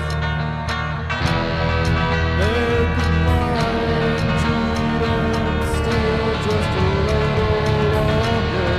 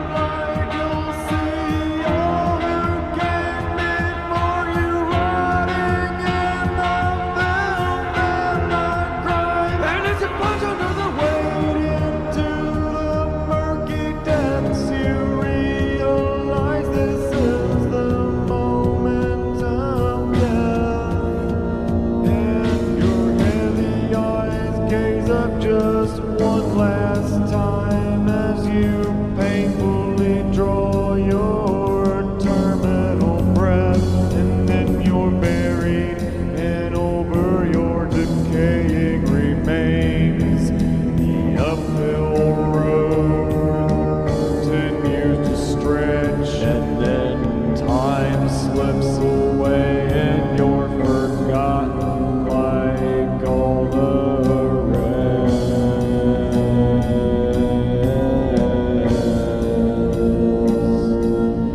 as your descendants struggle along towards a new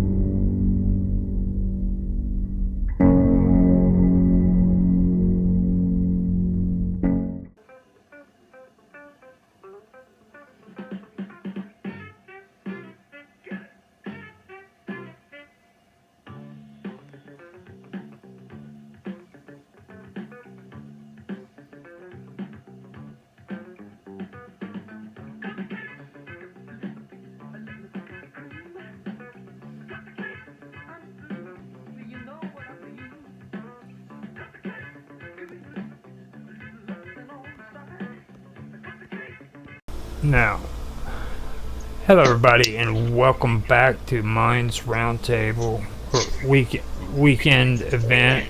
And today we have a special guest. We got an interview with Austin out of Ohio. Now, this is going to be an interview concerning music. We're going to learn a little bit about Austin and what he knows about music, maybe get him to showcase some of the instruments he's got, and I don't know, if we're lucky, maybe he'll play something for us.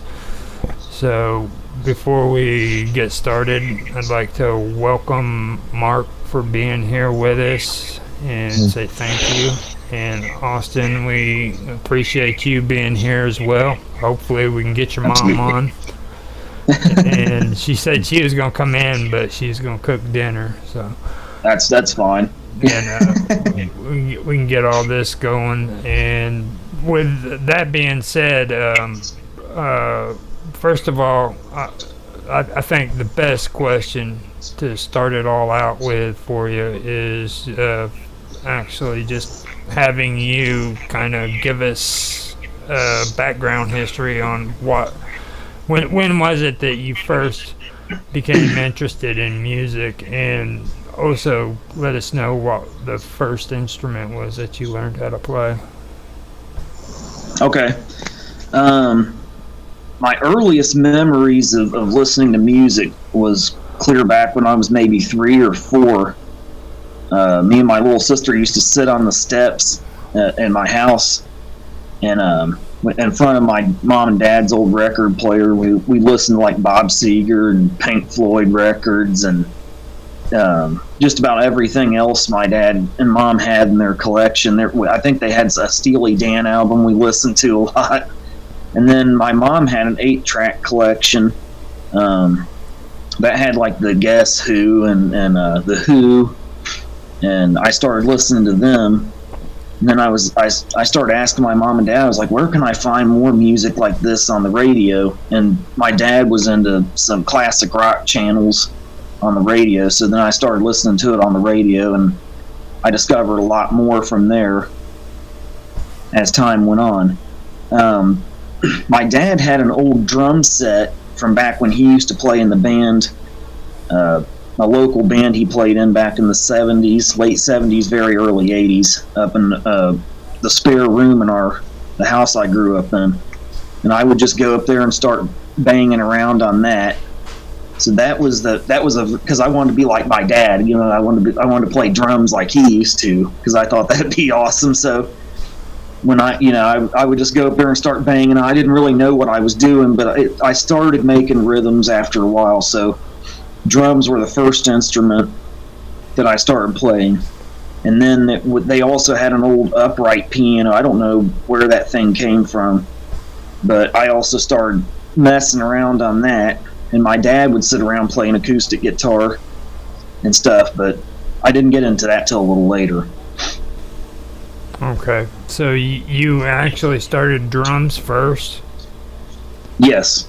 Now, I know from back when I was little and I tried to start, I actually wanted to do the drums, and my instructor in school, he said that was actually a bit unusual because most people don't usually start out where they want to go into drums and stuff. Did anybody ever tell you that?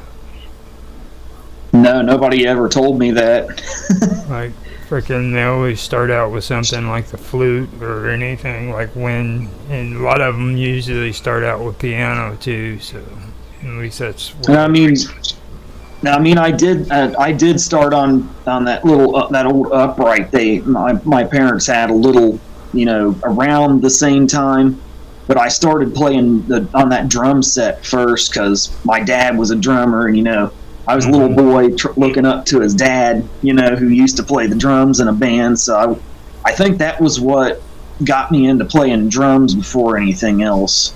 Mainly, it was just my age. Mm-hmm. What was your first song that you learned? On drums or on any instrument? Or anything. I mean, can you remember your first song? Oh, I'm thinking. Give me a second here.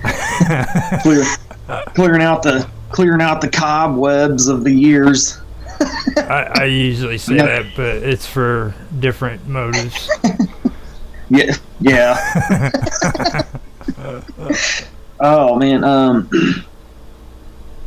I used to play along with all kinds of songs and stuff on the drums, so I don't remember what I really learned to play on that, and I just made up a lot of different stuff on that old upright piano. And then when I was a teenager, I was still playing on that drum set, and my dad was walking down the road one night, and he was like, "Man, that's loud," and he was afraid the neighbors would call the cops on us because of how loud it was. So he went and bought me a Epiphone Les Paul electric guitar, and then I started playing guitar because that was something I could use headphones with that wasn't as loud as that old acoustic drum kit. And that first song I can actually remember learning was none other than "Turn the Page" by Bob Seger. Oh wow, that's cool. That is cool. Yeah. Turn the Page. Freaking yeah.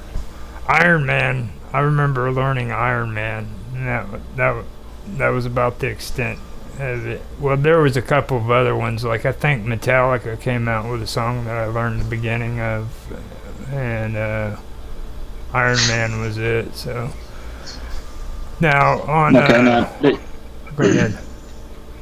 Oh, I was going to ask you if you played any instruments or anything today, or really do anything with music. I tinkered around with the guitar, but I've since discovered that I'm tone deaf because frickin' for some reason, over and over again, I try to tune the guitar and I just cannot frickin' get the tunes right. I mean, tuning a frickin' guitar, dude, I can't frickin' tell the tunes. Oh, okay. So I'm like, that's just horrible, man. So I mean, and this is after years and years of attempting to do it, you know what I mean? And plus, being left-handed really doesn't help out very much. Yeah, you have to get a left-handed guitar, which are harder to come by. Yeah. So, but I have learned a while back that I am better at banjo, though. Banjos are pretty cool, and I guess you don't have to worry about being left-handed or right-handed with them. Somebody said that. No, I didn't. I didn't know that. I didn't either.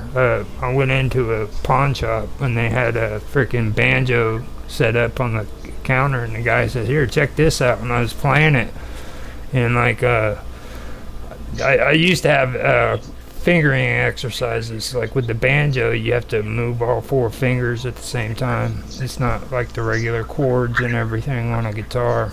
So I actually started playing it around with it, and I was able to actually play it and make it sound decent. So I never really, was able to freaking pull together any kind of music that sounded like the original. So I ended up playing around a lot. I learned how to do the chords and stuff, and maybe play around with some of the notes. The key of I think it was G major 7, I believe it was. Somebody had taught me how to do that, so I started practicing it, and that's about as far as I got. I think it was G major 7. Back in Kansas City, I used to live in Grandview, Missouri, and the guy I worked for, he was a street cleaner, and we had to go out and clean the streets, and he was my boss, and he had a band going where he literally hired his own band members. I'm like, seriously, dude? Like, I never even imagined that. Like, who the hell would start a band and then hire his own members, Just weird. Yeah, I've never quite heard of anything like that. Yeah, it was weird. I don't know what to make of that. Yeah, I kind of thought that was a little bit conceited, you know what I mean? Seriously. Yeah. I don't know. That sounds like that guy was sort of snooty. Yeah. Well, he taught me the freaking G major 7, so it was okay. Because I told him straight out, I was like, dude, I'm shitty at them things. I don't know nothing about it. And he goes, well, here, try this. So he showed it to me. It's just I don't have an ear for it. I guess some people don't. So with you, are you able to read notes and stuff like that? Or do you do it off of ear? I just do it off of ear. Yeah, I don't know. I don't understand sheet music. I tried to learn that in music class back in high school, and it didn't make any sense to me. I believe it or not, I actually failed out of music class damn near. Now wait, I'm sorry, I got distracted. You know that like the majority of people who are into music has absolutely no idea what sheet music is, right? Like, I mean, that's like the majority of musicians don't even know what the hell that is. Like yeah, I remember years ago. I don't know where it was I heard it, but there was like a show about the Beatles, and I was listening to a lot of my dad's old Beatles records at that time and really loving it. And somebody said that they didn't understand sheet music and stuff, because at the time I thought to be a great musician and stuff, you had to understand sheet music. I was really intimidated by that whole thing. And then I heard that and I was like, whoa, the Beatles weren't familiar with sheet music, at least for a time. Well, maybe there's hope for me. So then that was when I kind of started to learn that you could go off of ear. Now that I don't know if some of them became classically trained later on or learned a little bit about it or not, but I remember hearing that years ago when I was a little kid, and it was kind of like a ray of hope for me. Mm-hmm. To be honest with you, with a lot of the older bands like that, I think the only one that I knew who was classically trained for sure was what's his name? I think he was the organist off of Iron Butterfly. But I mean, oh, I know who you're talking about. Yeah, he was the freaking music. The guy who played that. Oh yeah, he was like an organist in his church or something, wasn't he? Yeah, it was something to that effect, and like everybody freaking used to piss him off because nobody in his band knew about sheet music and stuff. So, and he'd sit there for hours trying to explain it to them, and none of them wanted to learn. I know that much, but he was the only one I've ever heard of who knew. I could be wrong, but I think Robert Plant, or wasn't that his name, off of frickin' Plant, and I think he knew some off of Led Zeppelin, wasn't it? Yeah, he was the lead singer of Led Zeppelin, but I don't know if he knew sheet music or not. I'm not sure. I don't know for sure if it is or not, but I think, because I know there was an interview when him and DeGarmo did their little tour with one. I don't know if you remember that, when Robert Plant and DeGarmo did their tour with one another. And when was it? Oh, this was way back in the 90s. This was okay. I was still probably a little elementary school kid back then, so I probably didn't. You was beating on those drums. Yeah, I was just still figuring out my way as far as music went. Still kind of getting introduced to it. See, they even had technology then, because like your dad frickin' got you an electric guitar to frickin' lower the noise. I mean, seriously, you know what I mean? That didn't happen when I was young, man. Like, an electric guitar was blaring louder than any frickin' drum set.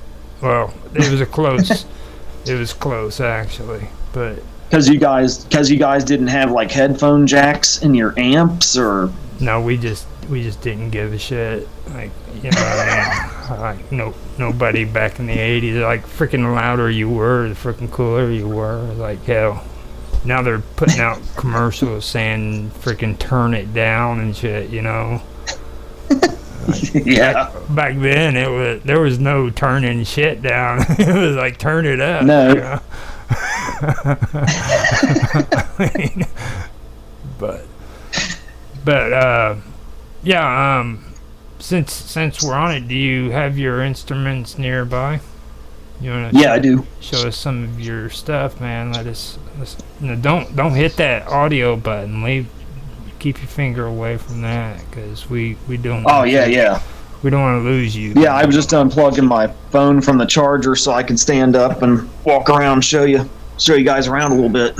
Show us. So get as technical as you want when you're describing it and talking about it too, so that we kind of. Okay. You know what I mean? So, oh man, I gotta get way back from these. Yeah.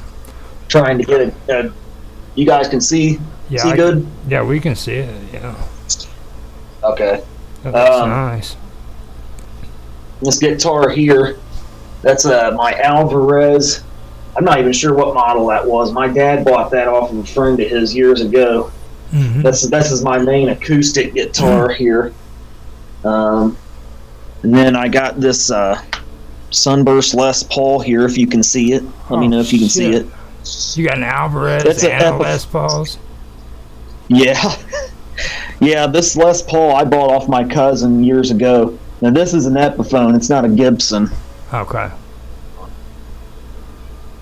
Yeah, it's an Epiphone.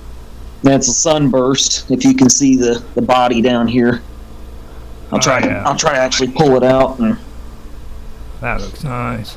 Now, yeah, it's down there at the bottom on the freaking body. Yeah. You got that freaking wood sitting there. Now, what's that about? Like, move down a little bit, and I'll show you which. Like, down on the body. Oh, okay.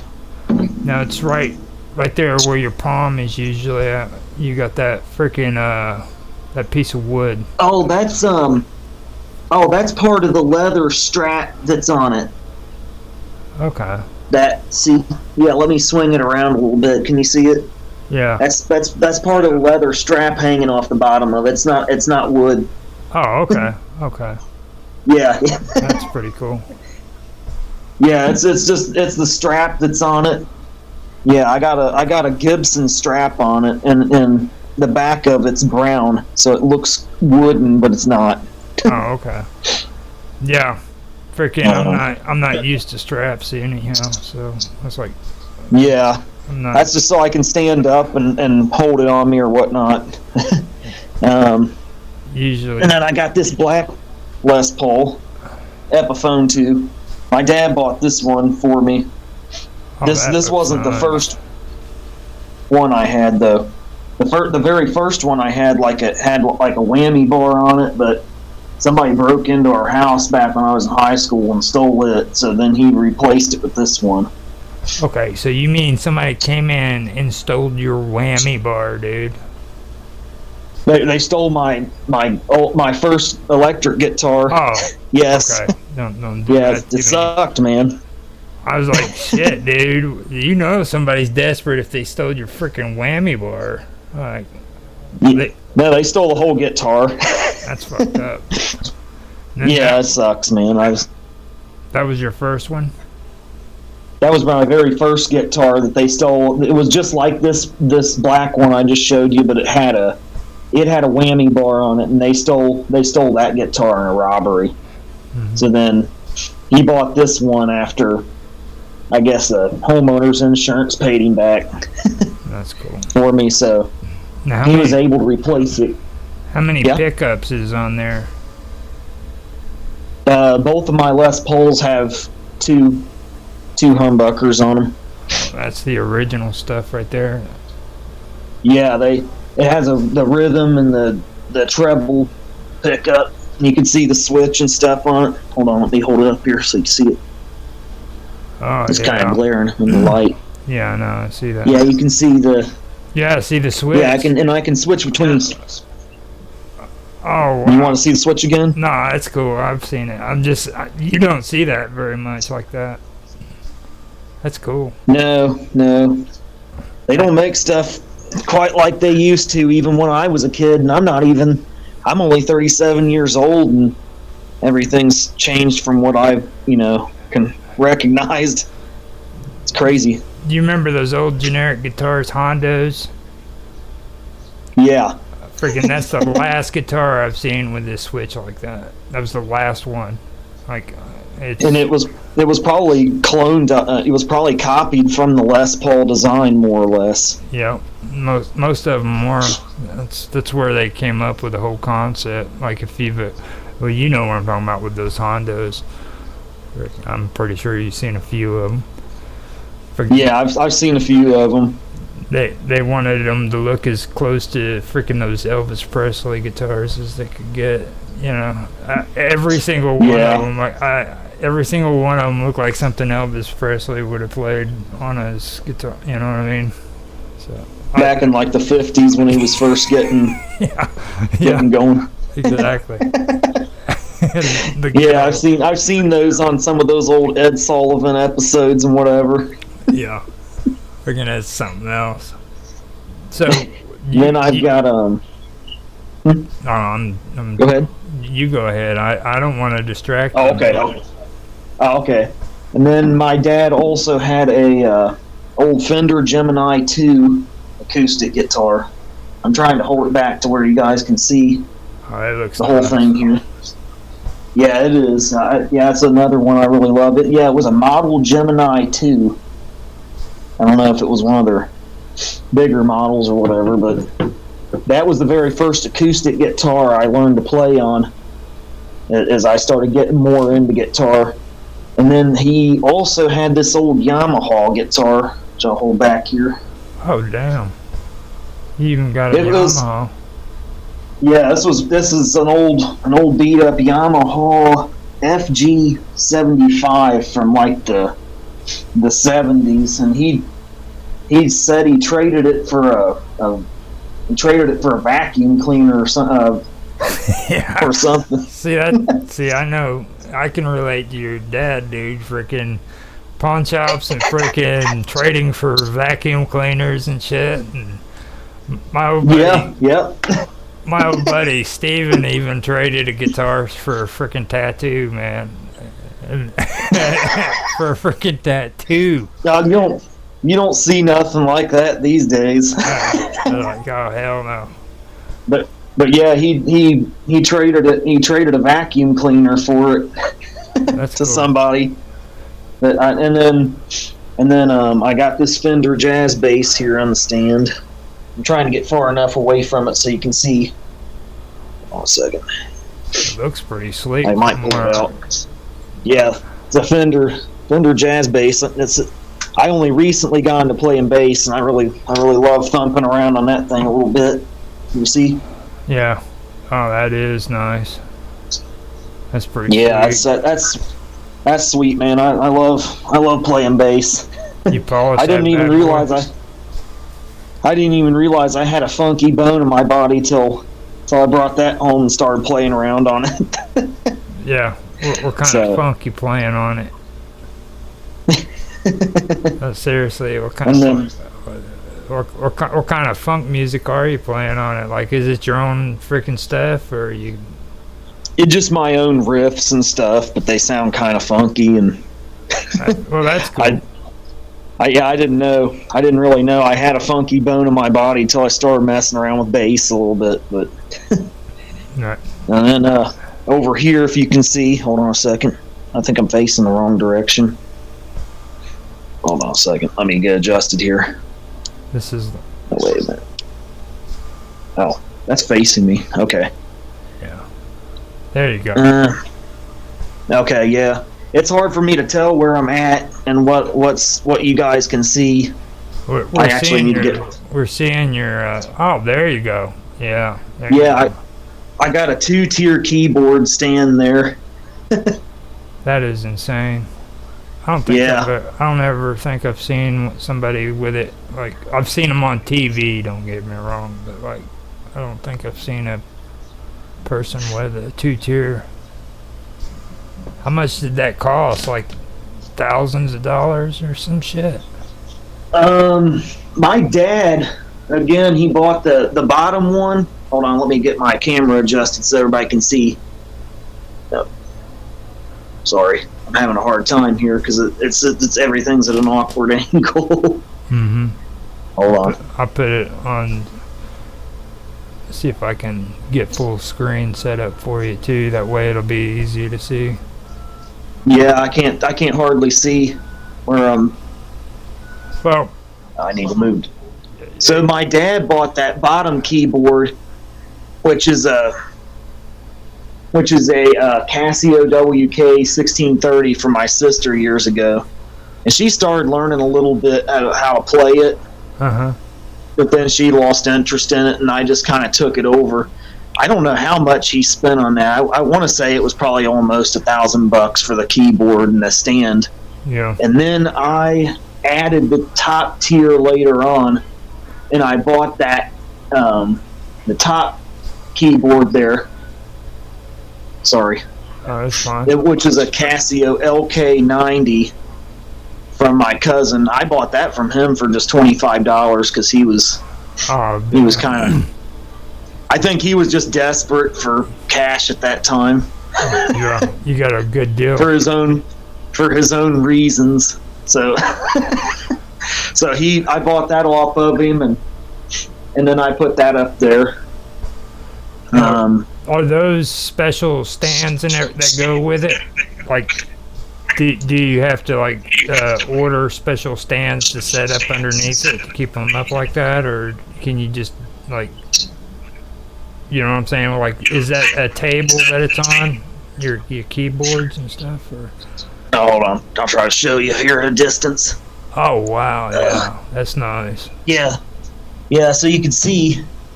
Yeah, it's sitting on that stand there. That was a stand that my dad bought with that bottom keyboard, and then I added that other tier later on, and I just kind of built this over the years. That is pretty tight. Yeah. Thank you, man. Got it clamped up and everything secure. That's pretty sweet. Yeah. I took years getting everything adjusted and set up right with that. So that's pretty tight. And then over here, I'll try to get back far enough so you can see this. I can't tell if you can see it or not. Oh yeah. Oh my God, that's synthesizer too, isn't it? It's a Yamaha. I can't see what model it is. Oh, it's a DTX. It's a Yamaha DTX electric drum kit. That's here, Roger. Yeah, oh. I'm there. I'm just okay. That's pretty cool, dude. I've seen. Thank you, man. I've seen somebody do I was hesitant about the electrical ones until I seen somebody do snares with their freaking electric, and I was really amazed freaking how nice that sounded. Like, and he did the freaking brush sound effect, you know what I mean, where you just tap on it. Yeah, yeah. And it actually came out pretty good. Like, oh yeah, they sound amazing.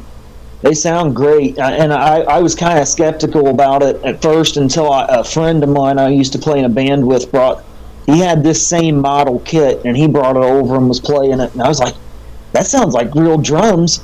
But if you need to plug in headphones because it's too loud, like you live in an apartment or you know you have next door neighbors don't want you playing super loud, you can do that too. So, you know, it's kind of got everything you need. You know, like acoustic kits, you don't have any choice really. They're as loud as they're going to be, and there's really nothing you can do about it. But now, can you migrate your drums in with your synthesizers? What do you mean, like do the sound effects to where the drums affect the synthesizer, like jacks or anything of that nature? I probably could, but I've never really looked into it. What I do is I run these when I do drum tracks. I run my my drum kit straight into my digital mixer. And now what I used to do with drums, back when I very first started, I would tap them out on my keyboards using the drum machines and program them years ago before I got this kit.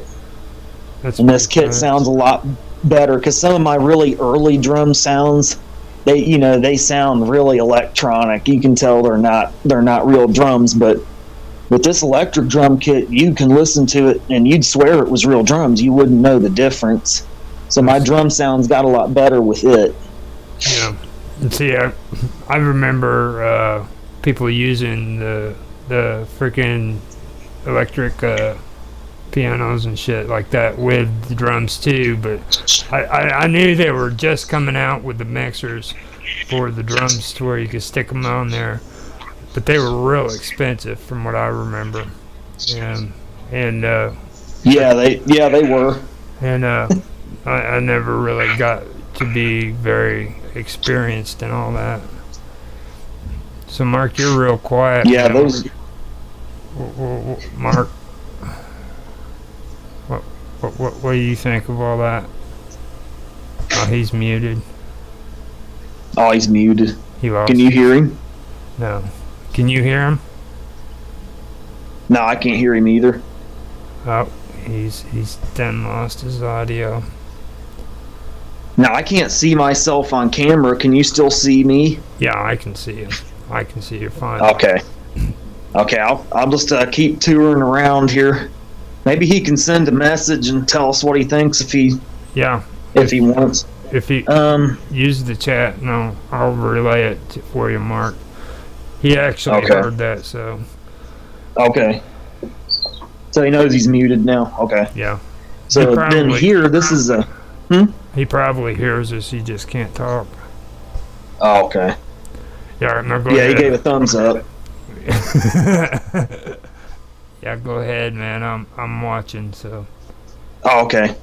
Can you see this? Oh hell, yeah. The headphones. It's my Boss BR600 1600 digital recording studio. Oh, can you see it? Tight. Yeah, that's an entire recording studio right there. Yep. Oh yeah. Oh yeah. Wow. No need to leave home.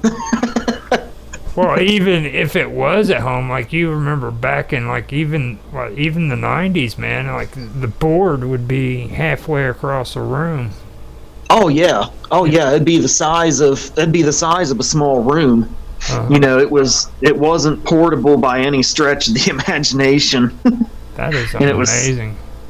And then I got these Samson studio monitors. If you can see them, I don't know. Just let me know if you can see them.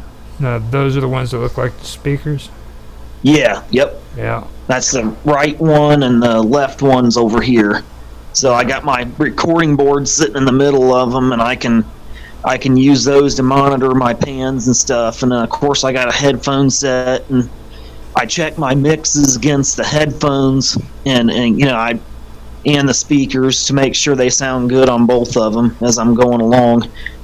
And then I back them up onto my laptop, and I usually finish my mixes with recording software on there. That's pretty cool. And the fact that you can do it on a laptop now is just completely amazing. I mean, oh yeah, like just transfer it all over to, like back in the day. You remember Sweetwater, don't you? Like I heard of it. Yeah. Like freaking people would have to order from Sweetwater to get freaking like shitloads of these crazy adapters that you'd have to plug in to your electronics to transfer music from freaking this to that to this, and like I remember all that. I used to have friends that used to get annoyed by it. That was a big issue because they wanted to set it up to where they could put it on their computers and stuff, and I remember Sweetwater was the only place that had most of the adapters for it. Yeah, it was a lot more. It sounds like it back in the 70s and 80s. Home recording was a lot more difficult than it is now, because you can hop online now and look up anything in a blink of an eye.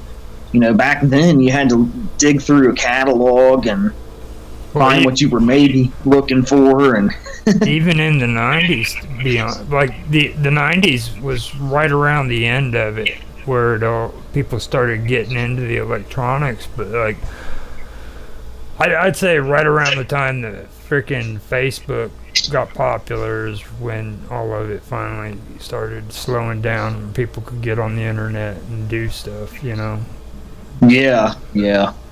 Like yeah, it was. Go ahead. Do you remember when people had to make their own CDs or DVDs? Oh yes. Oh yeah, I burnt my own CDs all the time, and I had my own mixtape collection CDs. You know what I mean? Yeah, I know exactly. It's like, hey man, check this out. Oh yeah, everybody who was anybody had a CD burner. Mm-hmm. So in Kansas City, man, there's people that would hang out at the music shop with their free demos. They'd just back when they'd be in Westport, freaking hanging out at the freaking music shop, just handing them out for free. Here, check this out. Just handing demos out left and right. Freaking, I was like, I could go up there and I could come home with at least freaking 5 hours worth of free music. No lie. At least 5 hours worth of it. And that's what they did. They would stand up there, like they'd come up there on the weekends, usually on Friday or Saturday, and that's all they do is just start handing freaking cassettes out. That was so you probably got a big box full of those. Not anymore. I used to have them, but freaking I sobered up, man, and lost all that shit. You lost it when you sobered up? Yeah, I lost all of it. I was like, none of it. I couldn't tell you where any of that shit is now, man. It was like, you'd think freaking it'd be the other way around, But yeah, it's crazy. Man, that's something. Yeah, it is. Yeah, I remember anybody who was anybody, used to have a CD burner. That was the thing to have, Now you have a CD burner and people look at you like you have two heads. Like, you don't need that. It's like, it's totally obsolete.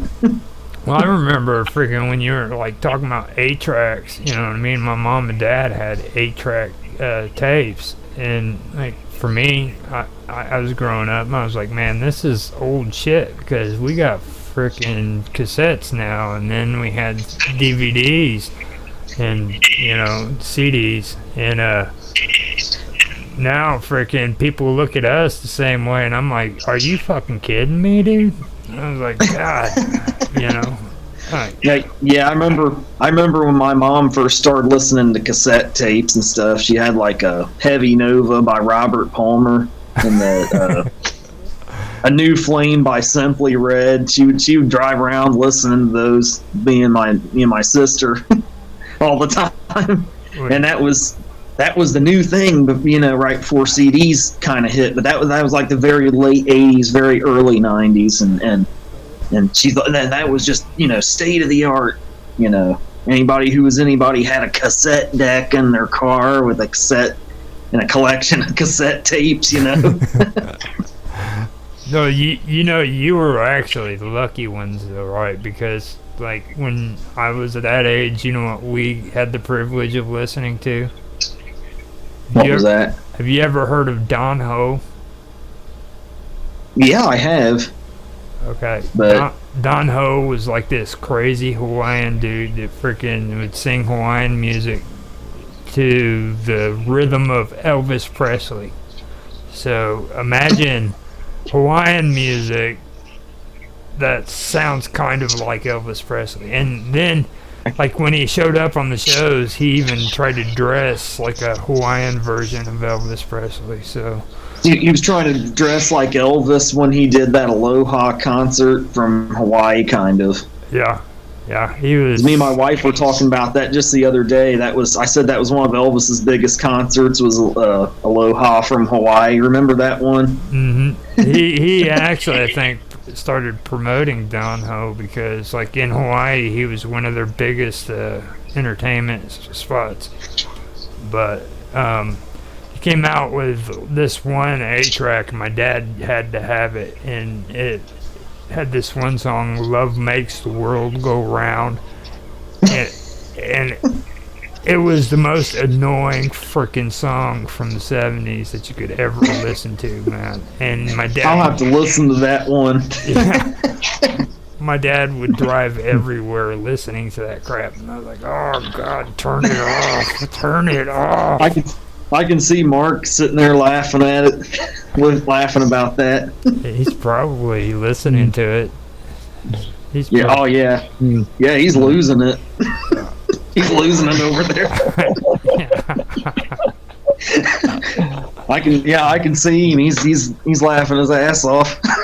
I can finally hear him now. His audio's back, I believe. Oh, you can. Yeah, I can hear you again, Mark.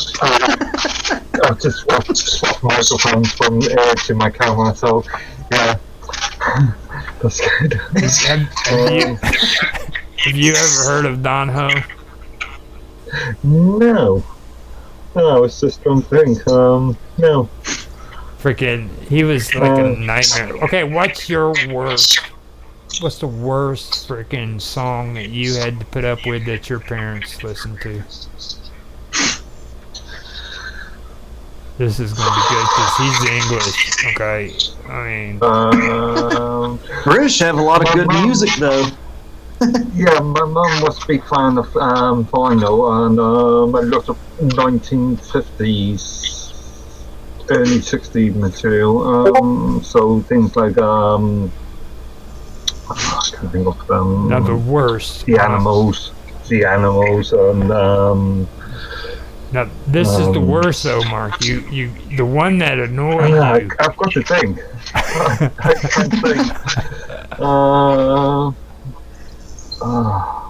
Because everybody's got one. I know everybody's got one. So. I kind of think I can think of a lot of lyrics, but I cannot think of any names. See, you guys were lucky though, because you didn't have like surfer bands and stuff like that. Like yeah, Beach Boys. Well, the Beach Boys were famous in the UK. Yeah. Now, how old are you, Mark?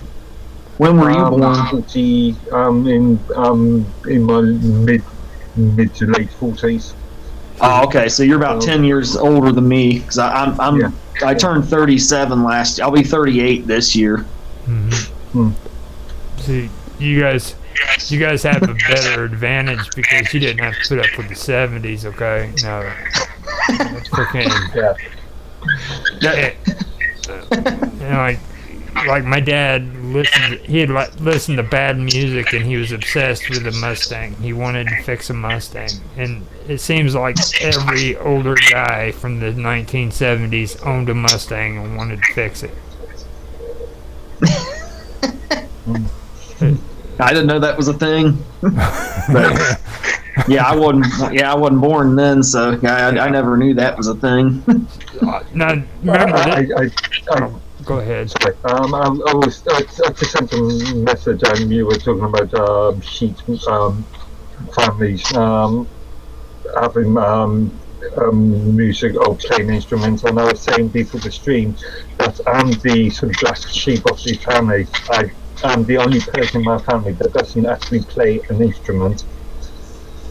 But during the 2000s, I've got a friend of mine who's a jazz drummer. Funny enough, used to invite me to gigs, and I used to act as the sort of drum technician for him. So I used to set up the drums at the start of the gig, take them down. Yeah. So yeah, quite a lot of work involved in that. You got any questions about the technical stuff that he was showing off right there?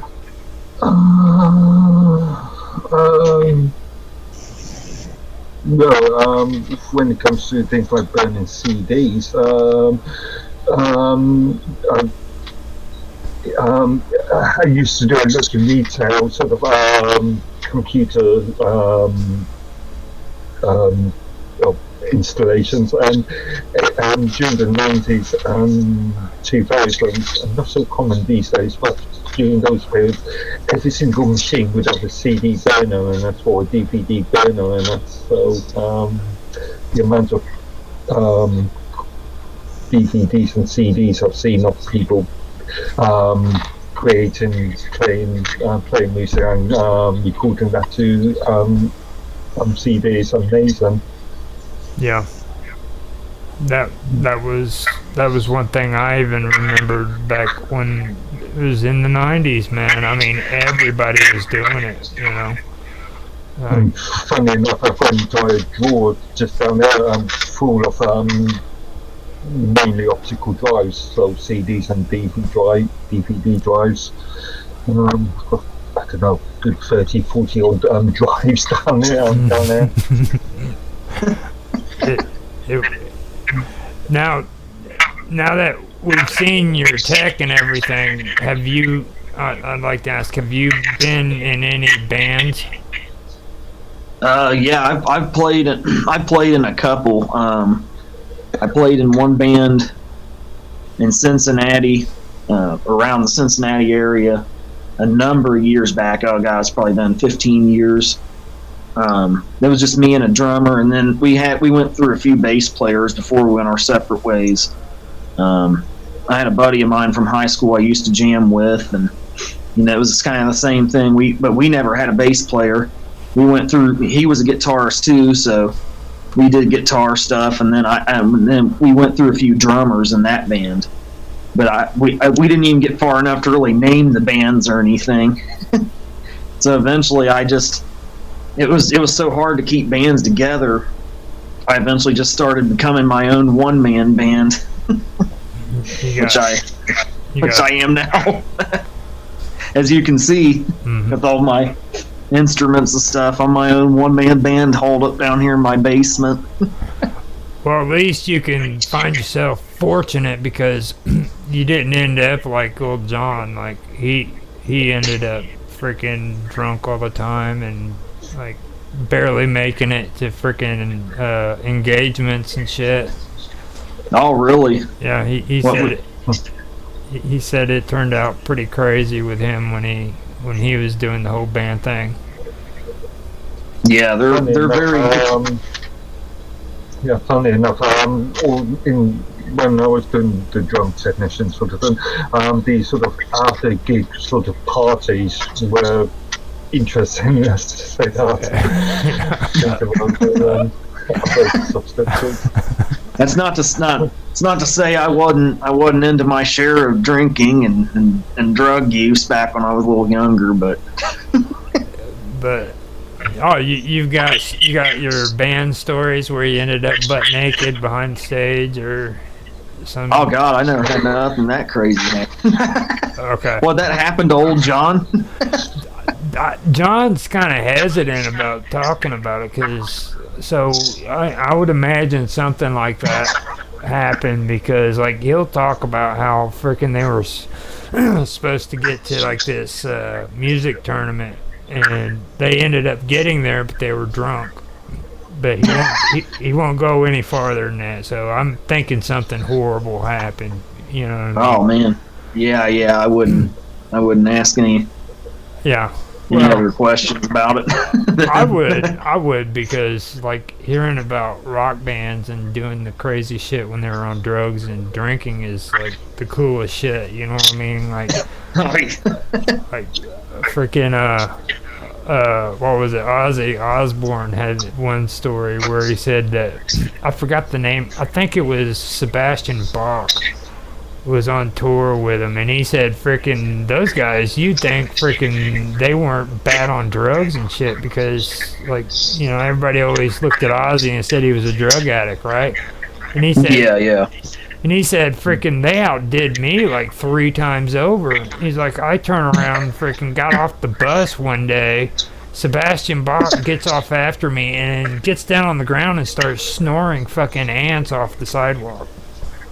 Man, he'd lost it by that point. Yeah, he was high as a kite, you know. And I heard that and I was like, that is some cool shit, dude. Like, you'll never hear freaking stories like that ever again, you know. Like. No. Oh, no. I was supposed to see Ozzy a number of years back at Ozfest on the main stage. It was up in Indianapolis. I went to the Ozfest up there, but he canceled.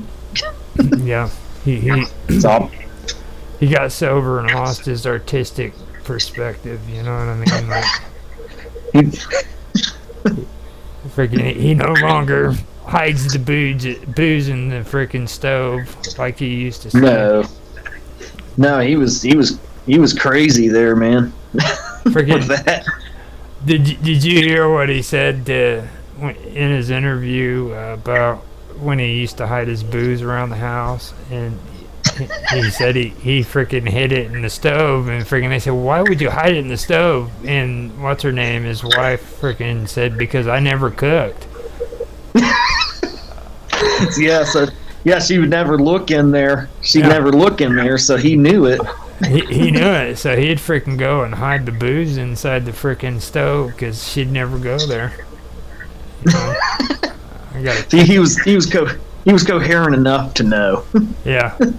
Well, there's certain survival skills that you have when you're freaking in that mentality. Like, you got to know where to hide your booze. You got to know where to hide everything. Like, you just can't let everybody know that you got a gram of coke. You know what I mean?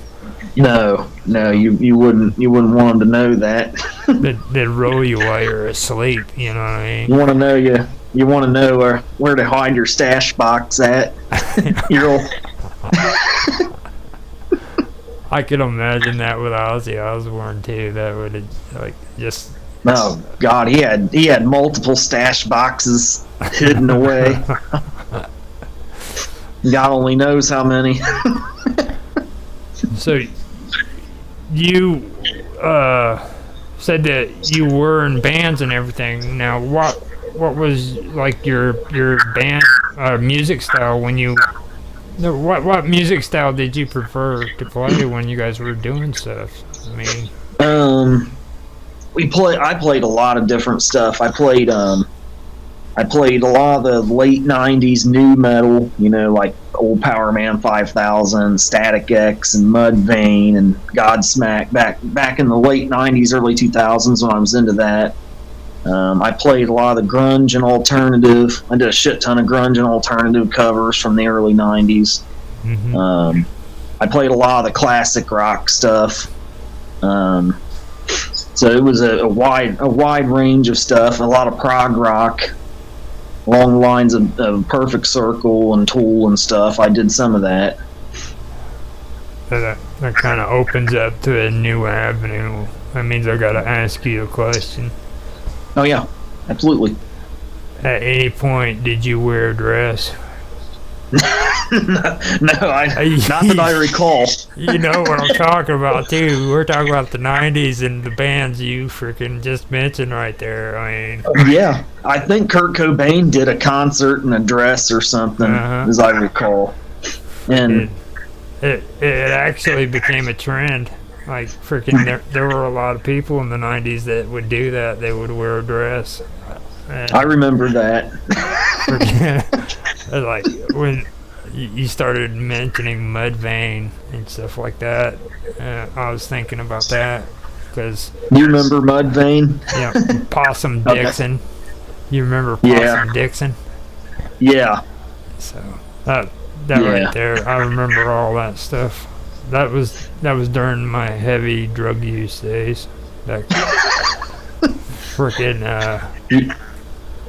the one thing that I do have to agree with is like what the heck was the name of that band? Everybody freaking hates them. Godsmack. Like, why the hell was so many people obsessed with Godsmack? Why were so many people obsessed with them? Yeah. Like, did I you don't. you ever notice that though? Like, Godsmack this, Godsmack that.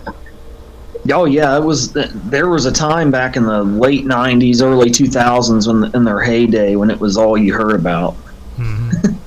I mean, they were okay, but I've never heard of them. You never heard of Godsmack? No. Oh my god. that surprises me.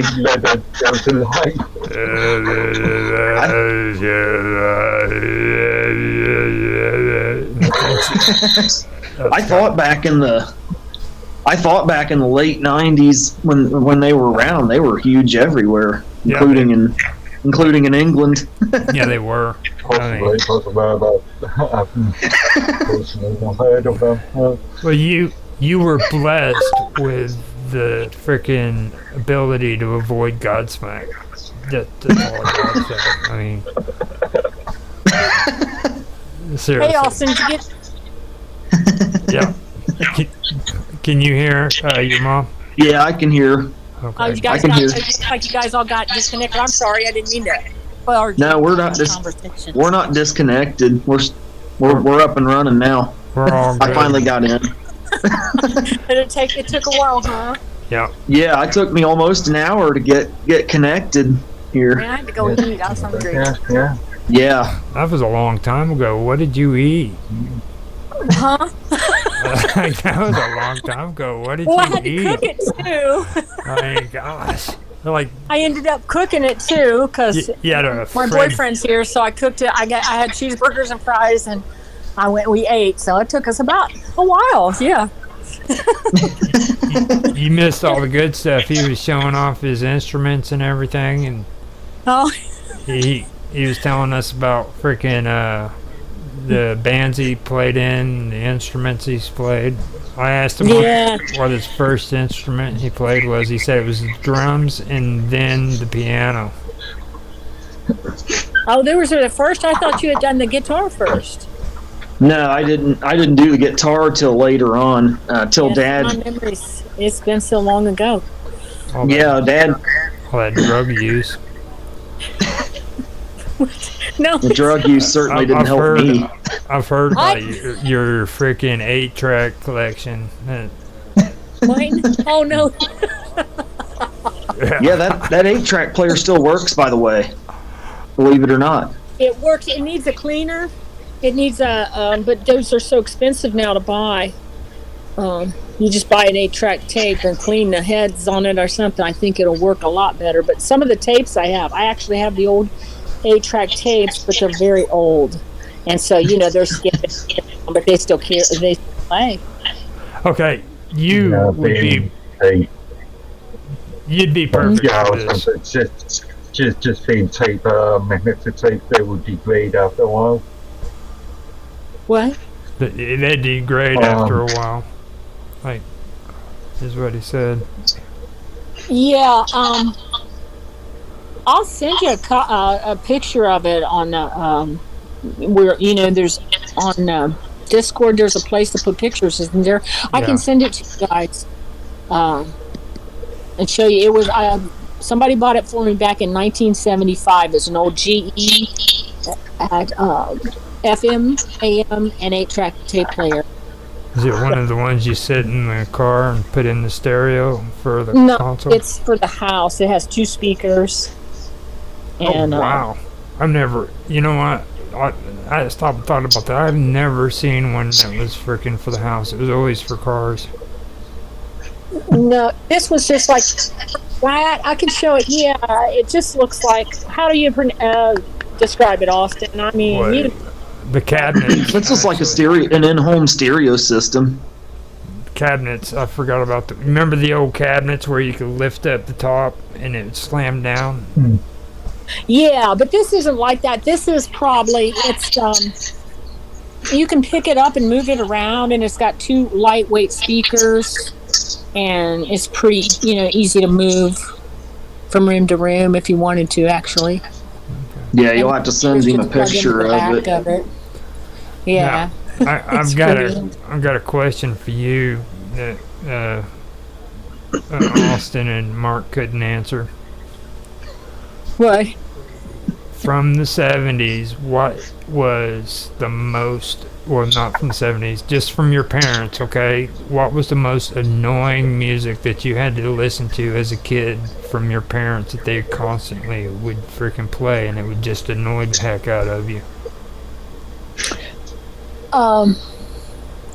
My dad listened to the Mills Brothers. No, this has to be music you don't like. Yeah, and I kind of liked it. How'd you know I liked it? So, okay. My mom listened to some old country, like she liked Patsy Cline, which, I mean, there was a few songs she did, it was okay. There was, I can't remember his name, but there was this song, Don't Go on Wolverton Mountain. Oh, my God. It was a country song, and what was his name? Do you remember that song, Roger? Yeah, I remember it. Don't quote me on it, but it was. Yeah, if I could remember that guy's name, and it used to drive me crazy. And not because my mom would play it, but my sisters liked it, so they kept playing it. But it was a horrible I forget song. His name, but goodness gracious, he was real old, like Porter Wagner or something. Yeah, yeah, exactly. It wasn't that. You freaking, because they did it. It was just a horrible song. Like, have you ever heard it, Austin? No, I'll look it up. I don't even know. You should be able to find it if you can find the Mills Brothers on Apple Music. I'll find it tonight and send it to. That's fine. That's fine. I'll listen to it. I told them about Don Ho. Do you remember Don Ho? No, was that country or? No, he was like a horrible Hawaiian dude that tried to pretend to be Elvis Presley. I do remember something with that name, but not. He was like a Hawaiian Elvis impersonator, but he wasn't good at it. Yeah. My mom started listening to Waylon Jennings and stuff, and I actually liked him. He was good. So I was like, yeah.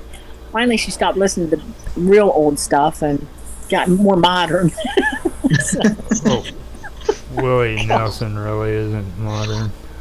Like not Willie Nelson, no more, and Waylon Jennings, but back in the 70s, they kind of weren't. Yeah. Kind of. Back because they got the Highwaymen started up, and that's when freaking when they started getting really really popular. They had They did that Stagecoach movie together. I remember that. Yeah, was it Chris Christopherson in it or something? Yeah. All the women love Chris Christopherson. I remember that. I remember that. He must be 100. He must be. Yeah, him and Burt Reynolds, I guess. Yeah. God, they were old. Now, what was the Burt deal? Reynolds was dead. What was the deal with that shit? Like today, my mom still watches Blue Bloods with what's his name? Freaking dude that played Tom Selleck. Tom Selleck. She still loves Tom Selleck, dude. And she'll watch Blue Blood just because Tom Selleck, And he's almost 80, but he doesn't look bad for his age. But I don't, Oh my gosh, that's horrible. Did she just say that out loud? Well, I mean, I mean, being 80, what isn't he almost 80? I mean, when I watch it, like, my boyfriend's probably watching it right now. And, and I was asking him, I was like, well, what is he, like in his 60s or something? He's like, no, god darn, he's almost 80. So I'm like, he does look, well, good for him. Yeah, he's up there in his late 70s, early 80s somewhere, because I know he was around my dad's age, and my dad's in his 70s, so. Well, how old's your mother? That's why she's watching him, because he's a nice looking guy for her age group. Well, my dad actually should be ashamed of himself, because he was like 7 years older than my mom, so freaking, like, back in the day that stuff's acceptable, but oh no, not today, you know what I mean? Like, well, that runs in our family. My mom was like 15 years younger than my dad. So. And then Austin can tell you all the stories about all the rest of us, right? Oh, yeah. It was like back in the day, they were freaking trying to push girls out freaking to get them married off as soon as possible. And if a kid was going to college, man, freaking, they'd introduce their little 16-year-old daughters to them just so they'd freaking get to know each other. Well, yeah, I bet back in my mom and dad's time, that wasn't unusual. That he came back from the service and she was young, and gosh, I can't remember what year would they have been married, Austin? Jesus, it had been 1946. Yeah, I think when they got different. Yeah, quite a while back. Austin started this thing where he married you married an older lady. You don't care if I tell you, tell it.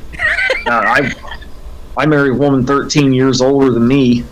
Mm-hmm. And then his sister got divorced and started dating a guy that was what? About 15 years older than her. Yeah, and then I think that his dad died, and about 5 years later, I started dating my boyfriend Gerald, and he's 12 years older.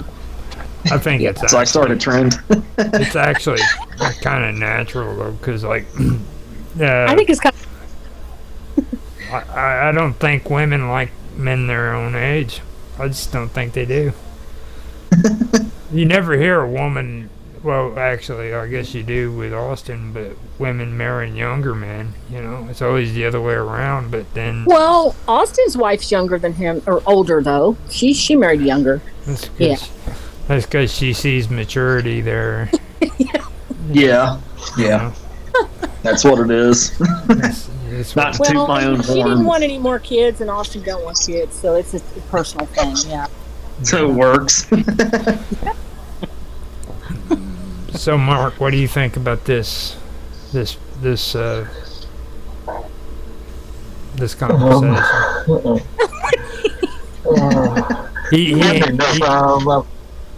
Funny enough, I'm just thinking of a friend who has been gone out with a woman must be at least 10 years older than him, and has been gone out with for 10-15 years now. Mm-hmm. Oh, okay. Whatever works. So you're dating an older woman, is that what you said? Oh, I'm not. Yeah, just thinking of 10 years, that's not too much. Yeah, that's not bad. That's what I was saying. Like, my dad's 7 years older than my mom, so, and I've noticed that, like, it usually goes in that general area. Like, they're about maybe 5 to 10 years older usually. You barely find, like, women who marry men their own age. It's really weird. Even my oldest niece has an older husband. You know what I mean? Yeah. So. Yeah, it's not too uncommon. Now, what is your instrument of choice before we start ranting on too much? Yeah. Out of all the music, get back to the music. out of all the music that you like to play, what's your favorite musical instrument? I would say guitar. And that's kind of a no-brainer right there. Yeah. That actually is. I mean, I hate to say. I know it sounds kind of cliche. It's probably the answer you were expecting, but it's the one I've been having the most fun with lately. Now, I mean, I go through phases where I get kind of burnt out on guitar and I'll play my keyboard more. Mm-hmm. But now, if you want to get technical about it, you said guitar, but are you using that term for your bass guitar too? No, I was differentiating between the two. I just wanted to make sure. I mean, but I do really love playing my bass. That's one of the things that never seems to get old for whatever reason. I get burnt out on guitar, acoustic and electric guitar and keyboard and playing drums, but I never seem to get burnt out on playing bass for whatever reason. Well, we spent plenty of time doing that, and on the recording we've got an hour and 8 minutes, so we actually did put in a good interview, even though it took a long time to get that. Oh yeah. Yeah. Yeah, it did. I was looking at the time. I was really amazed we were able to get this done, because I didn't know for sure. We've bounced across 3 freaking platforms so far, or VoIPs, I should say. Yeah, we did. We tried Discord, and then we went to Jitsi, and then we wound up on Mark Edworthy's site here. Okay. And that's how you guys got it straightened out. What do you think is going on? Does anybody know? Freaking crazy juju. That's everything. You name it. It happens. I mean, it's kind of like when you fart. You know what I mean? You freaking you freaking name it, you claim it. You know what I mean? It's like freaking. This happened the last time with us 3 on a stream together, and you know what? It happened again. So I'm thinking like there's some really, really crazy stuff going on here when us 3 try to get on the stream together. Because I've had no problem. What is that slider stuff is that we were talking about the other night on my show? Well, I mean, it could be, but it just seems odd that I can get on stream with Austin, no problem, by himself, and then me and you've gotten on by ourselves, but whenever freaking all 3 of us get on here, it's like, whoa, and then you weren't even on there. It was at first because it was Mark. It was me, Mark, and Austin, and it started screwing up. So yeah, maybe it's the 3's a crowd thing. Freaks technology out. But it's your right? I think it's you. It may be. Who knows, man? It very well could be. But then Roger and I had trouble with that first show. Remember getting things. That was less than 15 minutes though. We had that up and running in no time, you know. And this one actually took us almost over an hour to get it straight. Yeah. Out. I had to turn my phone on and off like 3 times. Yeah. So. Now, what kind of phones, if you guys don't mind me asking, do you have? Because I know I have an iPhone, and sometimes it's compatible with some of Austin's stuff, and he doesn't have. You still got the, what is it? I got the Nokia CS2 Droid, I think. Yeah, it's a Droid. So sometimes they're not. Yeah. Yeah, they don't always get along. I don't use phones whatsoever when it comes to all this. I just use straight computer. So you guys are on your computers or your iPads? Okay. No, Mark, I don't. Computer, yeah. I don't think. Mark, you on a computer? Yeah. Okay. Yeah, generally speaking, computer, but Keith and I use this one. Yeah. Yeah. I have a computer, but it's all messed up, and I need it. It's brand new, basically, the laptop, but it's all messed up, and I can't get working very fast. It's a mess, you know. So. I think we should go ahead and end this right now, and then if you guys want to stay on for the rest of it, we can do it. Just I figured the interview is pretty taken care of. We got a lot of good stuff on here. Oh yeah, it was a blast. Yeah, fine. I'm just checking in to see if you guys ever got on there. I figured you guys would all be gone. Yeah, before I go, I'll show you my guitar pedal where I'm sitting right in front of here real quick. Yeah. This is a Digitech RP350 if you can see it. Oh wow. Can you see it? Yeah. Okay. No. Yeah, I use. Yeah. That's nice. Okay. I just wanted to get that before you stopped recording, so. Yeah. And I'll send With a you pedal case now. old 8-track stuff, you guys. So that'll be interesting. Something antique. Yeah. When you guys were talking about that kind of made me think about some shit. Maybe we could go into that and start talking about old music and like 8-track tapes and freaking retro music. Everybody always wants to talk about retro games and stuff. Nobody ever talks about retro music and 8-track tapes. Like Pac-Man and stuff. You know what I like? When you go on Apple Music, what do they do to it, Austin? It doesn't sound good. They smooth all the old music out, like Phil Collins. Like remastering. Yeah. Remastering them. And so I hate that. And I got remastering and remixing. Mm-hmm. Yeah, I like to listen to the Phil Collins albums or go on to a concert on YouTube. Like Simply Red. I don't know if you guys know who that is, but I like to concerts because the Apple Music remasters it and it just doesn't sound as. And a lot of people are going back to that, like people in their 30s and stuff want to hear the albums because it doesn't sound. They like that. It's unique. Simply Red. Is that? I mean. A UK band. Yeah. Yeah. I remember him. Yeah, he was from Britain. It was a woman's band, like we like to call them chick bands. Like that was the music that dudes would listen to pick up on chicks. Like that's the only time you heard a dude listening to Simply Red is when he was trying to pick up on a chick. Oh, no. It's well, the he's truth. still big. It's the truth. And like Duran Duran. Yeah. You remember Duran Duran? Yes. Dudes didn't listen to that unless freaking it was for chicks, dude. Seriously, like, Yeah. Yeah, it was considered chick. It was considered chick music. Yeah. Okay, I didn't know that. Well, I mean, it's if you got a guy that's sitting around listening to that stuff, it's because he's doing it for your sake.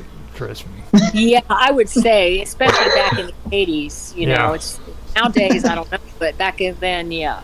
Like back then, when it was back in the day, guys weren't stupid. They're like freaking. You gotta listen to this stuff if you want girlfriends. I mean, today they don't care. Like they usually don't care, but like back then, it's like you got to, Yeah. Like the worst chick band that I ever had to listen to was Wet Wet Wet. You remember that? Oh, I remember that. Yeah, I remember. Yeah, I remember that. Because I remember that. That is like horrible. And my ex-girlfriend liked that one song. What was it? Love Is All Around. Yeah, I remember that one. Yeah. Yeah. Now I know that song. And every time I came around, she'd want to listen to it. And I'm like, are you kidding me, dude? It's horrible. And I'd just sit there and I'd listen to it, and I listened to it for one reason and one reason alone. Yeah, we know. We know what that is. So we got the part about the chick bands in, so the chick music. Okay, well, I'm glad you guys all got on here and everything. So yeah, it was a blast. I'm gonna have to go eat here in a minute and probably take the dog out again. Okay, so well, I'll talk to you guys. glad that you guys were here. And with that, I will end the recording and everything, and we will talk to you later, okay? Bye. All right. Bye-bye. Hi, this is Janine Todd. I'm doing my mystery show tonight. My son will be in and out. Kind of just following the synchronicities that I talked about last Saturday, and some paranormal or weird things that happened to me in the city of Oxford at Miami University, where I work. So we can start off tonight. What we left off last week, kind of with a lot of the synchronicities and dates and stuff that revolved around my husband's death. And that now there was some weird thing happened this week, actually, that my son's always trying to get into music, Roger. So so Toby Keith passed away, of course, everybody knows that, I think. And I was listening to an interview about Toby Keith and how he started out and how he got a record label, and how he said that when he was 30, he was just going to hang it up. He'd done everything he was going to do, and kind of, I guess he's pretty religious, so he told God, I'm going to hang this up. If I'm supposed to do it, give me a sign or something. So he was saying, my parents' wedding anniversary is how it kind of started. And so I'm listening to this, and he's like, they were married June 21st, and the first day of summer. And I was like, I've got to be kidding me. So that was really odd, because that's when my birthday is and when I got married. Yeah. So it was very strange. And he said it all came from this date, because he said, I met with some people for their anniversary or something, and he said then it went on to where he sent it to that person that signed him and Shania Twain and somebody else. And I was just like, that is so bizarre. How sometimes these dates come up that it's just kind of unlikely, but I'm sure it happens to other people too. But yeah, that was kind of eerie. I mean, and Toby Keith's not like one of Austin's favorites, but he is a good musician, and he likes how he writes and, things like that. So I don't know if it was some kind of sign or what it was, but it was, when I heard it, it was kind of freaky. So no, we were talking about July the 21st last year, weren't we? June. Yeah. June. My anniversary, remember I said it was my birthday, and I got married on my birthday. And then I said, when I went to the hospital with my husband's cancer, is when they that day they told him and I that it was terminal and they couldn't do anything. So that was kind of the weirdness. I'm like, what's the likelihood that this guy, I was listening to this interview and I heard that, and I was like, that's so strange. His parents' wedding anniversary is the same day as our wedding anniversary was. So that was weird. Especially right after you being on here and talking about it too, like that. Well, yeah. And you know what else is similar? But I don't know if it's really, well, kind of. My husband had stomach cancer, and so did Toby Keith. Because he was saying a lot of times, even if they catch it early, it doesn't have a great survival rate. And usually you don't catch it early. They had caught his early, and he only lived a couple years. So, yeah, that was a little bit weird, too. Now, Toby Keith is the one that was diagnosed with cancer, and then he went on to singing, I think it was, wasn't it? And yeah. He was around. He made his break in '93, I think. So he's been around forever. I mean, about 20 years. He said he's actually never stopped touring until he got cancer, and then the last couple of years he had to. Yeah. So he's been in the business a while. Yeah. I remember him from when he got diagnosed with cancer and everything. I wanted to double check, make sure that was who you were talking about. Yeah, it's that, I Should Have Been a Cowboy. That was his first song. Yeah. Yeah. Back then, I kind of listened to, the old country. I didn't listen to a lot of his newer stuff because I'm not into country as much now, but that was back in the 90s, when country was pretty good. So I felt like, to each his own. There's a lot of people like it now, so that's great too. But I liked it back then. So yeah. Well, I don't know. Even back in the '90s, there were people who thought that it was losing its flavor back then too, because like if you want to go farther back, you know what I mean, like the old country music, it's even different from the '90s. Like it was when it kind of, I feel like it got pretty crossover and popish, especially like a lot of Garth Brooks stuff and yeah. And I think Toby Keith's was too. Alan Jackson, I feel like he kind of stayed with the old stuff. Maybe George Strait. Yeah. Now, Garth Brooks is a problem. He's a issue that we have to take care of here, because everybody does the whole Garth Brooks shirt thing. Like, I mean, come on, dude. Seriously, you got to wear Garth Brooks shirts to go out line dancing. Do you really? And I heard that. I didn't know about that. But I have heard. I heard, when he opened his bar. Now I don't know if this is 100% true, but I heard that he played like, a couple songs for the grand opening, and that you actually cannot get that on YouTube, that you have to buy it, just like all of his music on Apple and stuff. You can't buy it. It's somebody else that does it. He gets a kickback or something.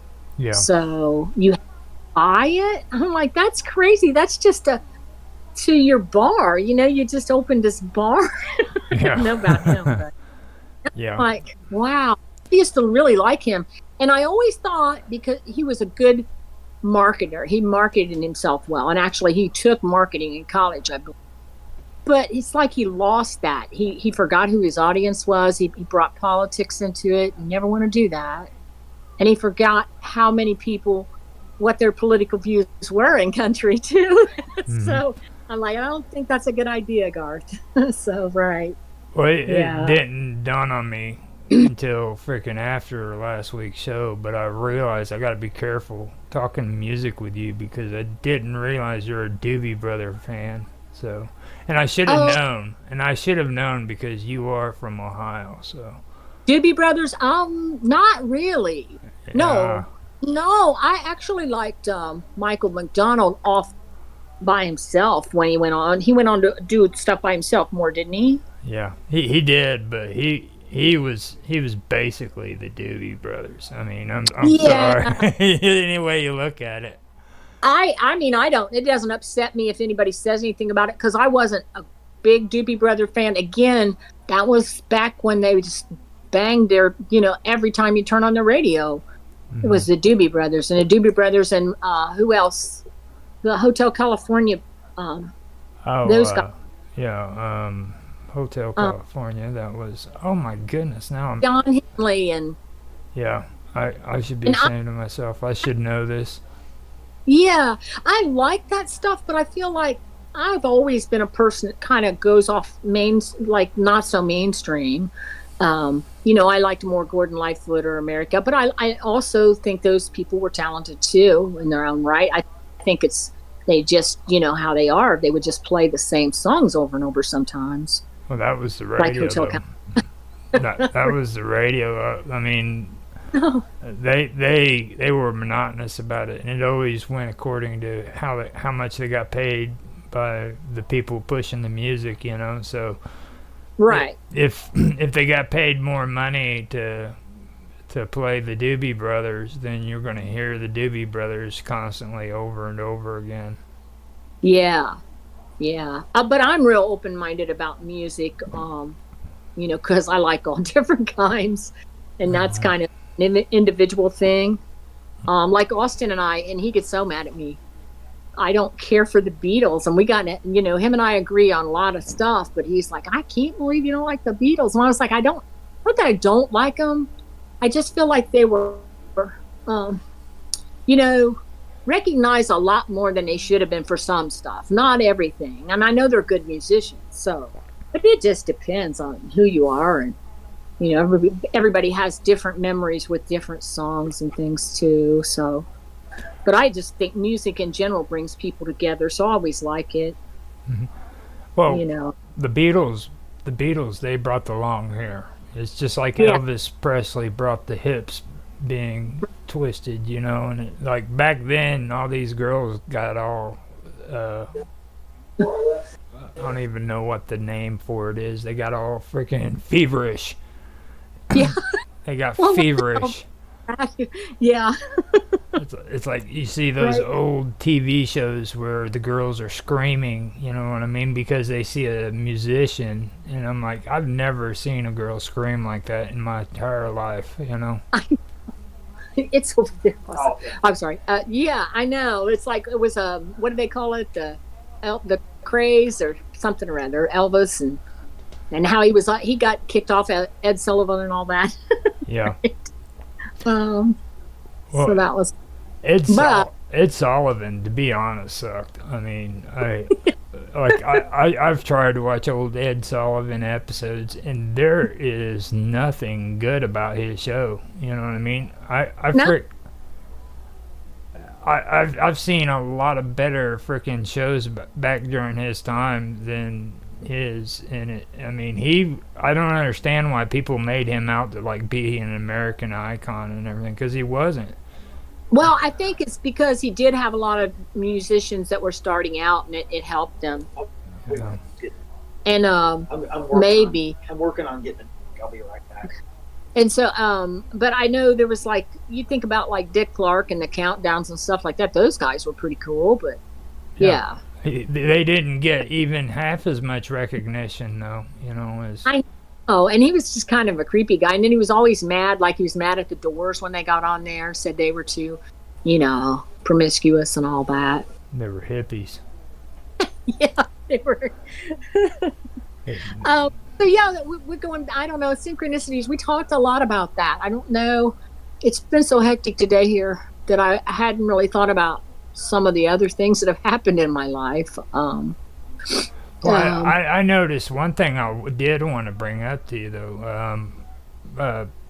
Darker Things was talking to you in comments or chats and everything, and he mentioned to you about freaking a wing of the university that was closed off because it was haunted. Oh, yeah. But actually, he had the wrong university, and this is weird. It was Ohio University. Has a hall, and I think it's got one of the names of the same halls up in Miami University, and it's one of the only dorm rooms. This is not Miami University. It's Ohio University. Well, I don't know where that's at. Is that around Akron? I don't know. Ohio University, I think, is one of the oldest universities in the state. Mm-hmm. But they closed this room off because it was haunted. I think somebody was murdered there.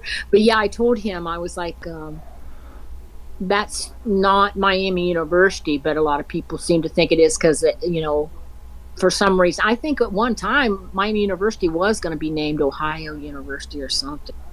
Ohio University's different, but it's still in Ohio, and it's weird. Yeah. Yeah. It's called Wilson Hall because we had a Wilson Hall too, but I think they tore it down. Yeah. I've wanted to mention that because I noticed it and everything, and it's good that you bring it up on stream anyhow, because at least people know on your stream it's not the same situation. Well, it's so weird. A lot of these universities have the same names for some of their halls and stuff. I don't know why. Maybe because those people were rich and gave. Maybe they are some of the same people. I don't know. Yeah, there's like a Wilson and a Reed Hall, but they're like different from Miami. They're at I know one's at Ohio University, Wilson Hall, and a Reed Hall is at another university, but it's not Oxford. But yeah, but Miami, yeah. When you get back to Miami and you talk about all the weird things that have happened there, it's really strange. We had touched upon that, like the town itself and the fires, there was 3 students were killed in a fire, and I think another one was hurt. Yeah. Now with me, I wanted to get more into talking about the fact that one part was actually a mental ward at one time. It was Old Fisher Hall. Fisher Hall. And Wilson was part of that, actually, but they just tore that down 2 years ago. Wilson Hall. I think the good thing about it, it was like a limestone building with these red, some kind of red brick roof. They said was fireproof, but they said it was too old, and it was part of Fisher Hall. It was a separate building, but it was over on Western Campus. And Fisher Hall was a mental institution, and I guess I don't know if what they did there was the same thing. I think, yeah. But it was mostly for women. Yeah. I think before it was part of the Miami University. I think I also found out that the guy that they named what was it, Fisher Hall, I think it was. Yeah. I think they even made allegations that he got kicked out of there because he was having a relationship with one of the female students. Yeah, wasn't his name Elam or something? Elam Fisher or something. I don't know my history real well up there, but yeah, I remember hearing that. Yeah, that's what it was. Fisher Hall was added to the National Register of Historical Places in 1789 or 1978, but it was delisted the same year. Yeah, because I guess they were going to fix it, but they had let it sit on campus and they let people go in there, and it was just torn up. They let it go too far, and I think they thought, oh no, this is really not going to be safe and it's not going to work. And that is one case, I believe, where they should have tore the buildings down. Recently, Wilson Hall, that really upset me because that was part of the old Fisher Hall, and it was a beautiful building. But they said, no, we need to tear it down. It'll take too much money to redo it. But it didn't seem like it was in that bad a shape. Mm-hmm. But Miami was real gung ho in the last probably 10 years, just tearing down old buildings. So, and Wilson Hall might be because of a guy by the name of James K. Wilson, and he was the designer of Fisher Hall, and he was also a chapter member of the American Institute of Architects. Oh, okay. Yeah. Wow. I did pull that up. That's what got me too. They said that building was absolutely fireproof, even though it was very old. Mm-hmm. Just because of that blue limestone and the red slate stuff on the roof. So I'm like, what? And I don't know. And they've been doing a lot of building up there, and the new buildings are very cheaply made, and mm-hmm. And now they're in debt really bad because COVID happened, and they started depending on international students a lot, and then they lost it, with COVID. Yep. And they haven't recouped it. So they're millions of dollars in debt. They're really having a hard time, but a lot of universities are. Yeah, now Fisher Hall was named after, like you said, Elam. It was Judge Elam Fisher, and he was a trustee and alumnus of the university. And it said while occupied by the Oxford Female College, Elam Fisher may have been kicked out while courting a young lady. So he was a ladies' man.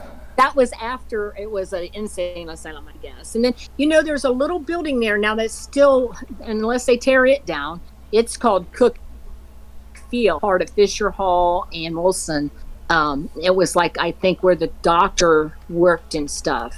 Mm-hmm. And I've been in that building because my sister worked there. I used to go over there quite a bit. And it's really cool. It's an old little building. And there's a fireplace there. And people say there was a tunnel that you could walk, like if you went in the fireplace, you could mm-hmm. go to a tunnel and get to Fisher Hall. But it was kind of, at that point, I think, and most of it had collapsed back in the 79 or 80s. Yeah. So that's kind of cool, isn't it? Yeah. Really, up here in Middletown, we have something, and if you look it up, it'll pop right up. It's the Sword Mansion. Have you ever heard of that? No, I haven't heard of the Sword Mansion at all. They talk about a tunnel from the Sword Mansion over to a hotel. There was a man, his name, I forget his first name, but it was Mr. Sword, that was wealthy, and he built this mansion, and then his wife and him liked to go to the theater, so they had a theater. I think he built the theater too. And so they wouldn't get wet and stuff. They had a tunnel, an underground tunnel that went from Sorg over the theater. The theater now is in real bad shape, but the Sorg mansion, somebody took it over, and they've been fixing it up like a bed and breakfast. I don't know if they're done with it, because they've been doing it for about 5 years, it seems like. But it's a real cool place over on Main Street here. That's pretty cool. Everybody says it's haunted. And, you know, it kind of went in disrepair for a while. It was an apartment house for lower income people. But then these people, like I said, they came in, they must have a lot of money, and they've taken it over, and they're redoing the whole thing. But it's still got a lot of the original beautiful stuff in there. Mm-hmm. Like tile fireplaces and wood floors and these beautiful staircases. So, actually, I think Middletown does some kind of haunted tours through there or something. No, what gets me about Fisher Hall, though, is you got to remember, too, Fisher Hall is where Tammin was roomed up in, you know what I mean? And now you got freaking underground tunnels, you got a crazy scientist, you know what I mean? Yeah. Fucking, then that one woman that you freaking referred me to, I went and read up on hers, and like she's saying like he was freaking a part of a CIA op program, freaking with MK Ultra and shit. You know what I mean? I think you're talking about Mrs. Peabody, or that was somebody else, wasn't it? It was one of the links you had me look into. Oh. Which she did have good information and everything, you know. She's the one that told me about Jennifer Winger. She's been doing research on all that.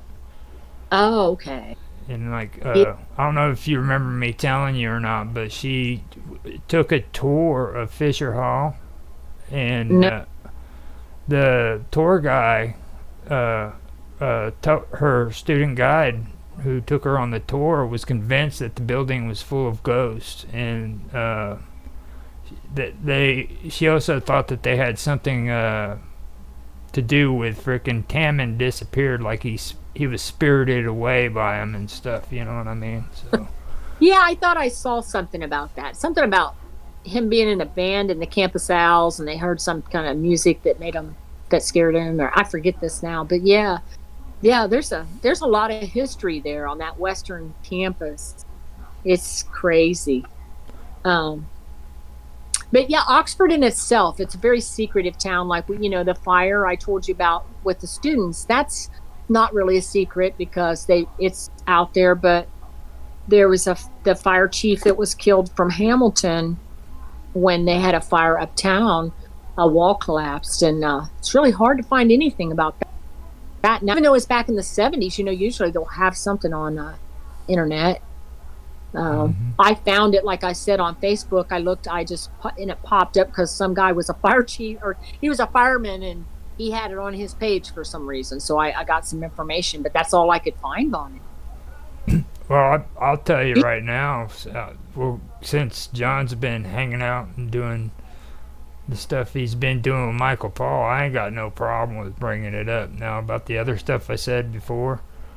Yeah. But like, freaking this woman freaking actually said that she found out that Tammin's mom freaking sent off fingerprints for Tammin to the FBI from when he was in elementary school. So years later, this woman, freaking Jennifer Wenger, asked through further investigation, she went ahead and discovered the fingerprints, and then she asked the FBI if she could have a copy of it, and she couldn't find it. There was no evidence that the FBI even had these fingerprints and stuff. See, that's what I tell you about that town. And then the woman that was killed in Candlewood, the apartments that my husband and I used to live in, how almost all that, they wanted to reopen that case, and I think they did, but a lot of the stuff's gone. And they're like, well, where did it go? Oh, no, it just got lost. A lot of the evidence. So You know, it's never going to be solved probably because they threw a bunch of stuff away. Who does that? Yeah. So what is going on there? You know, I'm like, what is that? It's so weird. It does seem funny though, because like I told you about with the two women, Amber and Amanda, they did a investigation later on about that freaking unsolved murder. Yeah. In freaking in 1978, and that they ended up freaking getting the static from the local police office. You know what I mean? Stuff like that. Isn't that strange? I think they protect Miami University somehow because they just don't want stuff out there. Mm-hmm. You know? And even that fire, like, those kids were right next to the hospital, and that was an old rental property, and there was a lot of issues. And then so they tore that house down about as soon as they could, and then they built a bunch of apartment houses, newer ones, you know. They used that as an excuse to do it.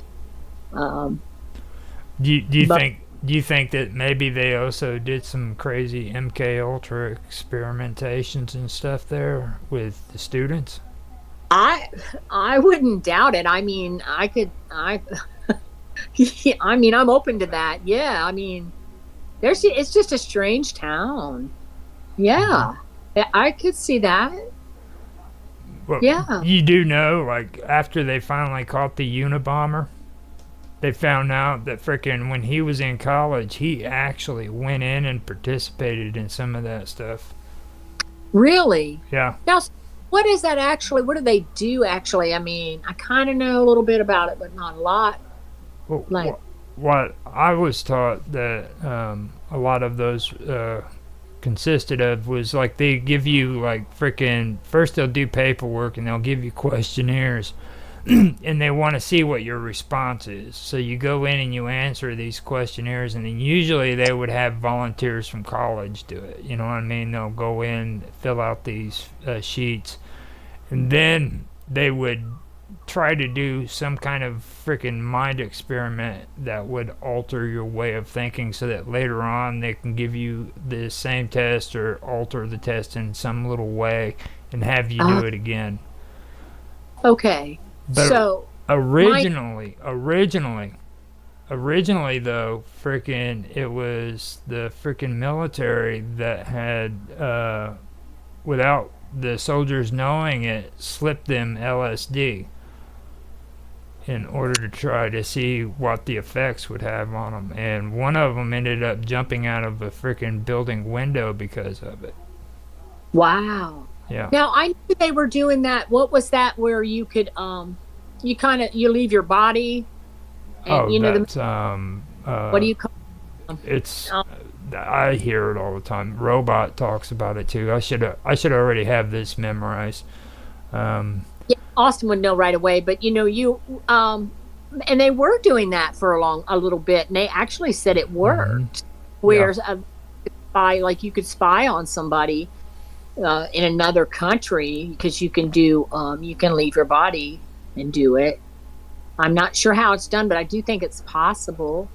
Then they said they say they don't do it anymore, but I wonder if they don't still.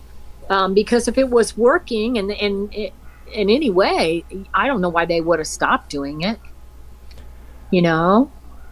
If they're still doing it, they don't want the public to know, so it wouldn't be like in an organization that's like public. You know what I mean? So right. There's so many things they don't want us to know, it seems like. I mean, yeah. But that's the thing with me, that like with those two girls when they were doing their podcast, and these were like journalists that came together and was doing the investigation into it, and freaking they eventually got to the point where they said that the story was so big that it would be better just to do a podcast on it than just make an article.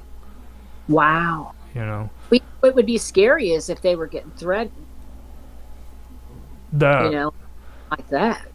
The thing that gets me about it though with their story is like, and you've said it too when we've been talking, is like they said that, and well, I brought it up because I mentioned it a couple times. I've seen it on here, but the police always says, "Oh, well, we're not used to this kind of thing happening here, so the community's kind of shook up about it. So we really don't like discussing it too much," and that's always what they say. Like, I think I've seen 3 people so far from everything I've said bring that up and say, "Oh, it just never happens like that. This is a small community."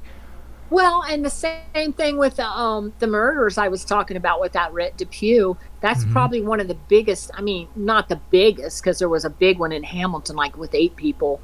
But it's pretty large when you kill a mother and two children. Yeah, I think it might be 3 people, and set the house on fire in a small community. And they were like, "Oh, this never happens. We don't know what we're gonna do," and blah blah blah. They always do that.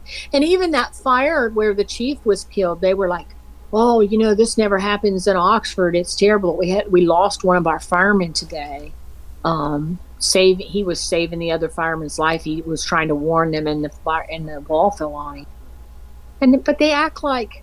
But then as soon as it's over, you never hear any more about it. And like you have all these shows on like 48 hours and stuff like that. Crime shows, but you hardly see anything from Oxford. And like they have love triangles and love things like all the time. And Becca that was killed up there, because I was working there 2015 I think, or maybe it was 2008, I can't remember now. But I mean, her boyfriend came and killed her in the level 21 apartments, but you don't see it anywhere. Well, see, that could be a part of the new age MK Ultra type of thinking, because like here in this whole new age version of the MK Ultra program, people believe that like celebrities are being brainwashed so that they're like freaking mindless drones that do whatever freaking men want them to do and shit. You know what I mean? Well, what was the star you were telling me about? She couldn't she's told people something happened and they said, "No, that didn't happen." Right. Paula Abdul. Yeah, tell him about that. That is weird that you're talking about that, Roger. So. Do you remember back when Paula Abdul said she was in a plane crash? I thought it was a bus crash. No, plane crash. Okay. She said she was on a plane flying somewhere for a concert or a press conference or something, and the plane came down on a cornfield, and she said she got injured really badly. But people were telling her it never happened, and then there was no record of it actually ever even having happened. Yeah. But she's. Do you remember ever hearing about that? No, I've never heard it. I thought she got in a bus crash. Yeah, you can actually look that up. There was, it was around 92 or something. She said she was hurt real bad in a plane crash because the plane came down a field, but it wasn't bad enough to kill her, but it hurt her real bad. And then she said that's why she got hooked on pain pills. Yeah. Yeah. And it seems odd to me, too, that frickin' she passed away just here recently. You know what I mean? Like, this girl was fit, because after she left music, she actually started training with Chuck Norris whenever frickin' she was on the show with him. I don't know if you... Is that the same one? Who was it? Wasn't that Paula Abdul? She played on frickin' Texas Walker. Oh, that was who was that? Nah, it wasn't Paula Abdul. That was somebody different. I'm trying to think who that was. I might need to look that up. But that wasn't the woman that played on Dallas, was it? I think she played on Dallas. Oh too. God. No, really. I mean, she played on Dallas as one of JR's, because everybody played on Dallas. A lot of people got their start, on that show. Everybody played as JR's girlfriend. Her name was April. Yeah. It was. Yeah. Yeah. My wife's name. Yeah, I know. But I just, there's something going on, like at Miami, though, and I'll say stuff to people, and they'll be like, "Well, I never knew about that." Mia Peoples. Huh? Mia Peoples. Peoples? Yeah, Mia Peoples was the one that played on Texas, right? Oh, yeah, people. Okay. Oh, I don't know. I didn't even have a she chance was, to look it up, but okay. No, I don't think Paula Abdul did. She was part of that Miami Sound Machine. Yeah. No, that's Gloria Estefan. Oh, yeah. Gloria Yeah, Estefan she was was the in the one that had, bus. but she actually did have a bus crash. Yeah. That's on record. The Well- EMTs. Now, Paula Abdul's plane crash was weird because there's no record of this plane crash ever having happened. Well, and they act like she was drug addled because she did get addicted to drugs. But I'm like, come on. There's Well- other people that said it happened too. I Well, and yeah, there was EMTs and stuff and firefighters who claimed to have been there and got her and some of the other survivors out of the wreckage because the pilot was apparently really experienced. He managed to crash land the plane in such a way to where everybody survived, but some people got hurt real bad. Yeah. Or something. And it supposedly came down a cornfield, and I think they even interviewed the farmer who owned that land, and he said that it did come down his field, but there's no record of it having happened. Mm-hmm. It was never reported. You know what it almost reminds me of is have you ever heard of the Mandela effect? Yeah. Okay. Yeah. I like that. Yeah. Like, you know how they say how you know what else it reminds me of too? Not only like the Mandela effect, but do you guys remember hearing about frickin' Shaquille O'Neal's supposed movie that he played in as a genie? Oh, you mean Sinbad, right? Well, he was, I think it was supposed to be Sinbad, but he played as the genie. Yeah, there was supposedly a Sinbad movie in the late '80s, very early '90s where Sinbad played a genie. There was one in the mid '90s where Shaquille O'Neal played a genie. Well, he did play that. Now didn't he? Shaquille O'Neal did. Yeah. But a lot of people seem to remember a Sinbad movie too, where Sinbad played a genie. But the thing is when you go online to look for the movie, and everybody knows the title of it. I think it was called Shazam or Kazam. Okay. Kazam. Yeah. People go and look for it, and no one can find it. It's not there. And there was a guy. Yeah, That's weird. I got on a forum about this movie because I remember hearing about it when I was a really little kid back then. Well, didn't he do a commercial or something about Sinbad? it? Or no? Shaquille O'Neal did the movie. I remember Yeah. Shaquille O'Neal's movie, but there was supposedly one with Sinbad too. Oh. The Sinbad one was the one that was in question because, and I went on a forum about it. Now there was a guy on the forum who said he used to work at a Blockbuster back then. Now, he said he remembered people renting this tape out, bring it back, him rewinding it if they didn't rewind it, and get mad if they didn't, and and he remembered this tape. But now he's been all over the internet looking for old VHS tapes of it, and he can't find it anywhere. And I went online looking for information about this old movie with the Sinbad the genie, because I remember it being out. My wife and me had a conversation about. She said she went and saw it at the theater. Wow, back in like 1989 or 90. She said she remembers having seen it. Yeah. But you go online and look for it, and you cannot find anything about it except for forums about how everybody remembers it. That's but strange. Nobody can find a tape. There was one kid, he remembered having a tape of it. Yeah. And he doesn't have the tape anymore. He kept all of his tapes and stuff, but that's the one that's missing. And you go online, you look for the movie, you can't find it. And then Sinbad even said he starred in a movie where he was a genie back in the very early 90s, late 80s. But you think the movie would be somewhere online. It's Right. not. That's you cannot weird. find, you can't find a tape. You can't find a DVD. Wow. You can't find, and you'll find like images of what the cover of the tape was supposed to have been. Right. But that's all. strange. That's all you can find. This person here, how is her name pronounced? I can read it out to you if you want me to. See it. Is she talking about what we were talking about? Roger and I were talking about astral projection. Yeah, let me read it for you. That way you guys don't have to stress yourself. Well, I can see it. I mean, I know. Hold up. Okay. Just let me do it. I'm the guy on the side that takes care of the business for you, so you can do your show. So just you relax and okay. Hey, Roger, interview. It's So I'll do the reading for you, okay? You just relax there, Missy. I was just trying to figure out how to pronounce her name. I know. It took me about 10 seconds to figure it out myself. Iexlia Moretz. Moretz, okay. What she says is, but that was a bit too dark for me. The little ghost child got me checking myself out, and now I'm trying to avoid anything dark. And then she goes on to say it's called astral projection. Yeah, me and Roger couldn't remember what they did in the war, in the service, for some of the prisoners. It's something viewing. Oh, remote. Remote. There you go. Yeah. Little dip.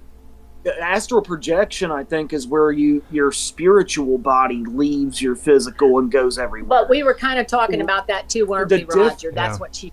Because you weren't here. Yeah. Remote viewing is where your mental body goes elsewhere. Yeah. So there's a little bit of a difference, because you know how you have a mental body, a lower mental body, and then a higher spiritual body. So I mean, they're basically the same thing. It's a projection of consciousness to a location where you're not physically present, but that's really basically the difference. Is an astral projection, your astral body, or that your spiritual body leaves. But Roger and I were talking about how if the government was using it and it did work, and they said they stopped using it. They didn't stop using it. Stopped using it? Absolutely. They told us what we wanted to hear, like they always do. See, and I was being nice about it. Austin's just saying it. He's just saying it like it is. You know what I mean? Right. We all know that. The Operation Stargate was worked. We all know. We all know that, and they know it. They know that we know it, and they just told us they stopped doing that. I don't believe them for a second. Right. But an astral projection, though, haven't you said you've done that also? I've never. Yeah, I have. But you can, obviously, I guess you can go to different places. I'm not sure. Yeah. Summer, have you ever watched those new TV series, Stranger Things? Yeah. Okay. Now, have you ever watched a TV series that used to be out called Fringe? No. Now, these two shows kind of dab into what Austin's talking about, okay? Like, you have tanks that they had where they could put you in water and they could freaking suppress you inside of it and close the top. And it would cause stress on your body to the point where you would literally start having visions, and then eventually you could leave your body and go to another place.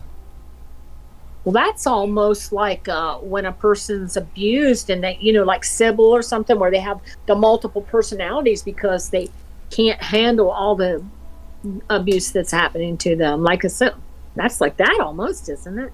It's that's a part of the MK Ultra stuff.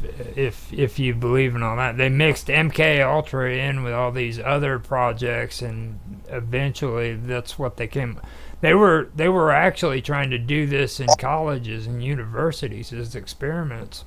That's what what we were talking about. The whole 1960s counterculture where LSD hit all those college campuses and all those college students started getting tripped out, and some of the professors, even like Timothy Leary was a big one. Well, that's all started funny. Getting hit by acid. That came from MK Ultra. Well, see, Roger had just mentioned that, like with somebody jumping out a window. Remember, Roger? You just mentioned. And then we talked about how they were doing mind control, that kind of mind control on students. They were using the MK Ultra. They were just experimenting with LSD as a mind control serum. The CIA was trying to figure out how to use it to control the population, and what they wound up with the counterculture movement. The hippies of the 60s on the college campuses and stuff. And then that was around the same time that they also had Operation Stargate going on, which was the remote viewing thing. Yeah. There may have been some kind of astral projection thing they were doing but I don't know. I've never heard anything about a particular project involving them using I've never heard of it. In fact, there's probably has been one. It would not surprise me. So how do you think it ties into Ron Taman? Are you thinking that we're using him?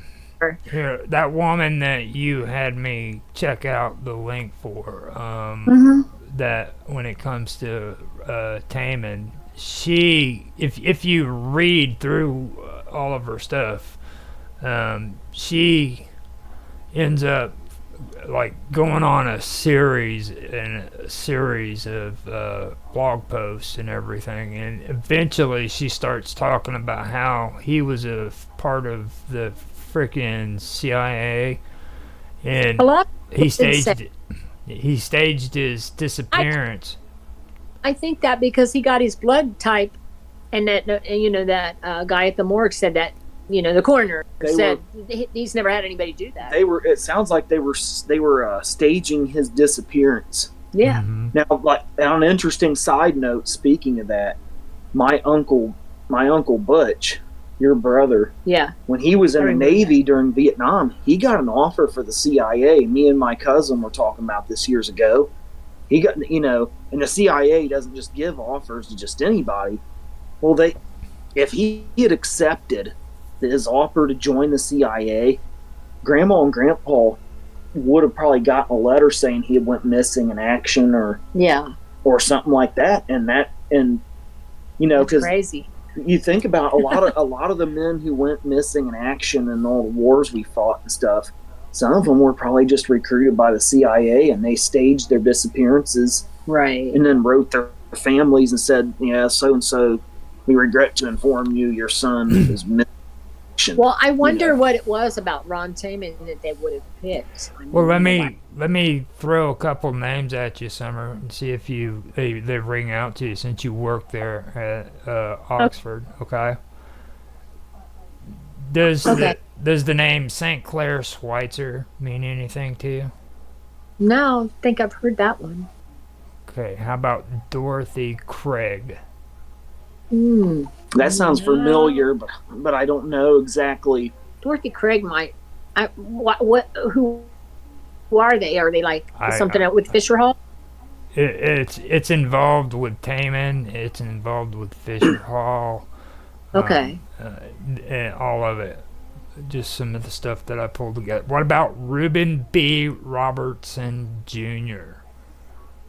That sounds familiar, but again, I can't place it.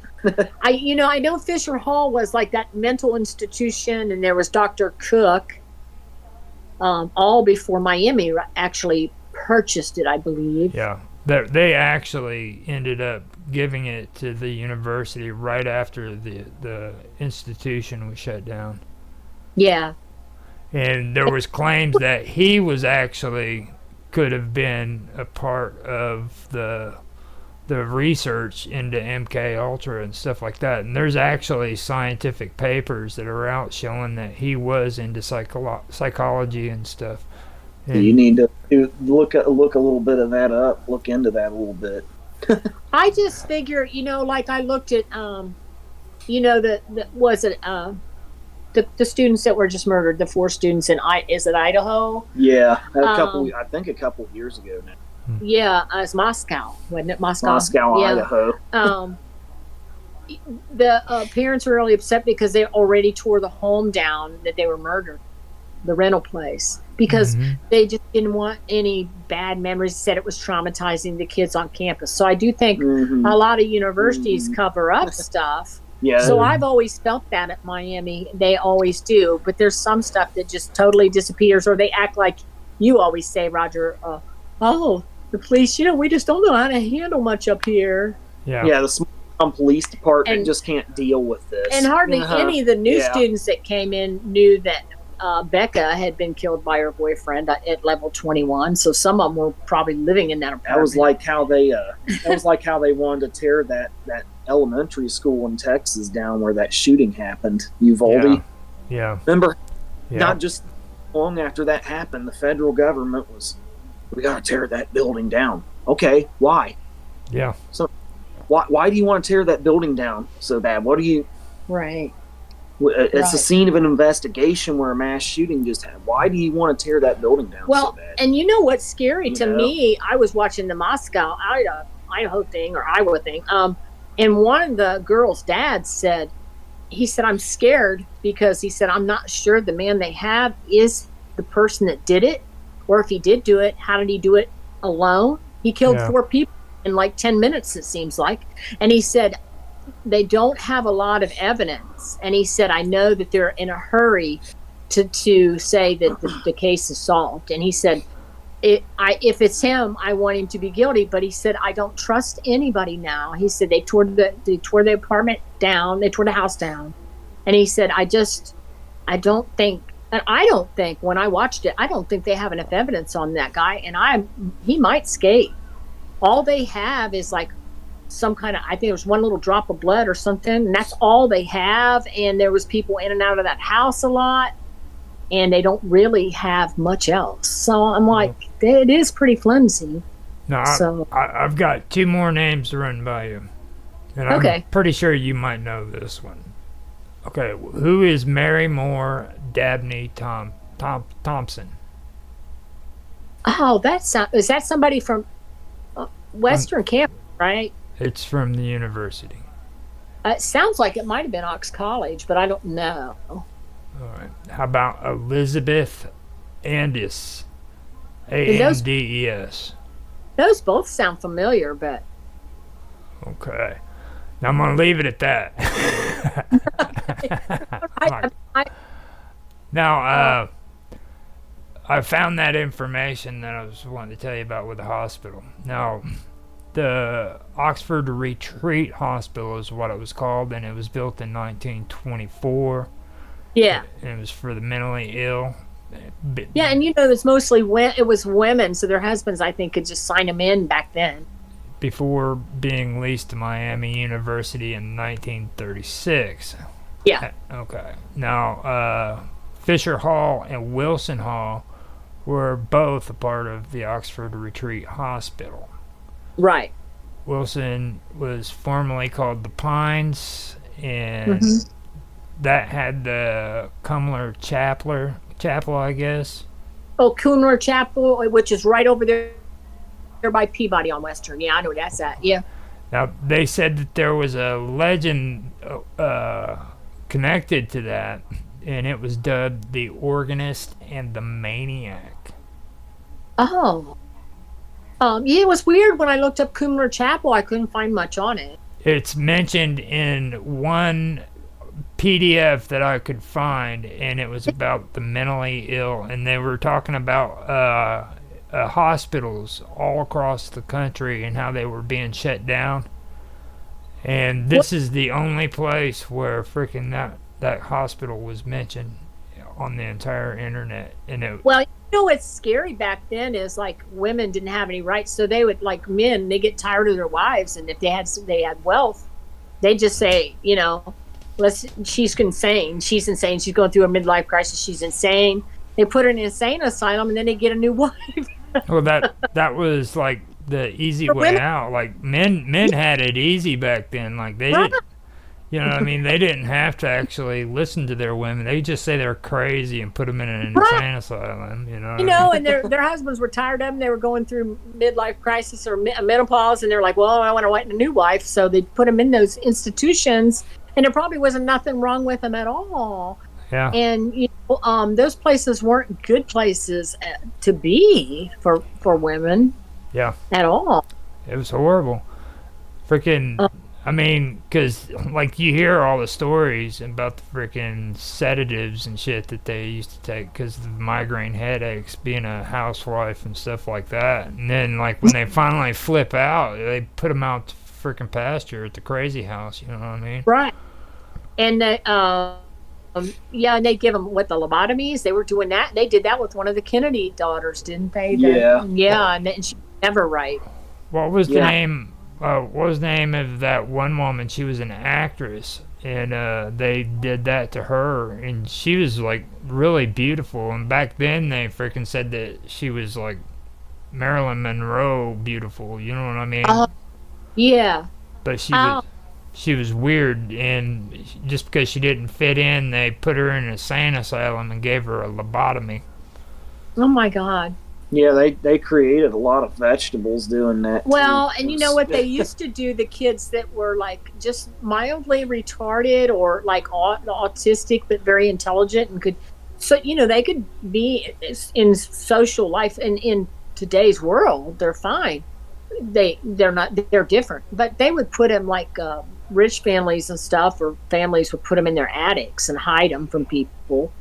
And just, you know, or try to get rid of them. If you had a lot of money, you would put them in an institution. Mm-hmm. So back then it was kind of a crazy thing, wasn't it? Yeah. Right? Now, I'm not trying to get all Freddy Krueger on you and everything, okay? But yeah. I want to put this forward to you. Do you think that while this crazy doctor was running that mental institution, he was doing experiments on some of those patients to where freaking they had mental problems, they were mentally ill, and they freaking ended up dying, and that's probably where the evil spirits or the evil whatever is coming from. It's well, yeah, I'm sure. Yeah. And you know, Miami's been around a long time, so there's a lot of spirits up there anyway. I always felt like it was a, you know, kind of paranormal place. I had an incident. You talk about out-of-body stuff, I guess, or what do you call it, astral projection?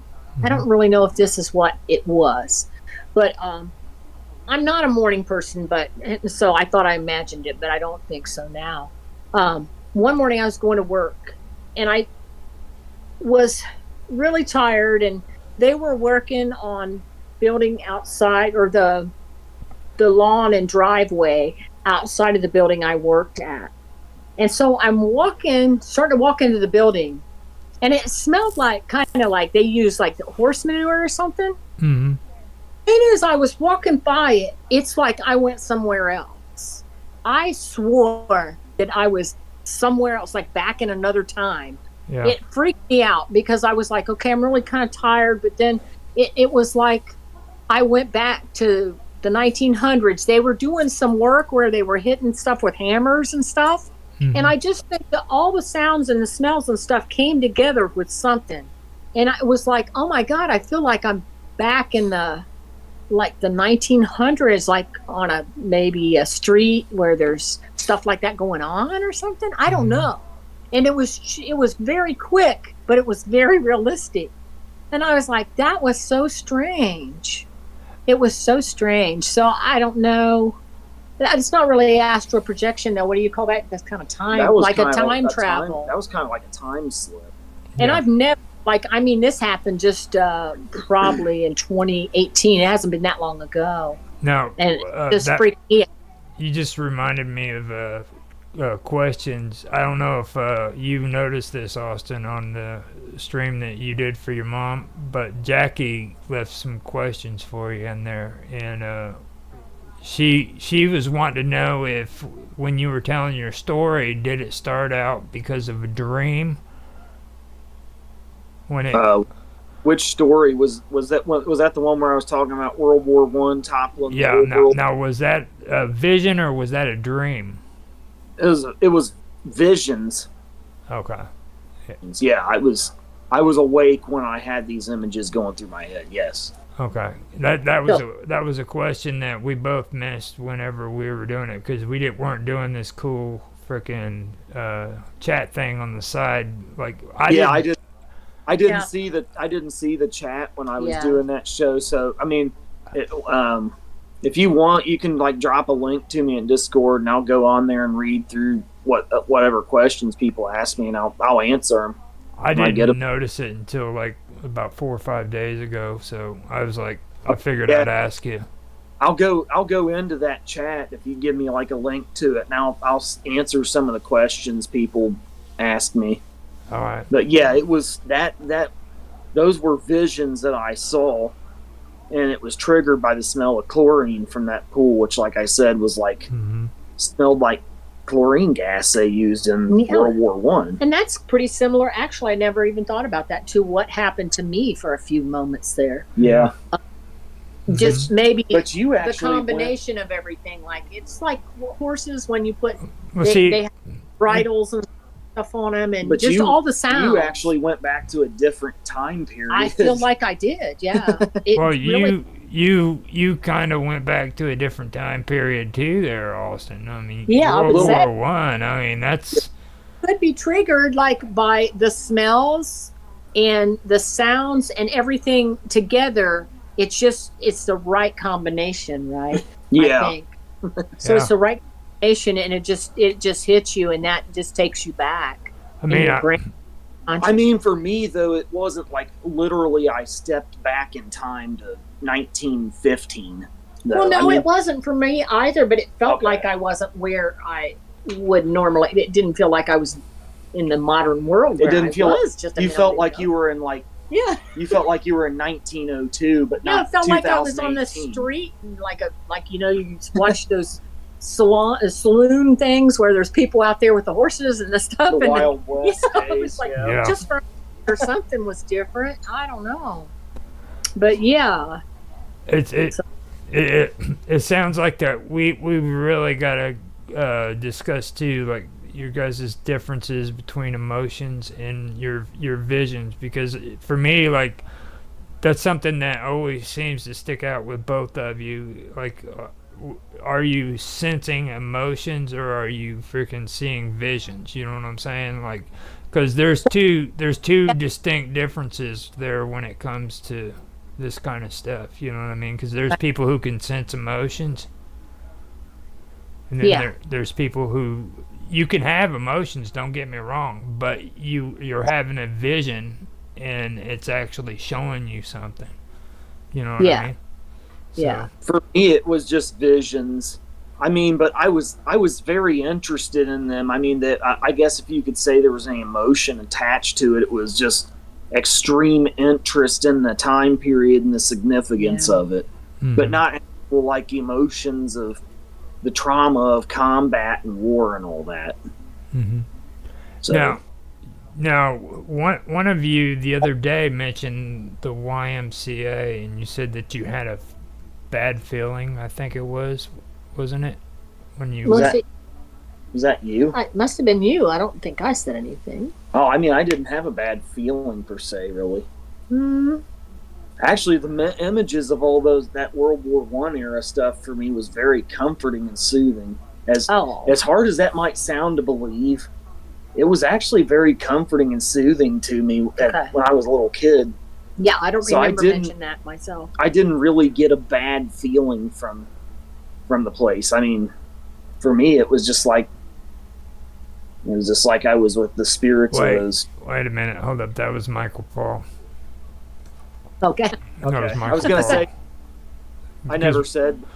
But I did say, like, when we moved to our new building, like at Miami, I never liked that place. It always had an odd feel to it. I did say that. Yeah. And there's something with some of the buildings at Miami, too, that seem to be, like, I don't know, cursed or something.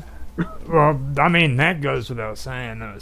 With the conversation we've had, I mean, I'm sorry. And everything I've read, there's nothing that you can convince me there's not something off about that place. It's just... Yeah. That's why I'm doing that. That's why I'm looking in to see if that Oxford's cursed. Because, I mean, me and my wife used to love going up there, and we hate it now. It's just an odd town, and the people that live there all the time, which is a lot of the professors used to live there, but now a lot of them live out of town because, they can teach classes online and stuff. So, but some of them that live there in that town for years are weird. They're just different. I don't know if that's that small town thing. Well, see, the weirdness, though, from what I'm reading, really isn't directly in the town. So all these weird professors that are moving out of freaking town are actually going into the weirder parts, okay? Because, like, if you notice the college and everything, the Oxford College, it's out on the side of town. You know what I mean? Like, all of that stuff isn't directly the original stuff. It's directly set off to the side. You know what I mean? From where the So, like, they're actually wanting to frickin' go out into the weird areas, like they're attached to it, and they have to frickin' move out there, connected to the evil. It's like some of those people go off the deep end and they just lost their minds. I think that when you live in a small town like that, and I think, and sometimes it is professors because they're kind of into their profession and nothing else around them. But I had a chair, and he was my boss too, and he was the nicest man. But his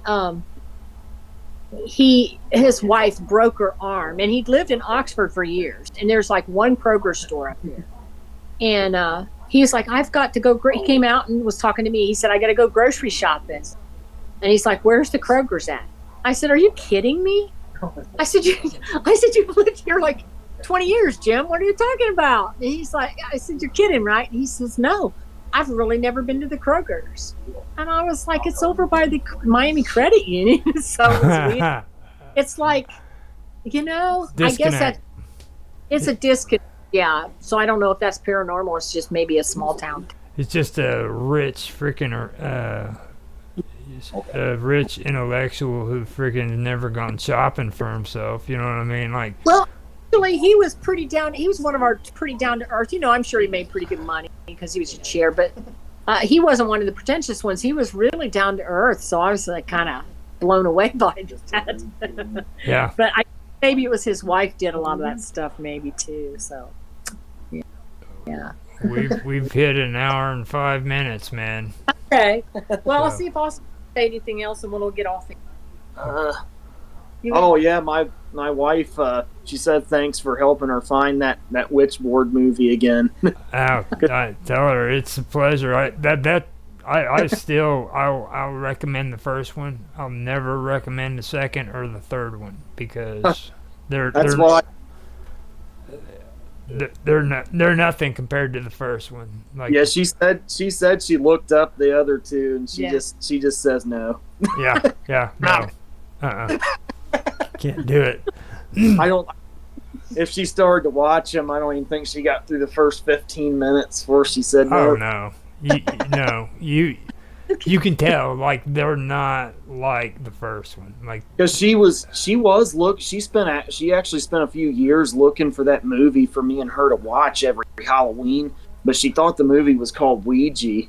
Yeah, I did at first too. So, because after you told me about it, so and now, I looked it up, Roger, and you said now that we know what it's called, we'll watch it like every Halloween or whatever. Mm-hmm. Yeah, it's a good movie. Yeah, well, it is good. If you're ready to wrap it up, we're ready to wrap it up. I mean, so yeah, unless you got something else to say. I think it's about it. And it was a pretty good show. Yeah. Even though we've been so busy, like we were like, oh my goodness. Okay. So, it gets warm. We got a few warm days after this real cold snap here, and everybody like lost their mind, and everybody's like, oh, we got to go out. Stuff. That's what happened to me. I mean, I lost my mind. I didn't go nowhere. I mean, yeah, I was telling everybody, like, it just going into this cold weather, it was really hard to get motivated, like, in January, like I usually do, trying to work out or do anything. In January, I was like in a zombified state, and I just wasn't up enough, and all I did was go to work and come home, and that was about it. It was just work, eat, and sleep, and it was all I could do to even figure that out half the time. So you had that cold snap, Roger? Yeah, we've had a nightmare. I'm not even going to call it a cold snap. I'll just say that it's like a freaking nightmare, Well, it was here too, but now it's like almost 60 today, and it's been in the 60s now. So I'm fine with the good weather. Don't get me wrong. You know what I mean? But it's like you said, the change, like it goes from being cold to coming back up to the warm stuff, and that's just what threw me off. But yeah, we've had it, and the weird part about all of it is like in between there'll be like a couple days where rain comes in, and I'm like, dude, it's not supposed to freaking be raining in January. You know what I mean? Yeah, like last night it was like March. It was nasty, and sometimes I wonder if they don't have like weather control technology or something. Because yeah, see, but that I like Austin, dude. Yeah. Freaking, you know, Well, he had to have been interesting to freaking watch grow up. That's, I mean, seriously. Yeah. But he was like having a little man instead of a little boy, Yeah. you know, because he's so super intelligent and just like into stuff that kids aren't into. I mean, I had my little boy. Yeah, I mean, but but you know, your little boy thinks consisted of something that pertained to World War One and freaking MK Ultra and freaking. It was like warped little boy stuff. Well, yeah, there you go. He like was Pugsley. If you ask my wife, I'm a warped little man nowadays. He used to sit like draw stuff, Roger, and it was like so detailed when he was really tiny, in 3D and stuff, like the Titanic and the presidents and the planes, and I mean his art was absolutely fantastic for his age. I'll have to put some of that stuff up on Discord for him to see. Yeah, I need to dig out those Chupacabra drawings I've been promising to. Yeah. In fact, I got those off Unsolved Mysteries back. You got a lot. Okay, well, we're going to shut it down then, and it's been nice, and I think we answered everybody's questions on here. I hope so. Yes, we did. Look, only that one girl asked any questions. she's here now, so. Yeah. Sweet character. Okay. Well, it's been nice, and we'll see you next week then. Yep. All right.